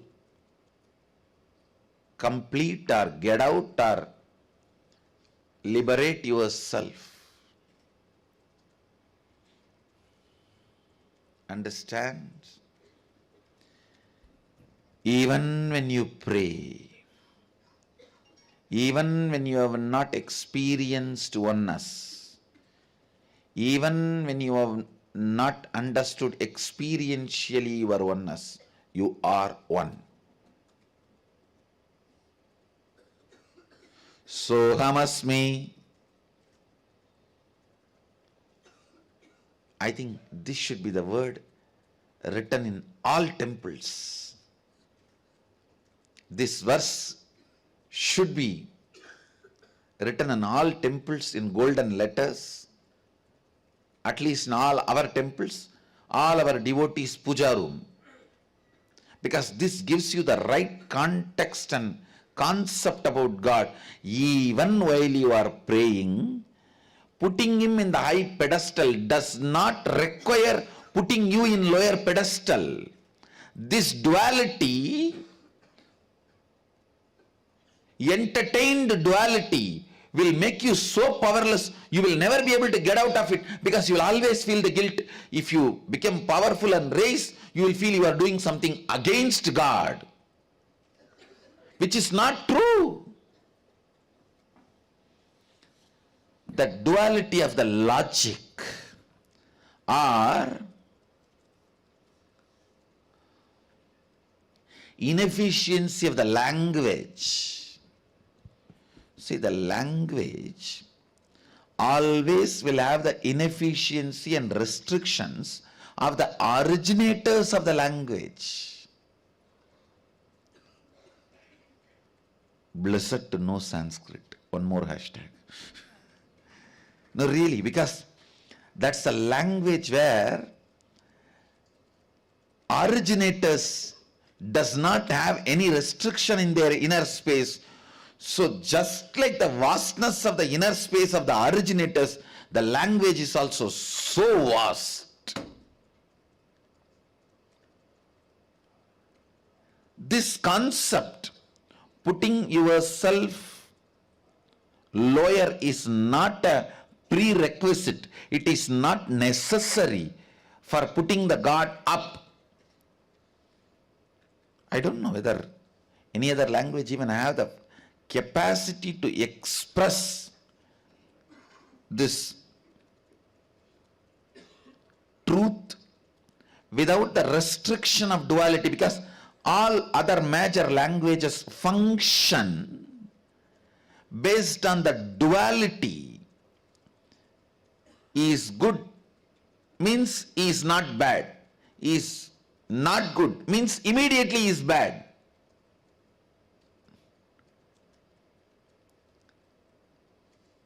The language which functions based on duality cannot always reveal the truths because it has its own restrictions. Blessed to be Hindu, blessed to know Sanskrit to understand Hinduism in its original form.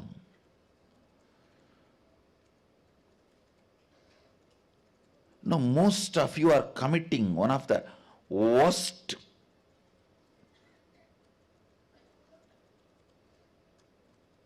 sin.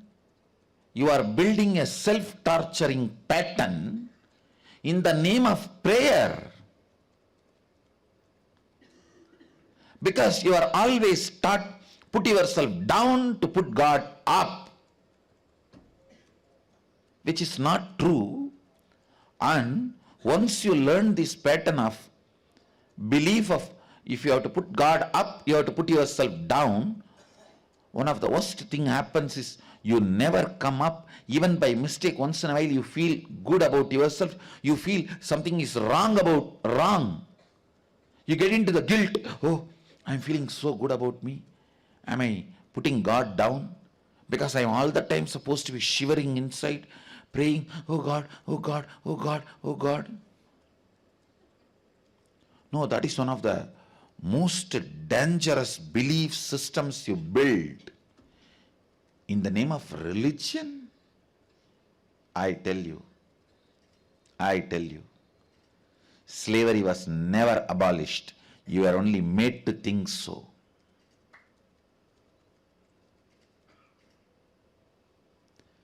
The reins have gone from one hand to different hand. The different hand is brilliant enough to make you believe slavery has been abolished. Whether through religion or through the food industry, pharmaceutical industries, the slavery continues to be maintained. Please understand. People will go to any extreme for the sake of power.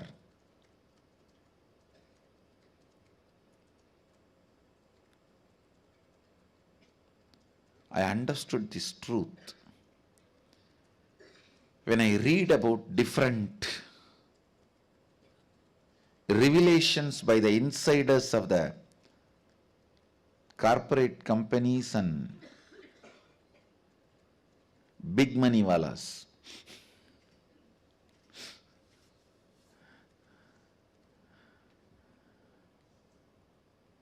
Listen,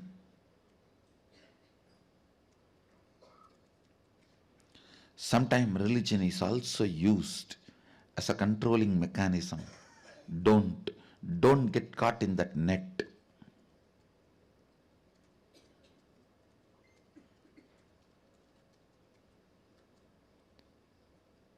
The 16th verse of Isavasya Upanishad sets you free from all possible slavery related to mental games.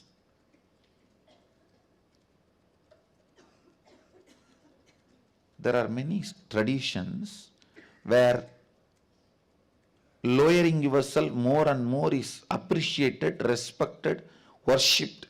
The more lower inner image you build, more you are respected, worshipped, recognized. If that is what you want, get a pig or buffalo and put it on the throne and do worship. It has lowest inner image. Because without any shyness, it can go and put its mouth on anything. It is such a stupid concept. Such stupid concept. Please understand.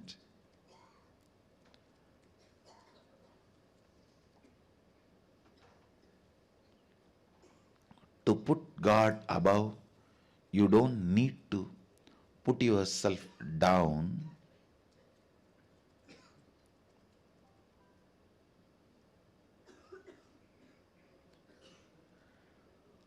Because prayer itself is a technique to break this non-duality.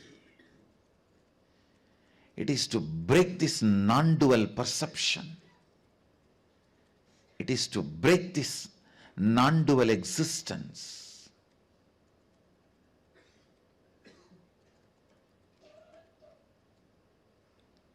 Lower inner image.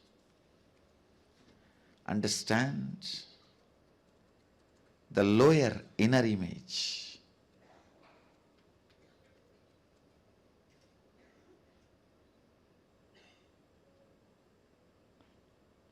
Lower inner image is the worst sin. If you are consciously asked to build that, it is like you build your own cage where you will be locked. Can there be more stupidity than this?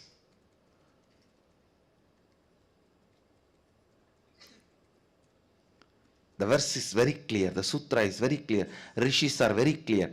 Even when I pray, I am you. Understand?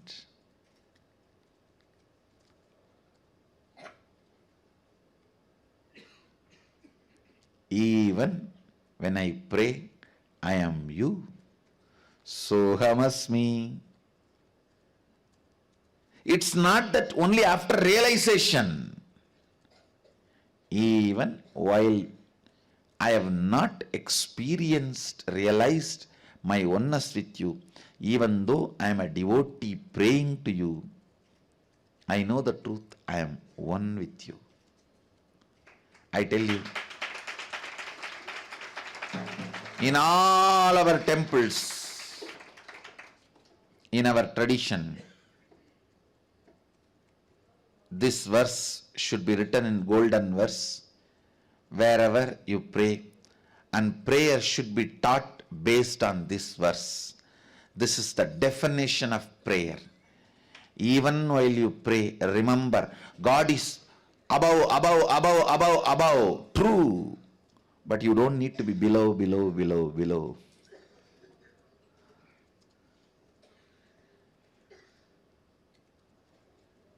You don't need to be below for the God to be above.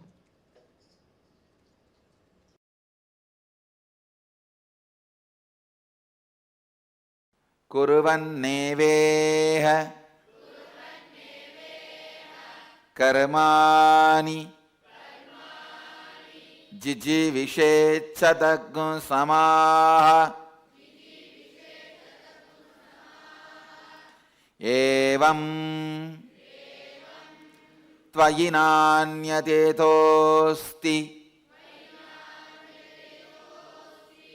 न कर्म लिप्यते नरे.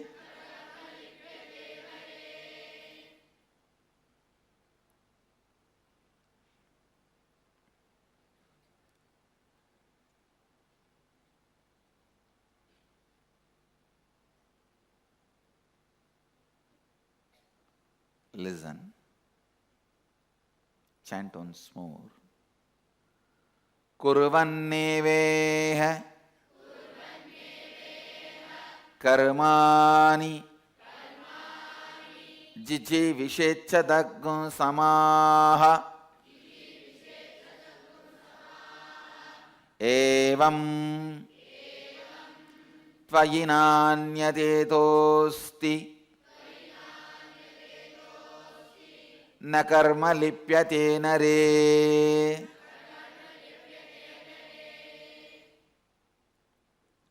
Listen to the translation.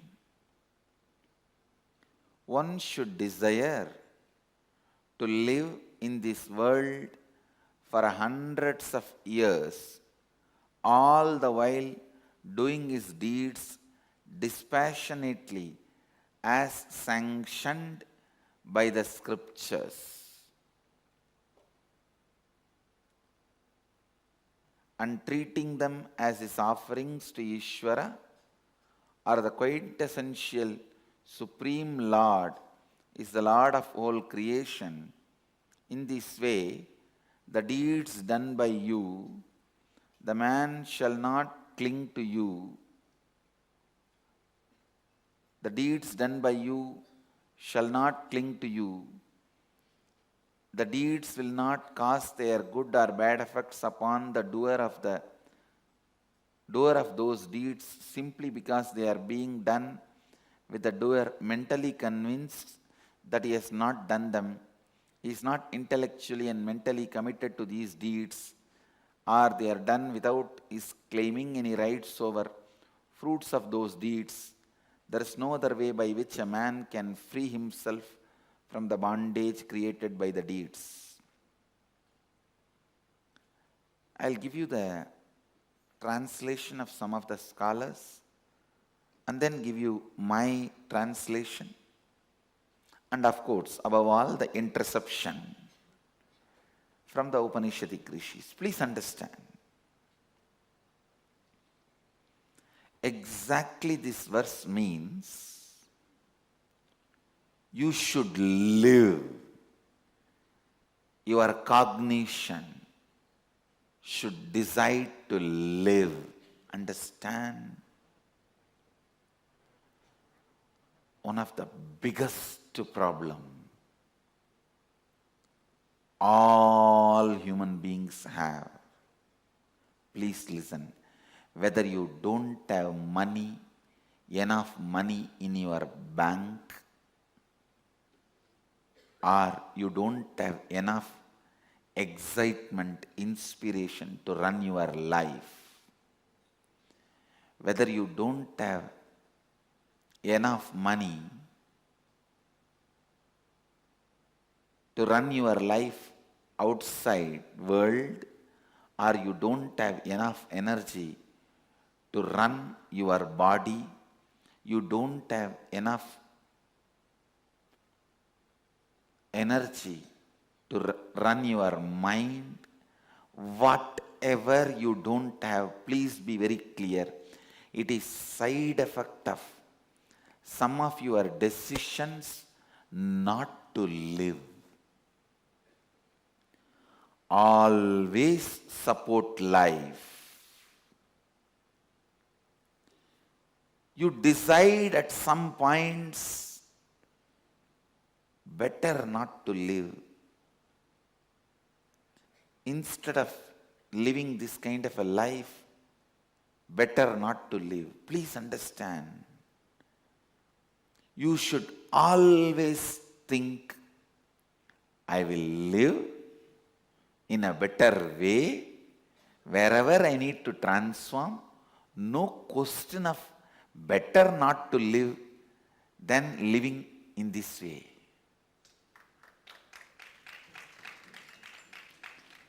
Whether your body does not have energy to get up, or your mind does not have enough excitement, whatever you may think you lack is nothing but the side effect of the decisions you did in your past against life.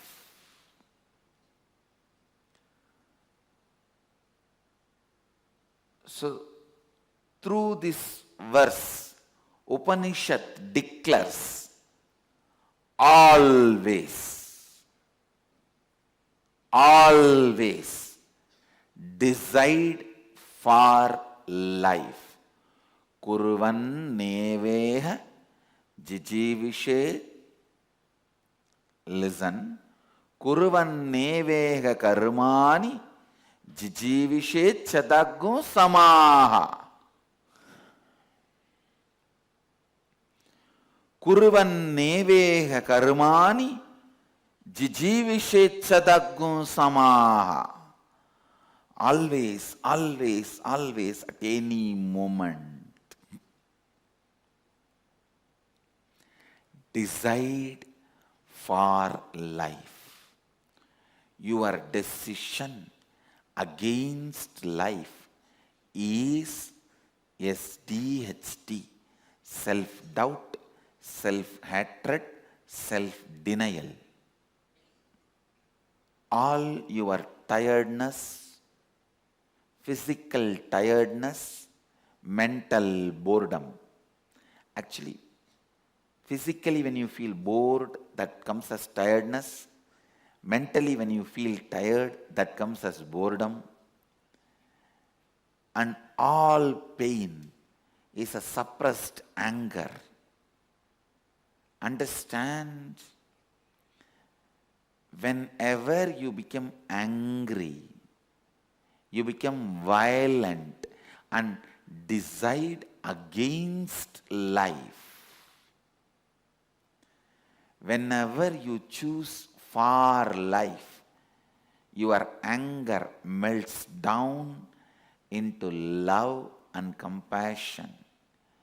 Any decision, please understand, even people who attack you, cherish enmity towards you, never decide against their life, never decide they should die or they should suffer. Always decide they should not interfere in your life. Any attempt they try to do to harass you or interfere in your life should be failed. Decide only for life. Listen, when somebody attacks you, tries to harass you, if you decide, let them be killed or destroyed, it is against life. Always decide, let them not be able to disturb me or harass me. Let them fail in their attempt to harass me or disturb me. That's enough. Let them transform, not to disturb me or harass me. That is enough. That is the decision for life, I tell you. Whenever you decide for life, you become so powerful, strong.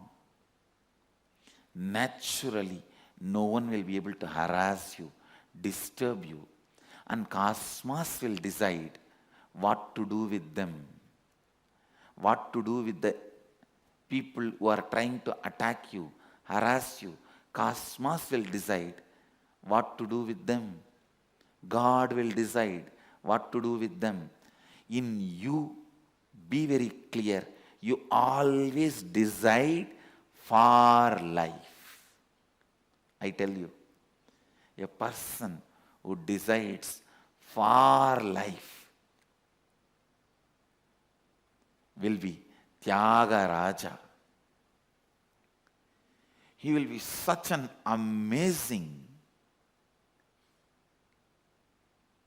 sacrificer out of love without even thinking he is sacrificing.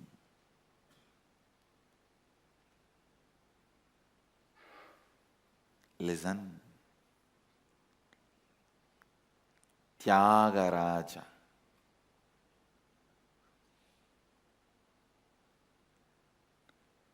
Tyagaraja. Always decide for life. There's a beautiful story of the great Rishi, Dasichi.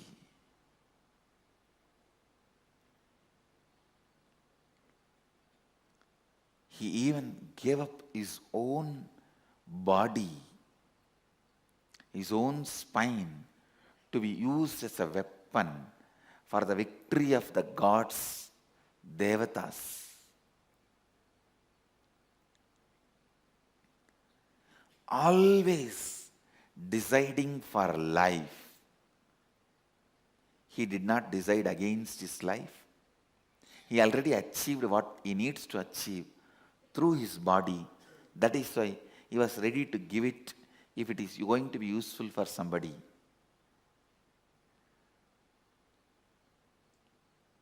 Listen.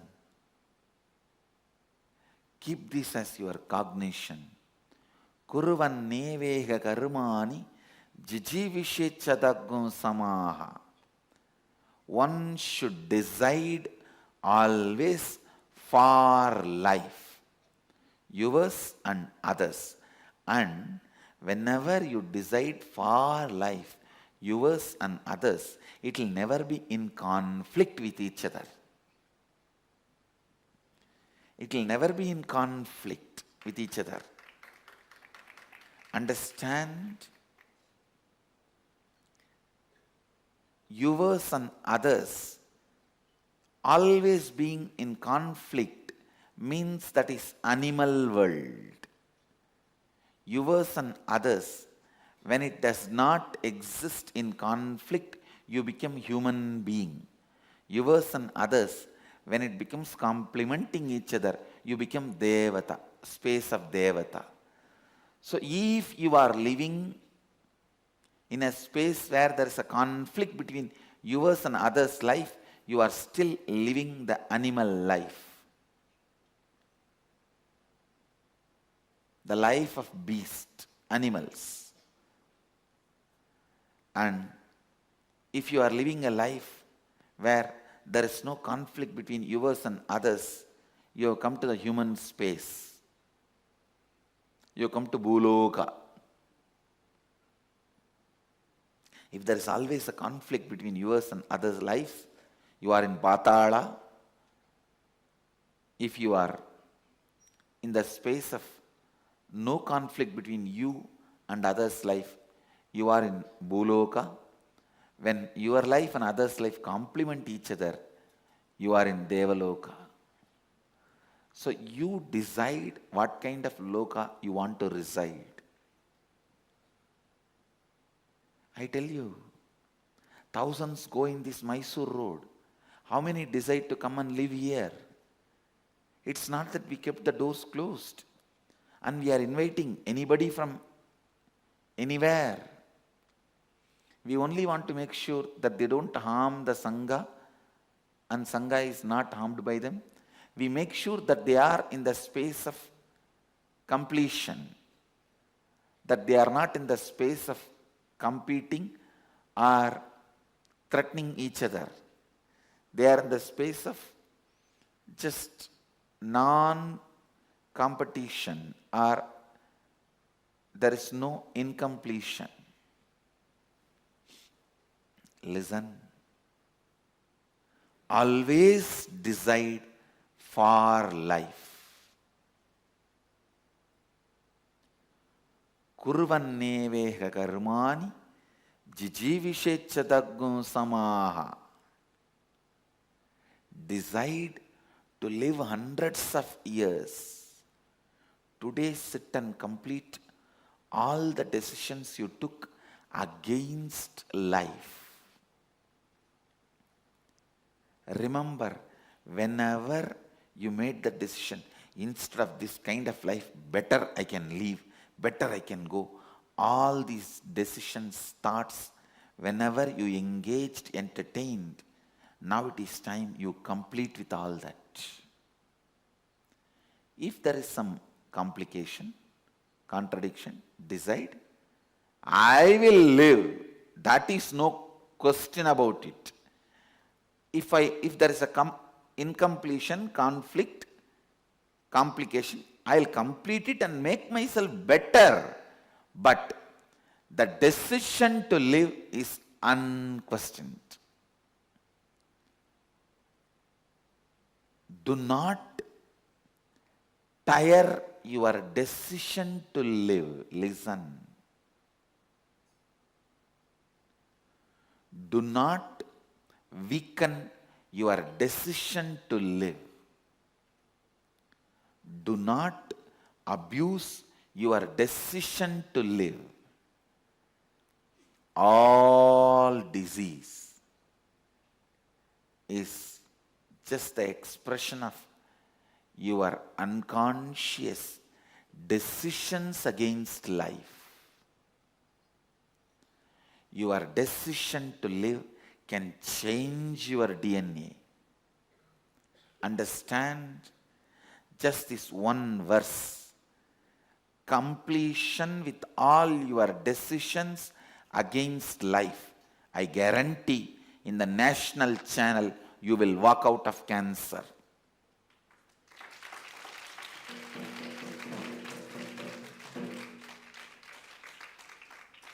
The satsang is live now in one local channel, Arra Live, Arra channel, ARRA, am I right? ARRA, and national channel Sadhana TV, and international channel Nityananda TV. I am talking with responsibility, with all my integrity. Listen. Just this one verse. Take it as a command from cosmos. Command from Dharma Devata. Dharma Devata serves Kala Bhairava as a dog. The dog of Kala Bhairava is Dharma Devata.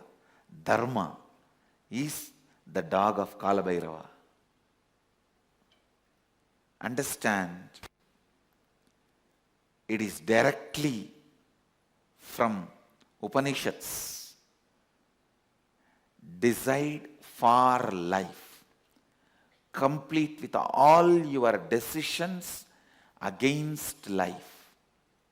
Knowingly, unknowingly, whenever you decided against life, now complete all that.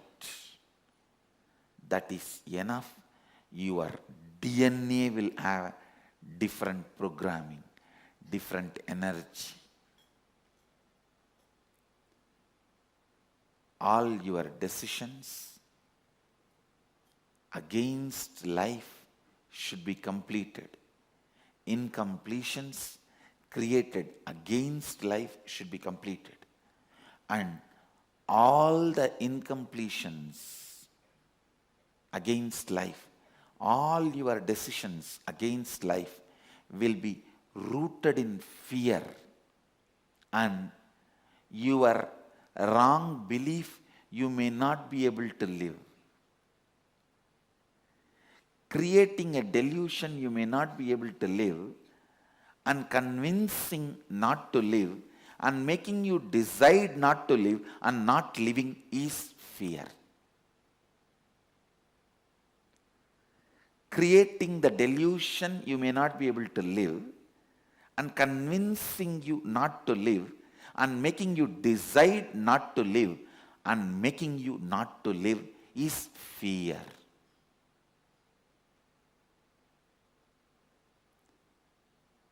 With fear, you can do both One, Baglo, run. Second, Baglo, participate.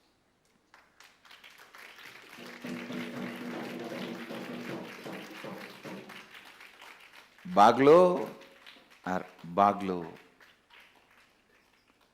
Understand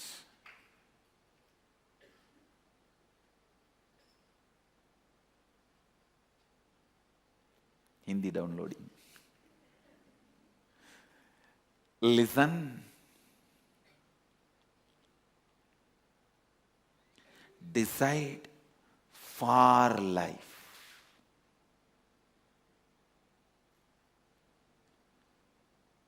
If there is a delusion, you may not be able to live. Don't decide that you don't want to live. No. Decide, I'll complete this and continue to live. No question of giving upon.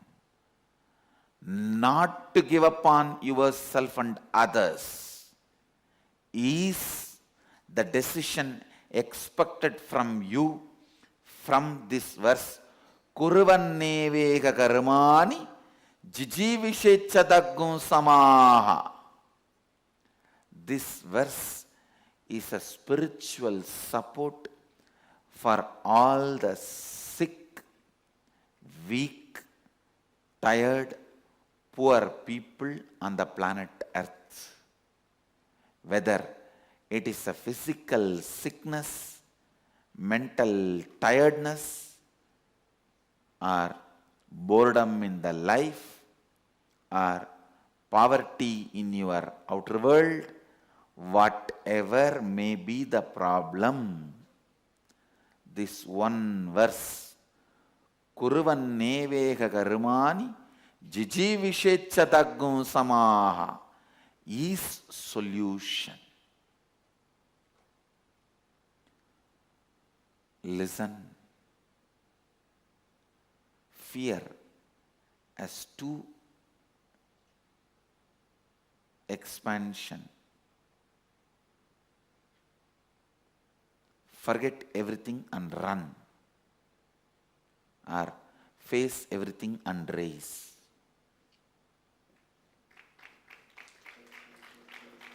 All your decisions not to live is made in powerless space. All your decisions not to live is made when your stomach is upset.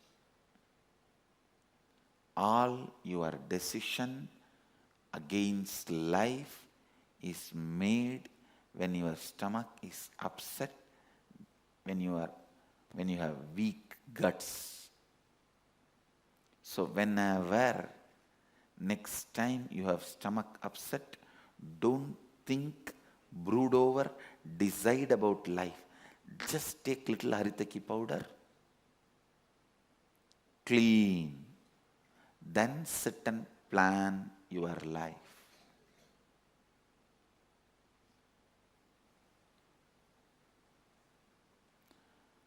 Do not entertain, believe, allow. Do not entertain, believe, allow anti-life decisions in you. No situation can make you powerless and give upon yourself. Please understand. Always decide. Kurvanneveka karmani jijivishechadaggum samaha. Whether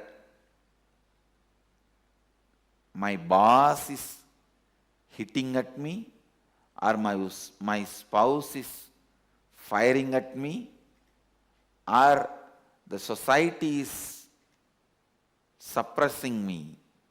No question of shrinking. No question of making even single decision against life. No. And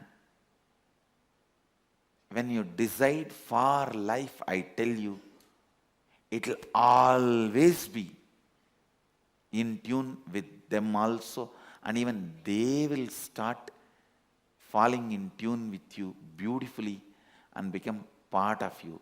Listen, that is why I insist on Kurvanneveka karmani jijivishechadagum samaha. Always decide for life. Always decide for life. Always decide for life.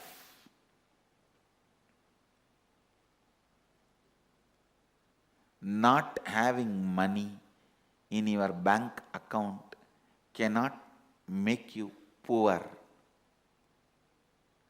Poverty is you declaring bankruptcy voluntarily. Not having money in your bank account, but you giving upon and declaring bankruptcy is poverty. Same way, feeling tired is not giving upon life. Deciding not to get out of tiredness is giving upon life.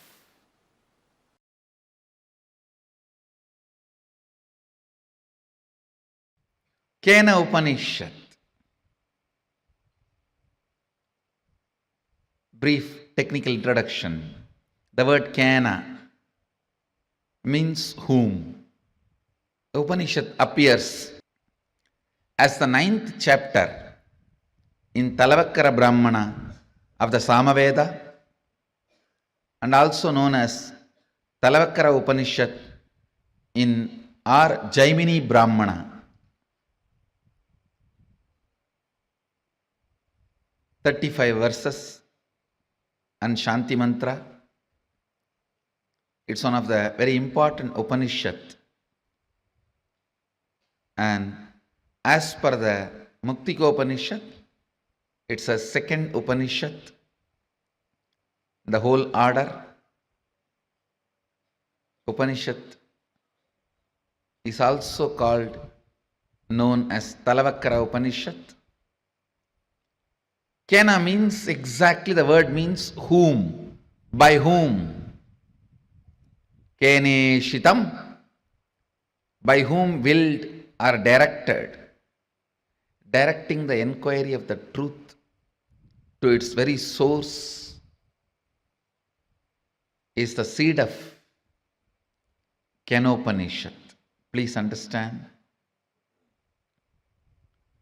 This Upanishad directs your seeking to the source.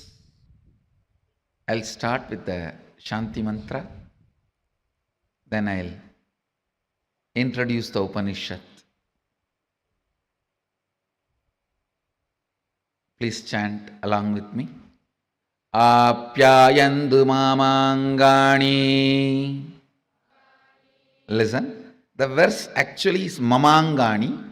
Padabeta is mamangani, means the way I heard from my guru is Padabeta. The Padabeta is mamangani.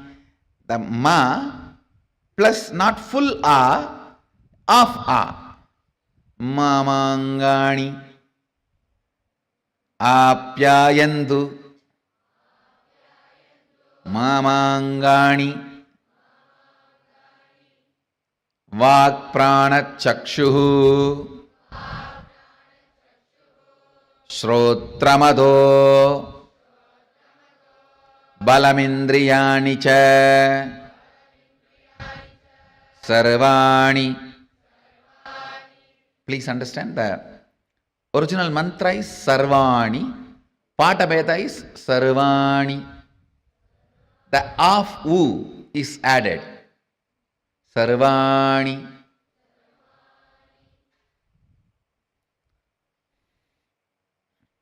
सर्वं ब्रह्मोपनिषदं माहं ब्रह्म निराकुर्याम् मामा ब्रह्म निराकरोत् अनिराग अनिराकरणमस्त्व. That is the word, that is the way the big words are taught. Anirakaranamastva. Nirakaranam me astu tatatmani nirate ya upanishatsu dharmaste mayi sandhu te mayi sandhu. Om Shanti Shanti Shanti. Balasans, chant the Shanti mantra. By chanting this Shanti mantra, formally I inaugurate Keno Upanishad.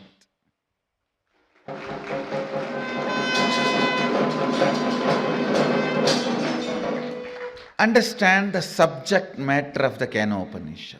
Now, that is the important thing.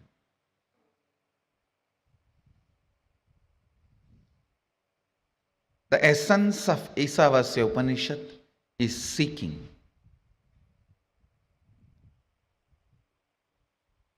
The essence of Keno Upanishad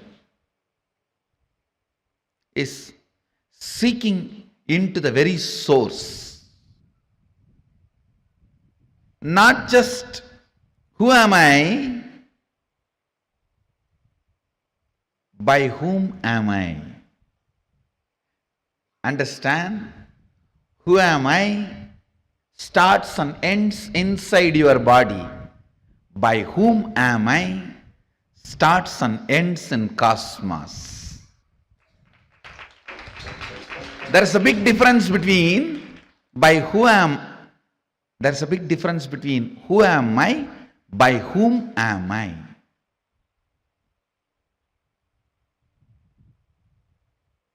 Enquiring into you is seeking. Enquiring into the source is seeking the very source. The subject matter of Keno Upanishad deals with multiple sacred secrets, sacred truths. But important sacred truth, the essence is, whom am I? By whom? By whose will everything came to existence? Whom am I? Some of the best brains produced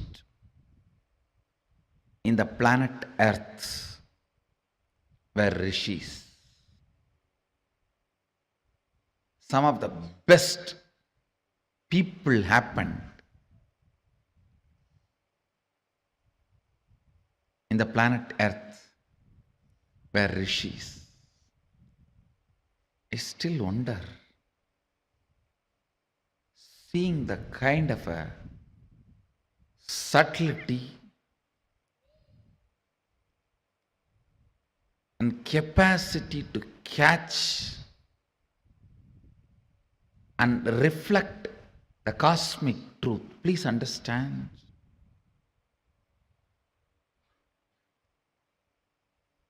If somebody explains to you what is Shiva, all pervasive, Akhilanda Koti Brahmanda Nayaka, Satchidananda Varabrahma, Srishti Sthiti, he creates, maintains, destroys, puts souls in delusion and liberates. If you are able to visualize, even if you are able to enjoy it, be very clear, you are blessed. Only if your brain has developed the subtle grooves which can start enjoying these higher things, can understand it. If you understand, you will enjoy. If you enjoy, you will understand. A rough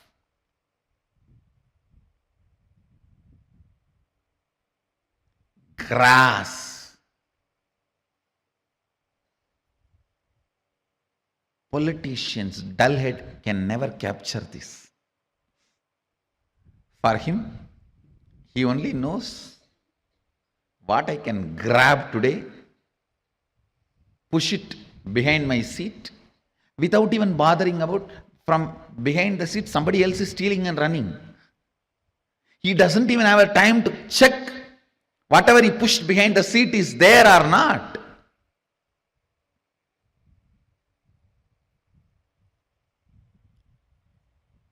A grass, power hungry, lazy, tired, bored man can't even understand. If you explain these subtle truths, his brain cannot capture those visualizations. Because he can't capture those visualizations, he can't enjoy. When he doesn't enjoy, he can't capture. It's like a vicious circle. I tell you, even about Guru, if you are able to enjoy his quality, you will understand his qualities. If you understand his qualities, you will be able to enjoy his qualities. If you are able to enjoy, know clearly you are blessed. You are blessed. Ignorant, tired, agitated, dull head can never capture the subtle truths or the subtle qualities. Because he cannot imagine, he won't enjoy. Because he doesn't enjoy, he can't visualize.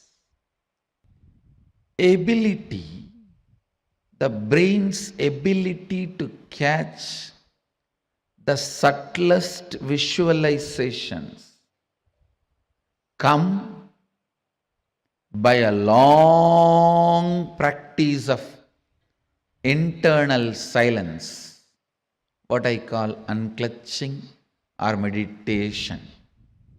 Understand? By the tremendous internal silence, your brain develops the capacity to capture the most subtle visualizations. Ability to capture the most subtle visualizations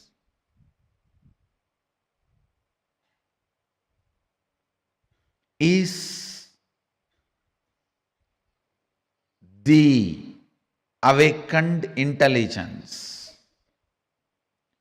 Whoever is able to capture subtlest truths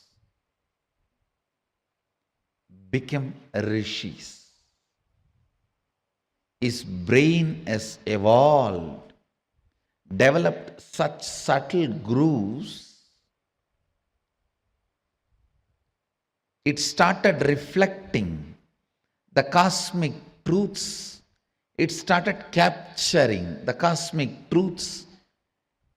It started becoming a pure, silent water pond where the moon is reflecting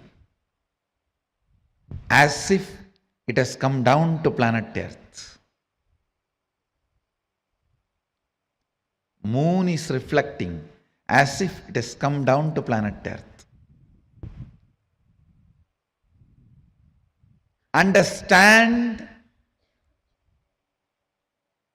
practicing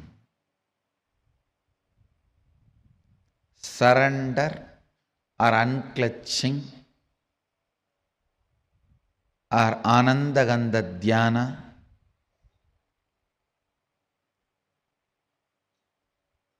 complete completion. All this not only brings peace into your heart, it raises the subtlety of your brain grooves and your brain's ability to capture the higher truths. Your brain's ability to capture the higher truths. Brain's ability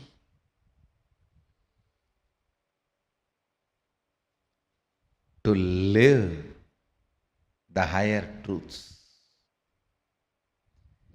Anything your brain is able to capture, it stores as record. The most subtle one your brain captured makes itself as your cognition and life's goal. Understand? Even once, if you are able to understand, capture the word Satchitananda, Sat Chit Ananda, the existence, conscious bliss. Anything which is subtle, the most subtlest experience, imagination, visualization, your brain is able to capture, it will make that as a base for its function. I don't need to do anything other than describe how the materialization happens to my balasans, the way they are able to capture. The moment their subtle grooves in the brain captures this, that power will start manifesting in them. Why I am saying balasans? Because they are more ready to listen. Their inner space has more peace. Their brains have more subtle grooves to imbibe what I am sharing. When I explain that science, if you can visualize it, that power will start manifesting in you. Because anything your brain can visualize, it will make that as your basic functionality. If I can explain moving from one body to another body, astral travel, and your brain is subtle enough to capture it, visualize it, you will start manifesting that power. All powers are like that only.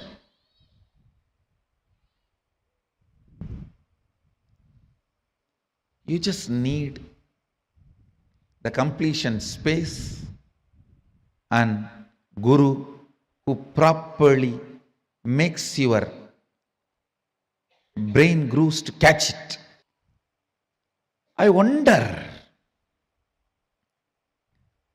the sophistication with which these Upanishadic rishis were able to reflect the whole reality. I tell you,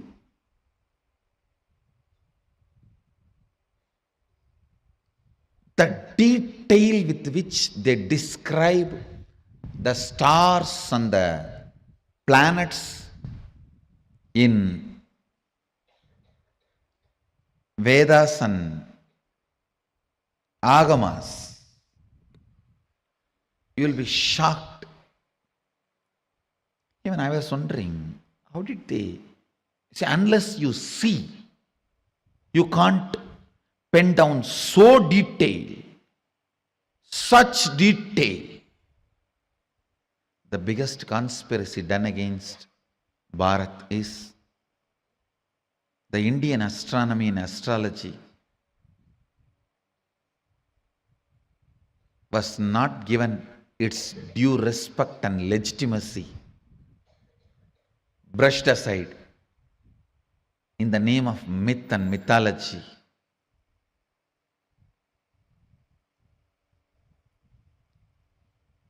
If you read, you will understand. Oldest in the future, longest possible prediction can be done only by our calendar, Panjiga. Science is so perfect. I used to wonder, what was the telescopes they used? What was the satellites they used? How did they so precisely record the details?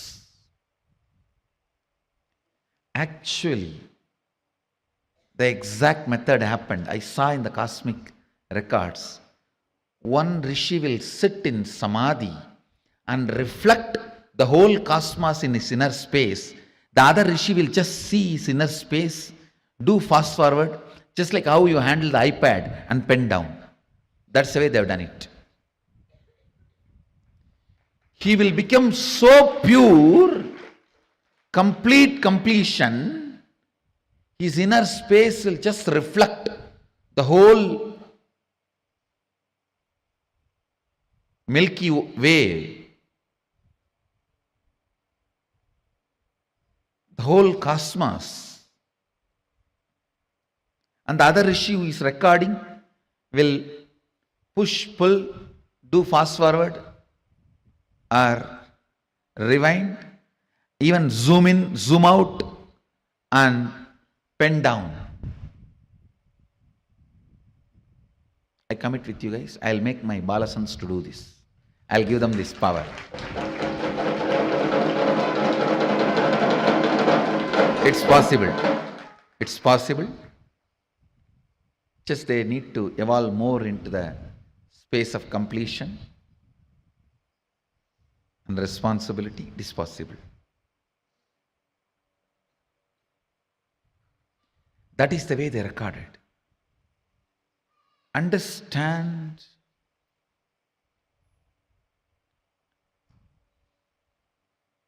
more and more your inner space gets into completion, more and more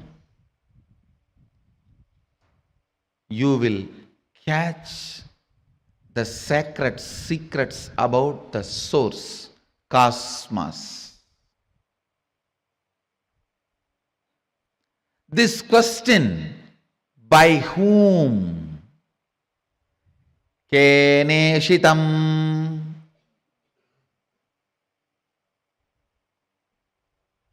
The Kena Upanishad, the essence of Kena Upanishad,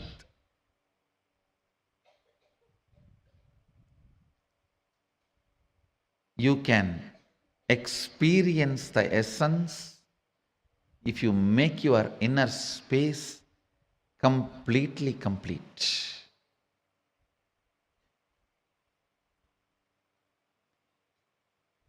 If you are ready with the completion, I can just show the exact reflection of Keneshitam. By whom? In this Upanishad, Devi is the Guru. Understand? It is directly from Devi, Uma. First time the word Uma appears in this Upanishad. Devi is addressed as Uma in this Upanishad.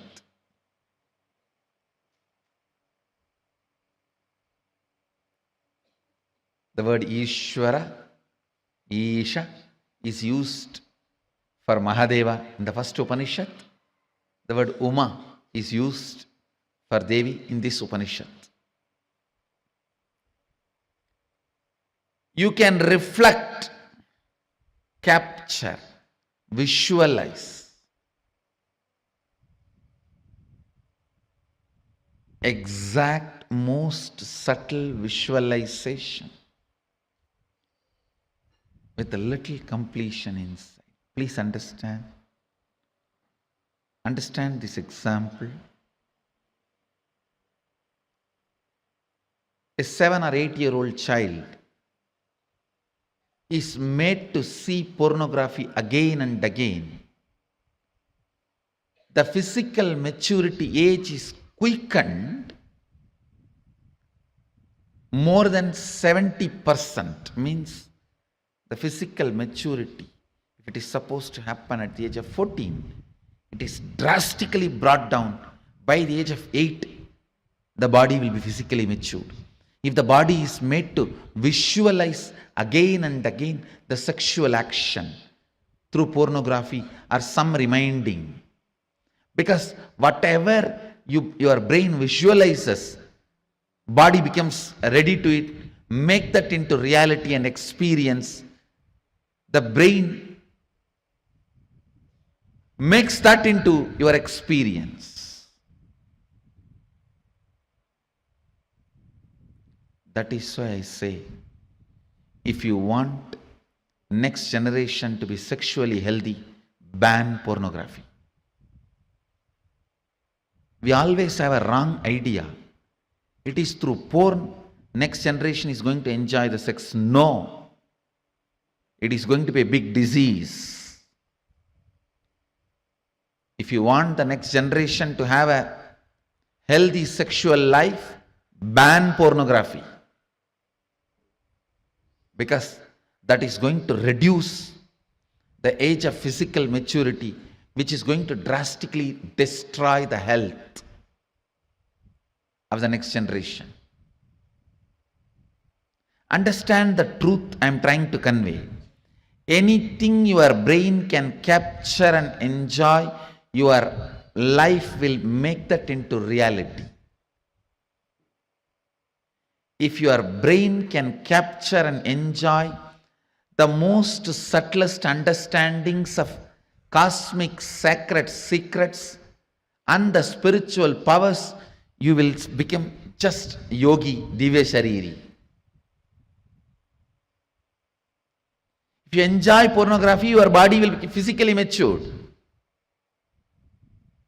If you enjoy these subtle powers, subtle understandings, simply your body will become divya shariri.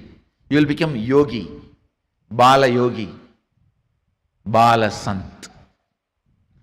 Bala sant is a person whose brain captures all these highest conscious truths, subtle truths while you are young. The way your brain captures these great truths, simply your body starts manifesting it. You become yogi. You become a divya shariri. You become embodiment of Mahadeva. You become Balasant.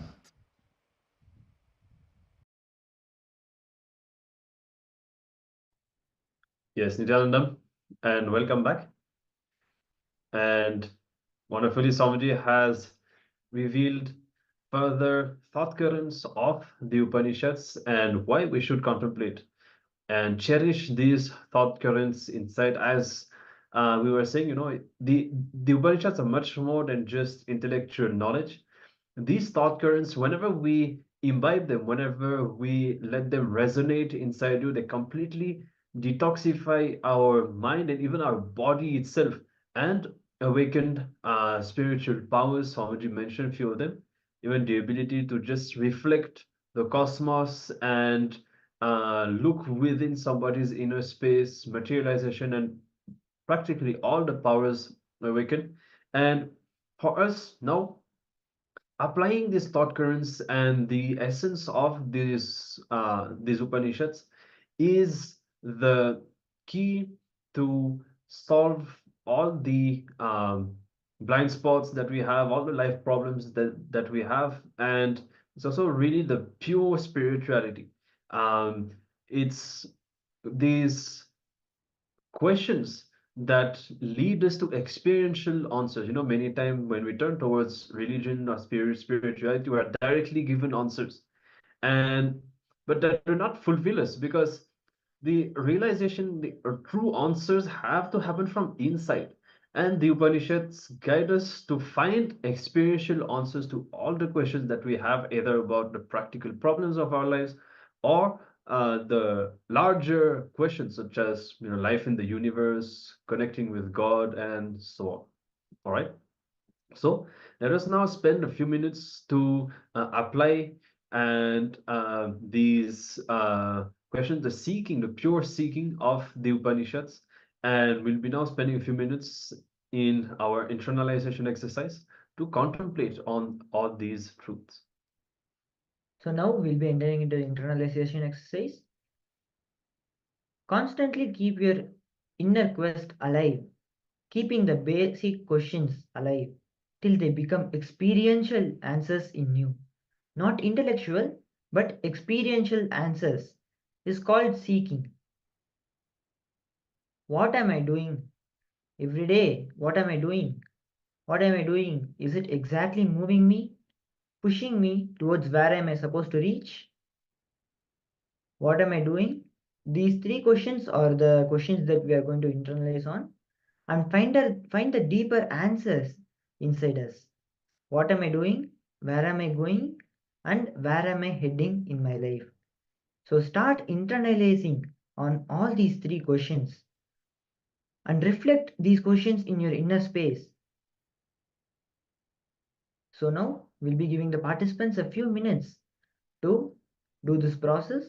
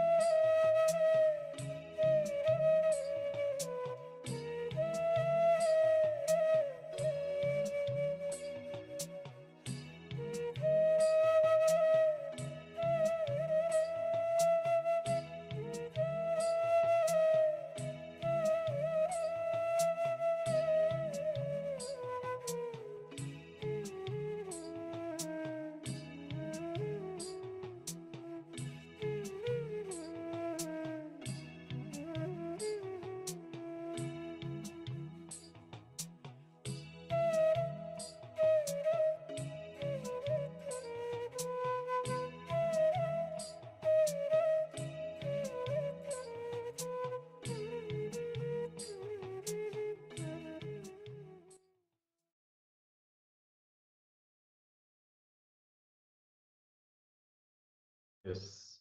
Yes.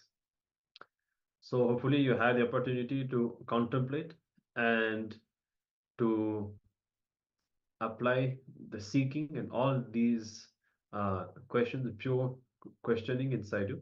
And you can see how so many times in our lives we just don't take the time to stop and question. We're always in search of answer. Even if we ask ourselves these questions, we immediately find some answer that we pick based on the society around us or based on the conditioning that we have, but never questioning our existence as a whole and really deeply reflecting on all of these. And Swamiji actually says that we should always search whatever problem we have in our life, we should always search for the spiritual solution. And here is also a way to do that when we have the pure questioning about what we do. Because just questioning one part of our life is not enough. We just move from one thing to another, from one reason to another. But only with this seeking, we will really look into the depth of things. And that questioning itself will lead to great transformation in our lives. Okay. So with this, we'll be moving on. And of course, you can share your understandings and your experiences, the revelations that you had in your inner space based on this exercise when you apply the seeking. And we'll now be moving on into a Kriya, which will be for curing skin problems. Okay, every day we are experiencing one of the Nitya Kriyas that Swamiji has designed for all of us today. It will be curing skin problems. And of course, Swamiji will be introducing this Kriya, revealing more about it, and then will be guiding us through the different steps of this Kriya. So we now request the participants to be ready to enter into this practice, and let us start.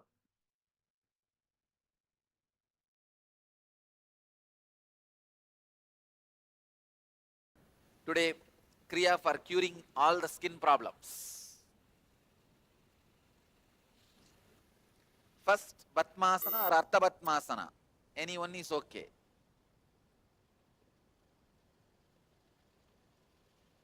In Batmasana, Gata Kumbhaka,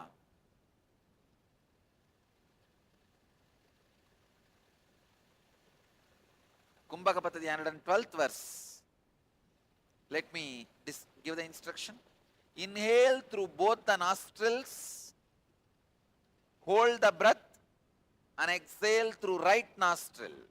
Inhale through both, hold, and exhale through right. Do it 21 times.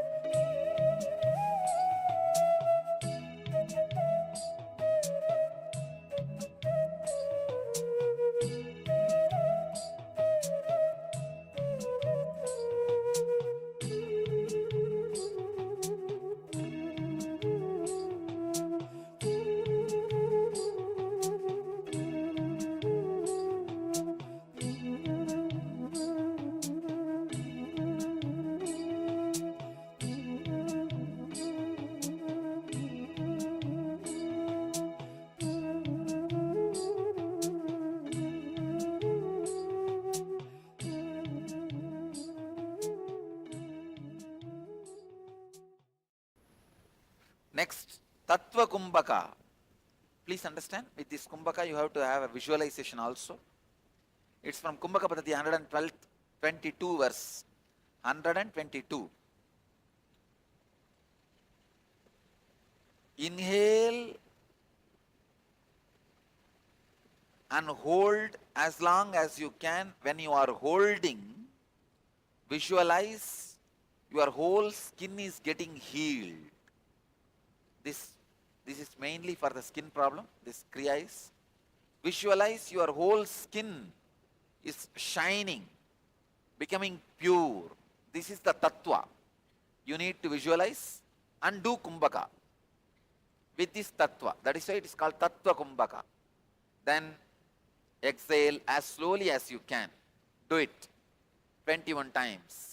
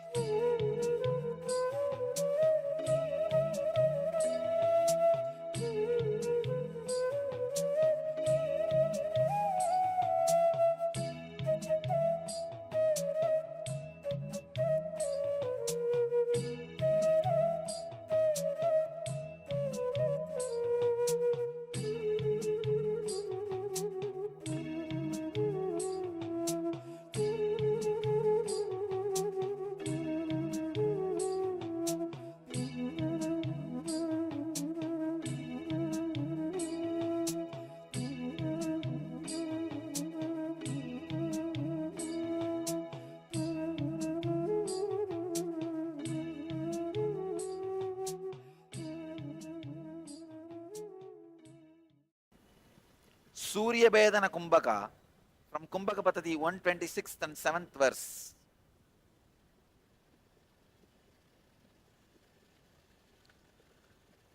Instruction: inhale through the right nostril, hold as long as you can, exhale through the left nostril. This will create tremendous heat in your body and heal all the skin problems. Inhale through the right nostril completely, as much as you can, hold as long as you can, exhale through the left nostril as slowly as possible. Do it 21 times.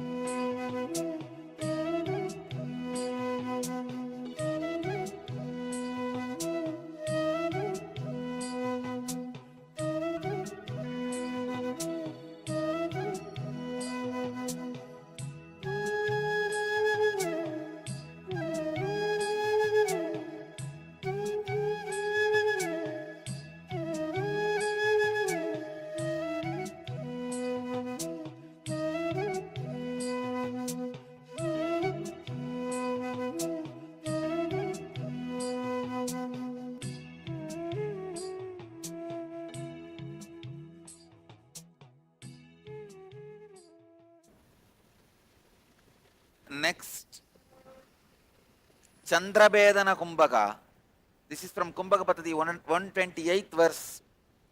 Inhale through the left nostril, hold as long as you can judiciously, exhale through right nostril. Do this 21 times. Chandrabedana. This will create tremendous shining to your skin.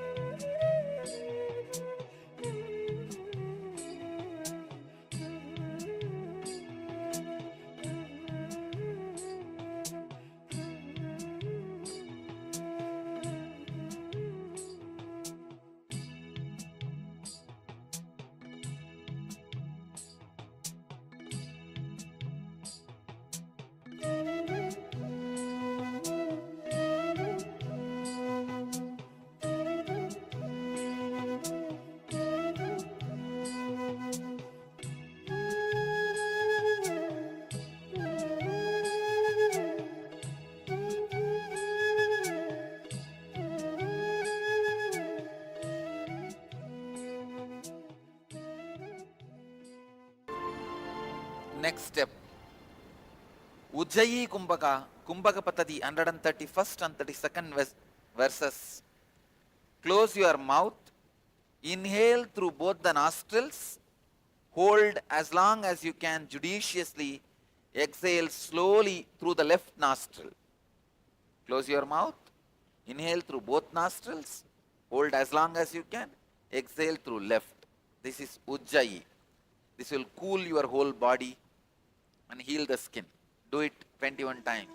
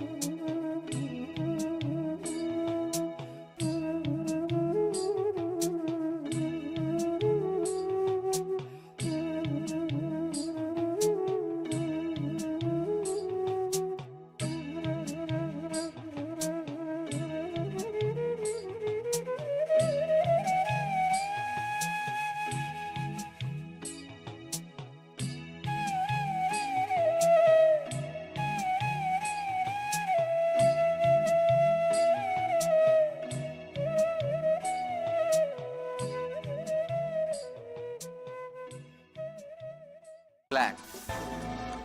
Now, just sit for a few seconds with restful awareness, unclutched mood. Let the Kundalini in you all be intensely awakened and fill you all.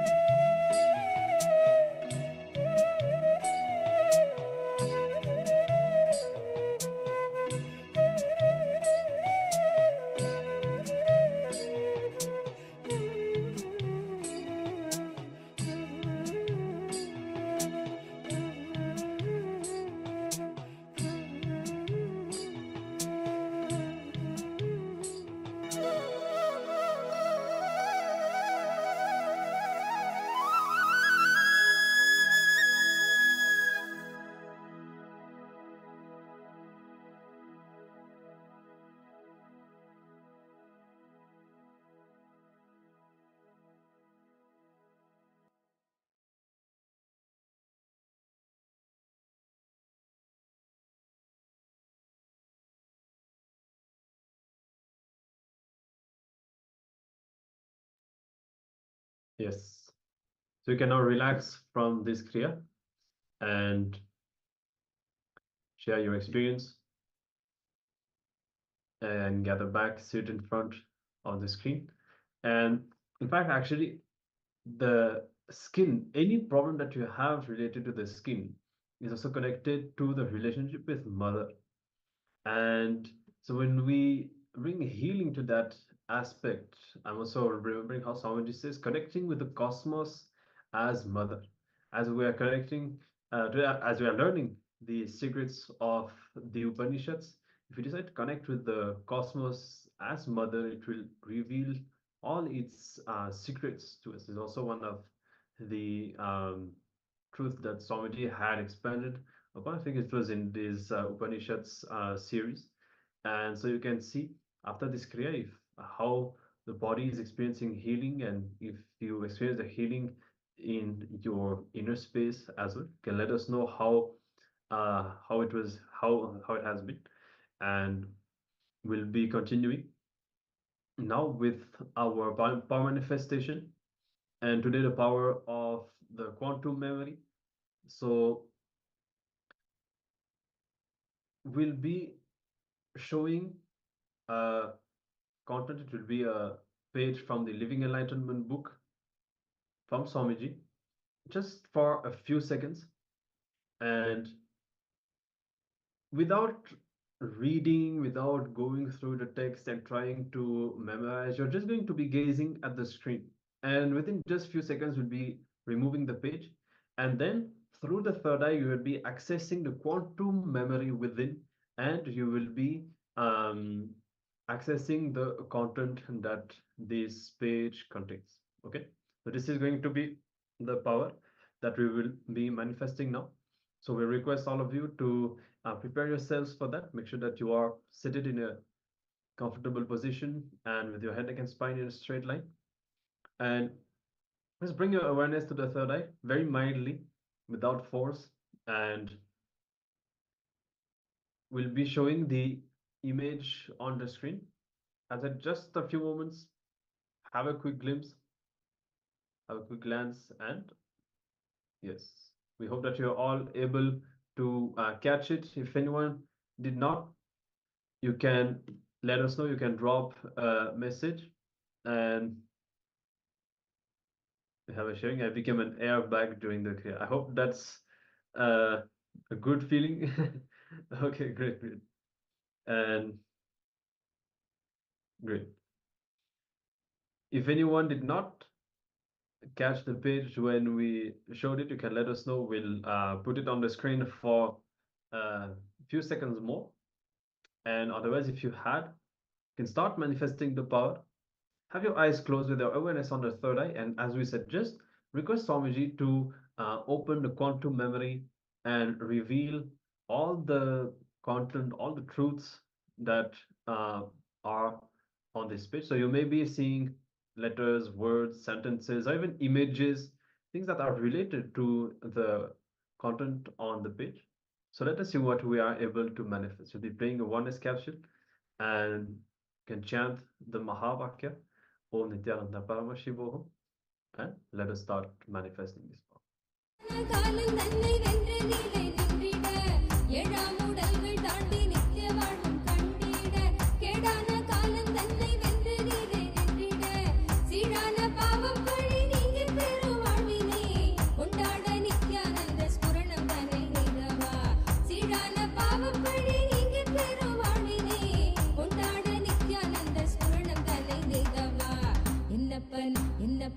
என்னப்பனல்லவா என் தாயும் அல்லவா தன்னை உணர்த்திடும் தியானம் அளித்தவா என்னப்பனல்லவா என் தாயும் அல்லவா தன்னை உணர்த்திடும் தியானம் அளித்தவா ஏழாம் உடல்கள் தாண்டி நித்திய வாழ்வும் கண்டிட கேடான காலம் தன்னை வென்று நிலை நின்றிட ஏழாம் உடல்கள் தாண்டி நித்திய வாழ்வும் கண்டிட கேடான காலம் தன்னை வென்று நிலை நின்றிட சீரான பாவம் பழி நீங்கி பெரும் வாழ்வினை கொண்டாட நித்யானந்த ஸ்புரணம் தன்னை நெய்தவா சீரான பாவம் பழி நீங்கி பெரும் வாழ்வினை கொண்டாட நித்யானந்த ஸ்புரணம் தன்னை நெய்தவா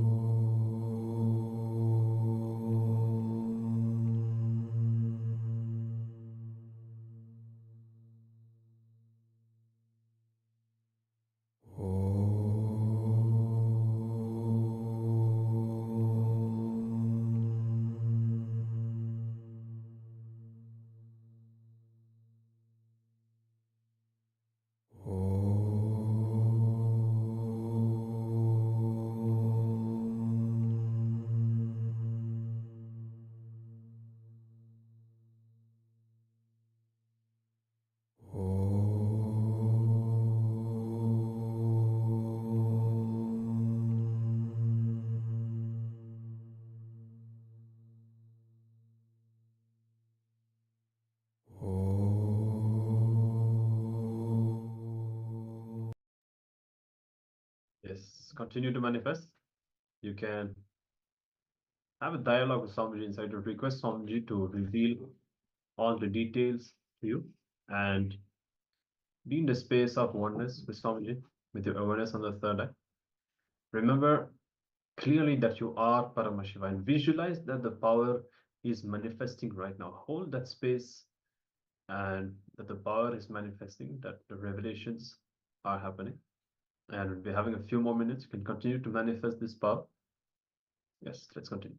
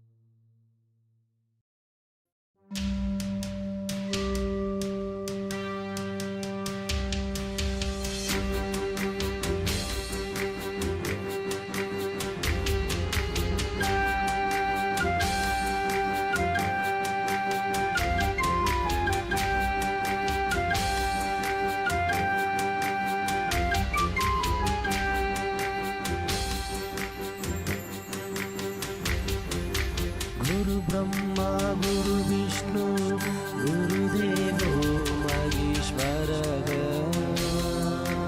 गुरु साक्षात् परब्रह्म तस्मै श्री गुरवे नमः गुरवे नमः गुरवे नमः गुरवे नमः गुरु ब्रह्मा गुरु